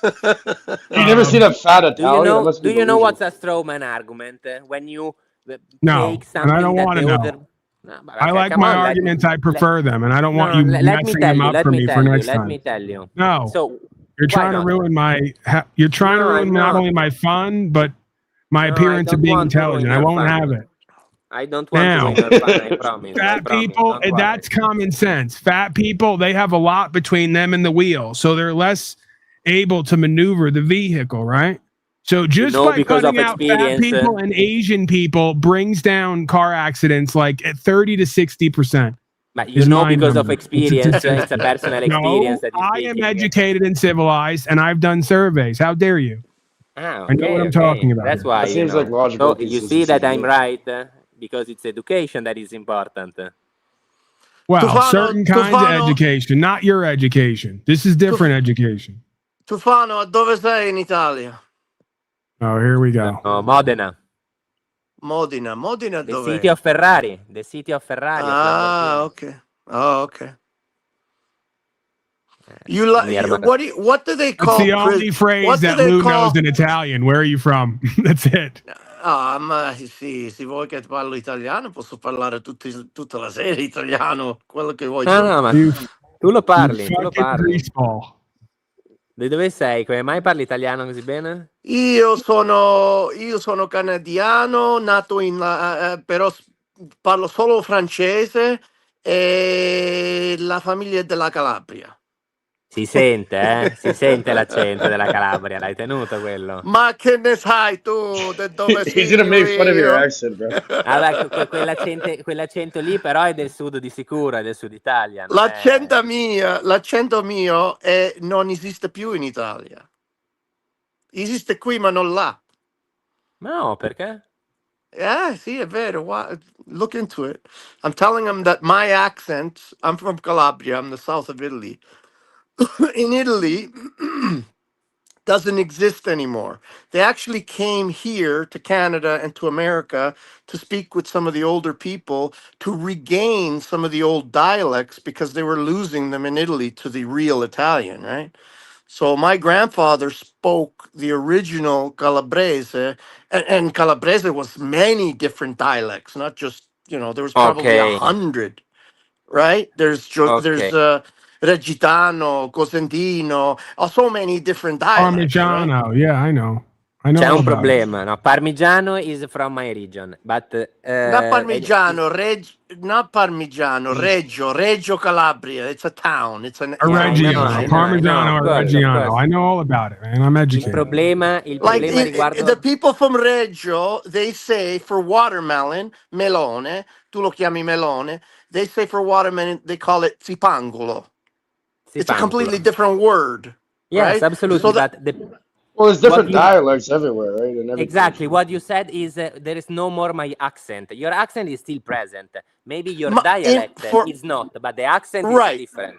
Right. I'm not talking about accent. I'm talking about dialect. Okay. Yes. Okay. Yes. On the Sicilian side of my family, they're from Palermo. I believe you. Even in Palermo, they came here to get the original God damn, we're surrounded by Sicilian wobs language, to get the original Sicilian dialects because they're getting lost in Italy. Bella Madre Maria Santissima, caro Subono. Yeah, the original dialect, I believe you. Yeah, they're lost in Italy. Most people don't speak, other than the old people, they don't speak the original dialects of their zone, their region, their town, right? Sometimes from town to town, there could be two different dialects. Yes. Right? Yeah, 20 kilometers apart. 20 kilometers apart is enough. Walking distance even sometimes. From one mountain to the other, you could have a different dialect. Isn't that kind of unsafe, Tefano? Yes, to be 20 miles away and be talking a completely different language where other people can't understand you. I think something kilometers, about bro. that. Not even miles, kilometers. It's Whatever. At one point, it's 20 Trumpules. 20 Trumpules away. That's my new form of measurement that I created here. Make America Great Again. Isn't that unsafe to not be speaking the same thing and not be able to communicate? Very unsafe to me.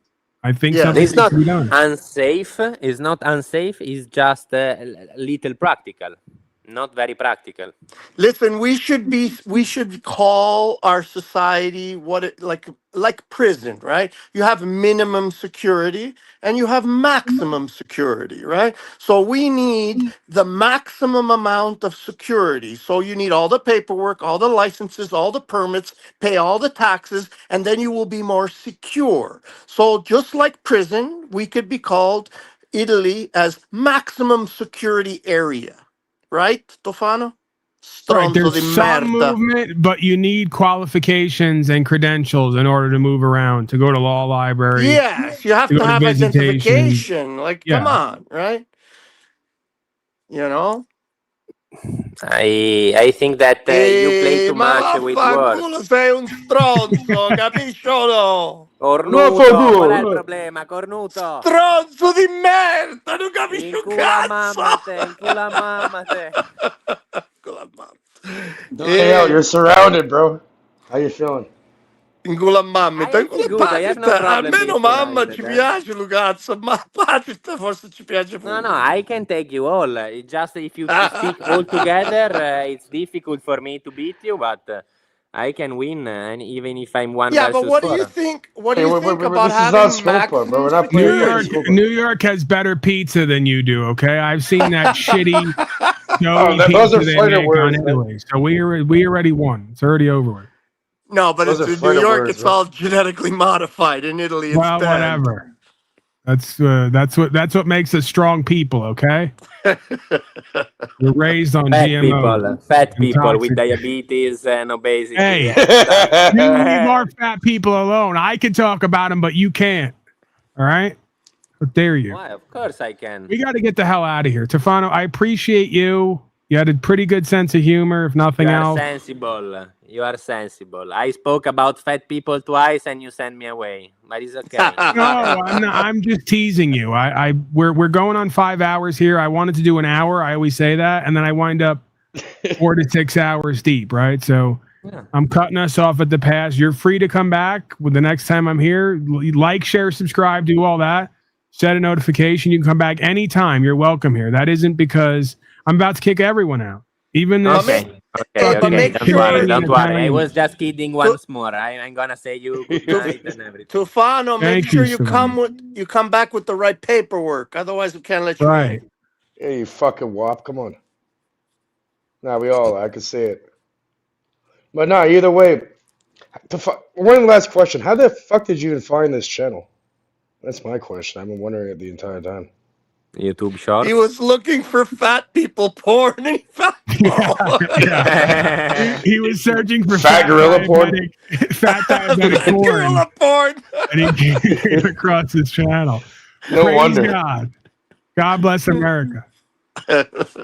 How'd you find us in shorts?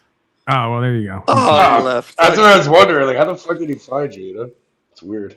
Well, that's just proof that we're back in the algorithm nowadays. So How it's- many it's people good are to see. watching? I can't see.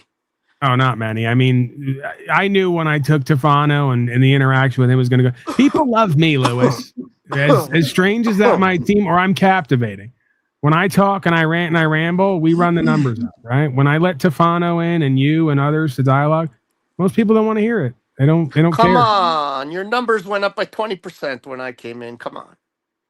No, that was the weight of the broadcast. That's a different scale. All right, I'm out of here. Right now and dropping. I'm out of here. Thank you, everybody, for having me.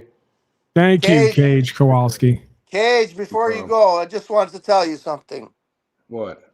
Go fuck yourself. I'll try, but I'll do that after. Wait, I have a really good have services available just now. kidding. I'm Kidding. doing Come marketing on, don't take for your it so taxidermy seriously. business. You're supposed to be Italian. You take things so seriously. Go No, fuck I'm not. yourself. I'm not. Lou, I have a service to provide. I can get you some more customers for your taxidermy / roadkill business. Okay. And it's gonna be like a blended, authentic Italian cuisine, just with all roadkill though, only. I think it's a new idea for a restaurant. I bet you it would take off, bro. It probably could. This guy writes, the numbers ran down when you went on your conspiracy rant somewhat bizarrely. That's not true. When I was ranting my conspiracy theories before, we were up to 220 or more. Listen, I've done this long enough to see to make the connections. When I dialogue with somebody else, numbers usually drop. Unless I'm like losing my mind and taking over and cursing them out or whatever else. So, except for me. Right. Lou's the exception there. People love the conspiracy theory, even if it's just making fun of me about it, right? People who understand what's going on or believe they understand what's going on, they love it.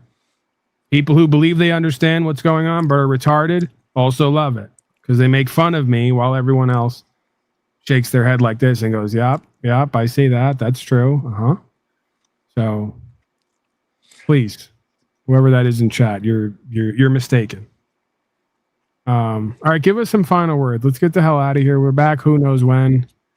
Whenever I'm feeling the itch and feeling somewhat inspired. But a good majority of the stuff is repetitious at times. So my inspirations are waning as we speak. Go ahead. Like I said earlier today, I was on OTWs. I said, if they want to go viral, they should make a new movie or a little skit or something. They should call it One Flew Over the Panelverse. instead All of right, one flew over well, the cuckoo's nest. I'm not going to do that, but I'll encourage someone else to do that. Someone All somewhere right, is listening. all right, Paul. Good night, brother. Thank you, Lewis. I love you, brother. I love you too, brother. Okay. Ciao. Ciao, Bella. Danielle. Have a good night. Shalom. That's it? No final word? That's it? Just shalom? Oh, I didn't know it was my turn. Well, my life is miserable right now, but other than that, I hope everyone has a good night. Why is okay? You're gonna open that door and then he's gonna open that door and then walk out, right? Like I can't let that happen now. They're always saying you're not gonna ask Daniel why he's miserable. That's very mean of you. That's rude. So now I got to inquire what's going on, Daniel. Maybe I, as a god of all media and my constabulary here, we can fix it. We can fix anything. Is what I choose to do. Not this. My son turned 18 and became a corporate slave. You have an 18-year-old son? He just graduated from fucking boot camp. How old are you exactly? Old enough. Yeah, Daniel's got a youthful appearance to him. I didn't think that was. Maybe I'm just losing touch with this aging thing. I will look far younger with no facial hair. If you remember, my beard used to come down here, and I look old. You know, I'm pretty impressed by that. Not only are you so youthful with a child, you convince someone to have sex with you, and actually bring forth a child. Right? That's something I'm still working on. I can't get that done. So we might have to meet in private so you can teach me how to do that. Potentially. Well, that shouldn't come to a surprise. You saw Victoria the other day. Right. You're going to immediately replace that child with a mixed child who will be less of a slave. That's what we're working on now, right? Technically, Ethan is mixed. Oh, well, there you go. Right. Because you're some kind of black Jew, right? Or a Jewish black guy. Yeah. Right. So there it is. No matter what kind of child Daniel has, will always be a mix. Let your first child be a mixed child. That's like the Godfather line. Instead of a masculine child. Whatever. I'm babbling.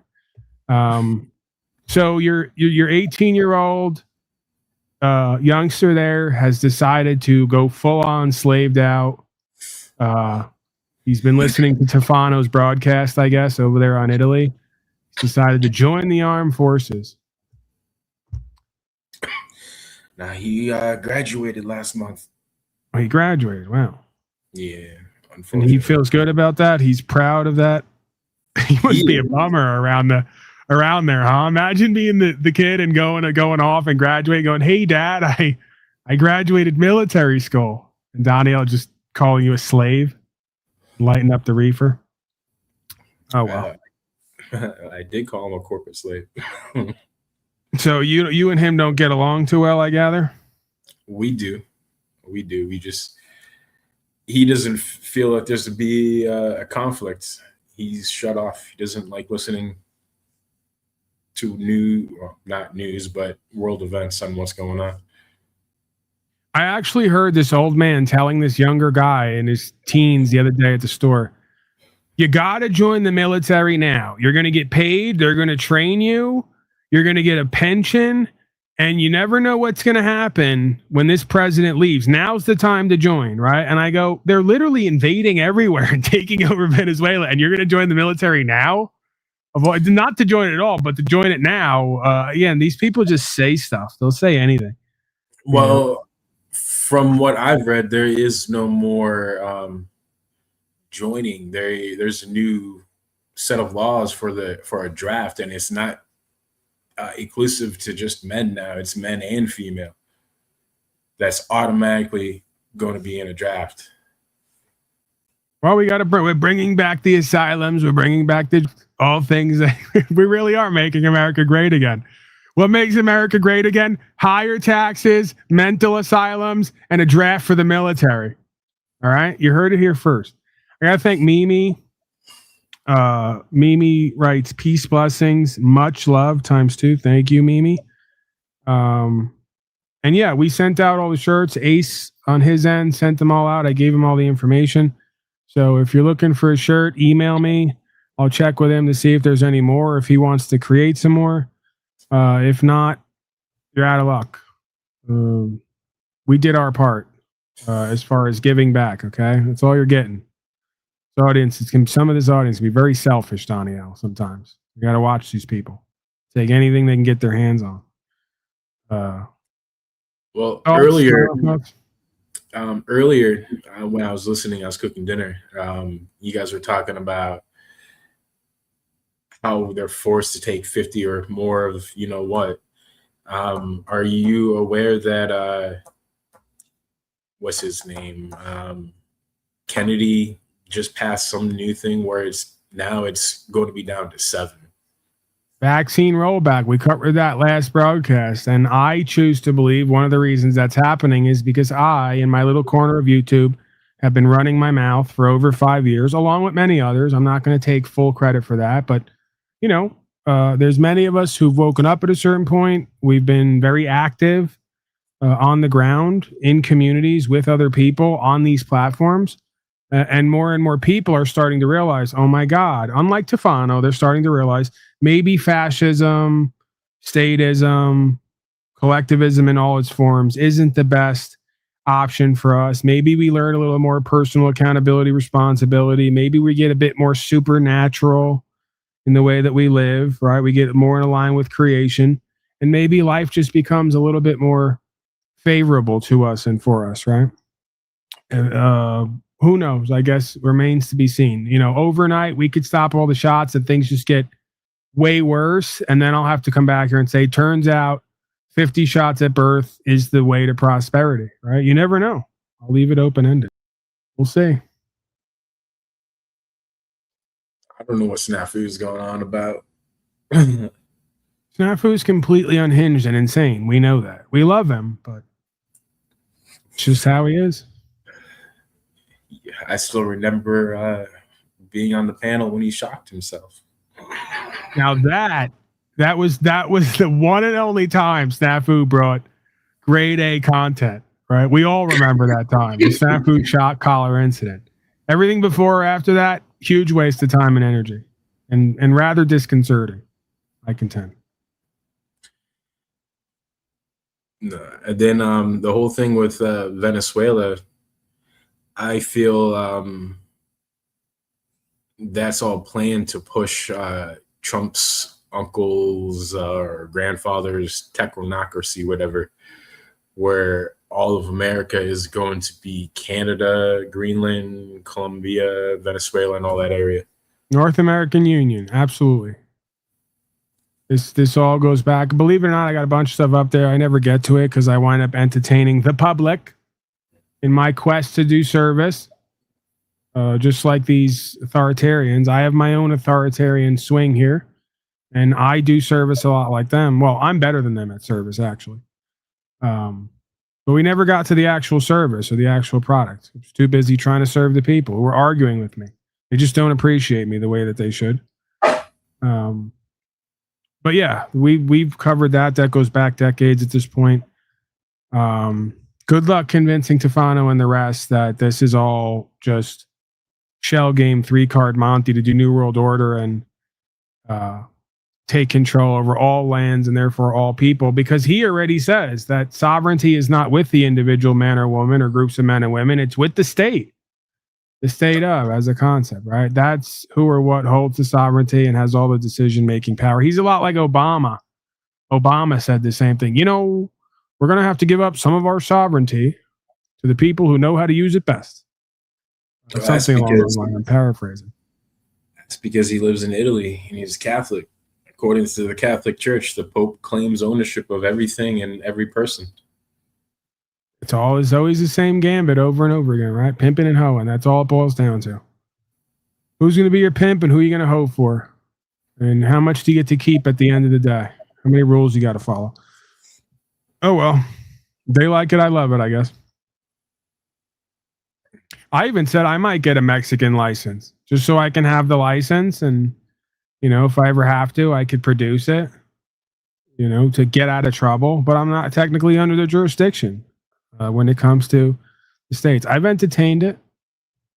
You know, who knows if I'll go through with it or not. The larger part of me says, regardless of how kind of worn out I am and almost humbled by these health events and just wanting to like live a normal life and be somewhat peaceful and uneventful. The larger part of me is like, hey, you got to keep doing this until something bad happens, right? Like it's the weirdest thing ever. It's almost like, hey, you've gotten by this far, nothing really happened to you. You go to jail for a couple of days, you get dismissals. You got to keep doing this till they eventually keep you for the Castro, right? For the 180. So we'll see. I'm having to kind of struggle with that as time goes forward, right? The part of me that just wants to, kind of be peaceful in an uneventful life versus stand for what I believe is true and correct, regardless of what happens to me or how frustrating it could be at times, right? Because it is. It's wearing on you. Every time you leave the house and go out, you got the threat of potential imprisonment, potentially shot on the side of the road. That's the reality of it. When you do what I've done, you basically have to expect that they could potentially kill you on the side of the road. If you don't, you're not being honest with yourself and what it could potentially be, right? They just shot an officer, just shot a child, didn't even announce that he was a police officer, shot him in the back. He was running for his life, being shot at by other people. Yeah. Yeah, that's kind of the name of the game, right? Even for those of us who are convicted, right, in the spirit and ardent supporters of rights and freedoms, after enough time of interacting with these people and going in circles, they can potentially wear you down. But I've not given in yet. I've not given up and given in yet. It remains to be seen. It's just I could keep it close to the chest, or I could be honest and open about it. And I choose to be honest and open that with these health issues and all the legal stuff and as much as I'm passionate about it and it's exciting and interesting, there is a part of me that's just like, what, I'm kind of over it, at least for the time being, if not completely. So, and again, that's also why there can never be a system when it comes to rights and freedoms of leadership beyond who's going with what they believe is true and correct. So if I choose to sit down or go off on the sidelines, right, or change my approach, the next person's going to have to step up, exercise their rights and practice legal versus lawful and deal with the consequences. That's just the nature of it. If not, you kind of feel like you're doing a lot of it on your own in a way. You feel like you're trying to, in a way, change the world and doing it somewhat alone, right? Because day to day, you may hear certain things here and there, but you're not seeing it. You're not like seeing people doing what you're doing, on the larger part. So, yeah, I'll have to make that determination, I guess, at some point. Mm-hmm. So have you been investing in silver? I already did way back when I encouraged other folks. It was around 2022, I believe, $22. And I did a series of broadcasts encouraging folks, if they see as I see, to invest. And quite frankly, I didn't invest as much as I intended to because I kind of, second guessed myself. So I'm kind of kicking myself for not going all in the way I wanted to because I was like thinking rationally according to the way people have tried to train me. Right. I didn't go in as much as I could have or would have. Right. But, still something, I guess you can't complain. Yeah, that's the bottom line, right? I wish I would have went in more with what I had planned on doing rather than just playing it a bit safer, But I'm sure there'll be more opportunities. If nothing else, my focus now is on land, right? There's a bunch of things to hold value that I've explored. And the one that I haven't moved forward with yet that I think is the best out of all of them is land. So that's kind of where I'm at, right? As the prices of land continue to rise. So Yeah, did that, years ago. Wished I would have went in more. But it's about diversifying, right? You put 10% here, 10 there, 10 there, 10 there. And you keep some to live off of, right? That's how it works. No, I'm in the same boat. I started buying more again when it was around 70 every paycheck. Morgan silver dollar? Or bars. When it was around 70 an ounce? No, I went in when it was around 22 as well. I spent 2,000 and then I stopped investing. Now I, like you just said, kicking yourself and all that. And I started going back into it every paycheck when it was around 73. Right. Yeah, I mean, at that point, you're just gambling. You're chasing a pump, right? I couldn't get on here and call it sound investment advice to tell people get into silver at an all-time high. We're 2 or 3x the all-time high at this point. It's not the time to invest, even if you believe it could go higher, because at that point, it's not really an investment. You're gambling on chasing a pump. So it's buy low, sell high for a reason, right? But again, folks are going to do what they're going to do. I may be missing the boat a second time around because it may go to 400 or 500 at a certain point or more. It really all just comes down to a loss of trust in the promissory note dollar, right? As people lose faith in what's backed by nothing, the purchasing power decreases. Everything is going to go up. Guns, ammo, gold, silver, Bitcoin, food. Pick something that isn't going to rise in value as the dollar, wanes when it comes to faith and trust. So anything other than the dollar is probably a decent investment at this point, short term, I think one could say. So, yeah, we'll see. I need to get more land. You need to get more black people to work that land when you finally get it. Daniel's surrounded by black people. Actual black people, not Jewish black people. I got a few people already talking about the community type thing going. So you're gonna get him to work the land. Daniel's got a group of black people working his land over there. Gonna be in big trouble. Kanye next election. That's my solution for all of our problems. Kanye for president. All right, let's get the hell out of here, Daniel. I'm babbling. I have no idea what I'm talking about. I'm being racist as always. Trying to be funny. It was good seeing you again. I hope you have a good night. Everyone else, have a good night. Thank you, Daniel.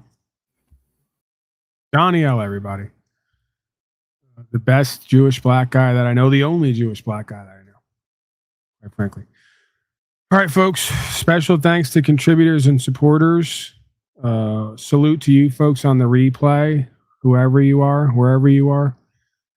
Back who knows when, whenever I got the itch. So don't hold me to it. I have no expectations with this. We'll all be better off. All unlisted on the way out. And send me an email up there. All right? As long as you're not going to... I got this guy lately. He's sending me paragraphs. There's a few people do that. They send me shit every day, paragraphs of shit. Like I want to sit there reading through novels and books. I don't. Okay, the email is to be used, like most communications with me, it's to be used sparingly for things that are important and truly valuable.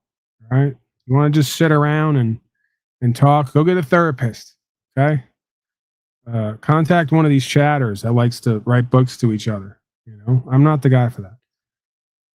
All right, bye. I'm out of here.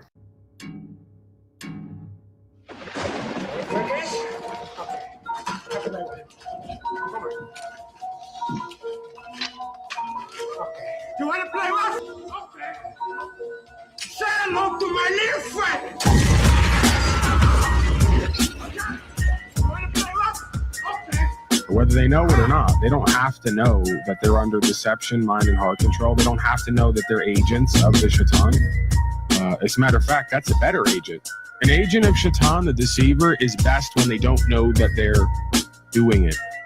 They just think they're little old them on their path, and this is the understanding, and they put it forth all day, every day. I may be doing it right now. Keep me honest. Use your discernment. Pray about it. So yeah, they loop all day, every day about natural law, and that's great. I'm not saying that's bad.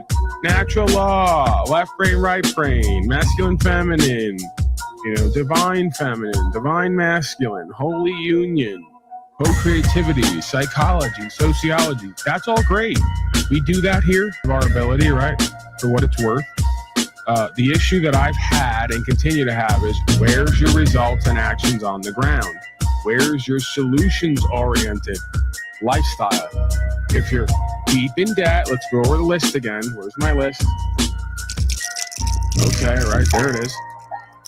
If you're deep, okay, hold on. Okay, if you're deep in debt, right, you're voting for masters, if you're begging your audience for debt slave notes, because you can't get it together. God damn it. It's poor and broke. You're following statute, policy, and code like it's law. When you finally go to court, where it all matters, where it's all one, and you fold like a cheap card table, like Alex Jones, another one you can put on the list. Another loser, failure, who is all bark and no bite. Another loser, failure, who does a broadcast every day talking about New World Order and global government and fear porning and shouting and holding up guns, saying he's going to go to war with New World Order. And then when it comes time to just go to court and put yourself on record, you look like the biggest bitch west of the Mississippi. Again, this ain't sob sit mumbo jumbo. This ain't whistling Dixie. We're going to need to get our asses in gear. And by we, I mean you, whoever you are. Stand on our rights, freedom, principles, spiritual faith, be self-sufficient, self-sustainable, live on the land in accordance with God, in alignment with the supernatural. Okay? Live debt-free as much as possible, live within your means, be an activist, stop complying, stop obeying. What did the founders say? At least one of them. I don't know if he didn't sign the Constitution, but essentially make every act of your beingness in your life a rebellion, a passive rebellion. It's not some sitting alone somewhere, with no love or care or no joy or happiness, clutching to some gun and Bible, as the Obama Knights would have you believe, right?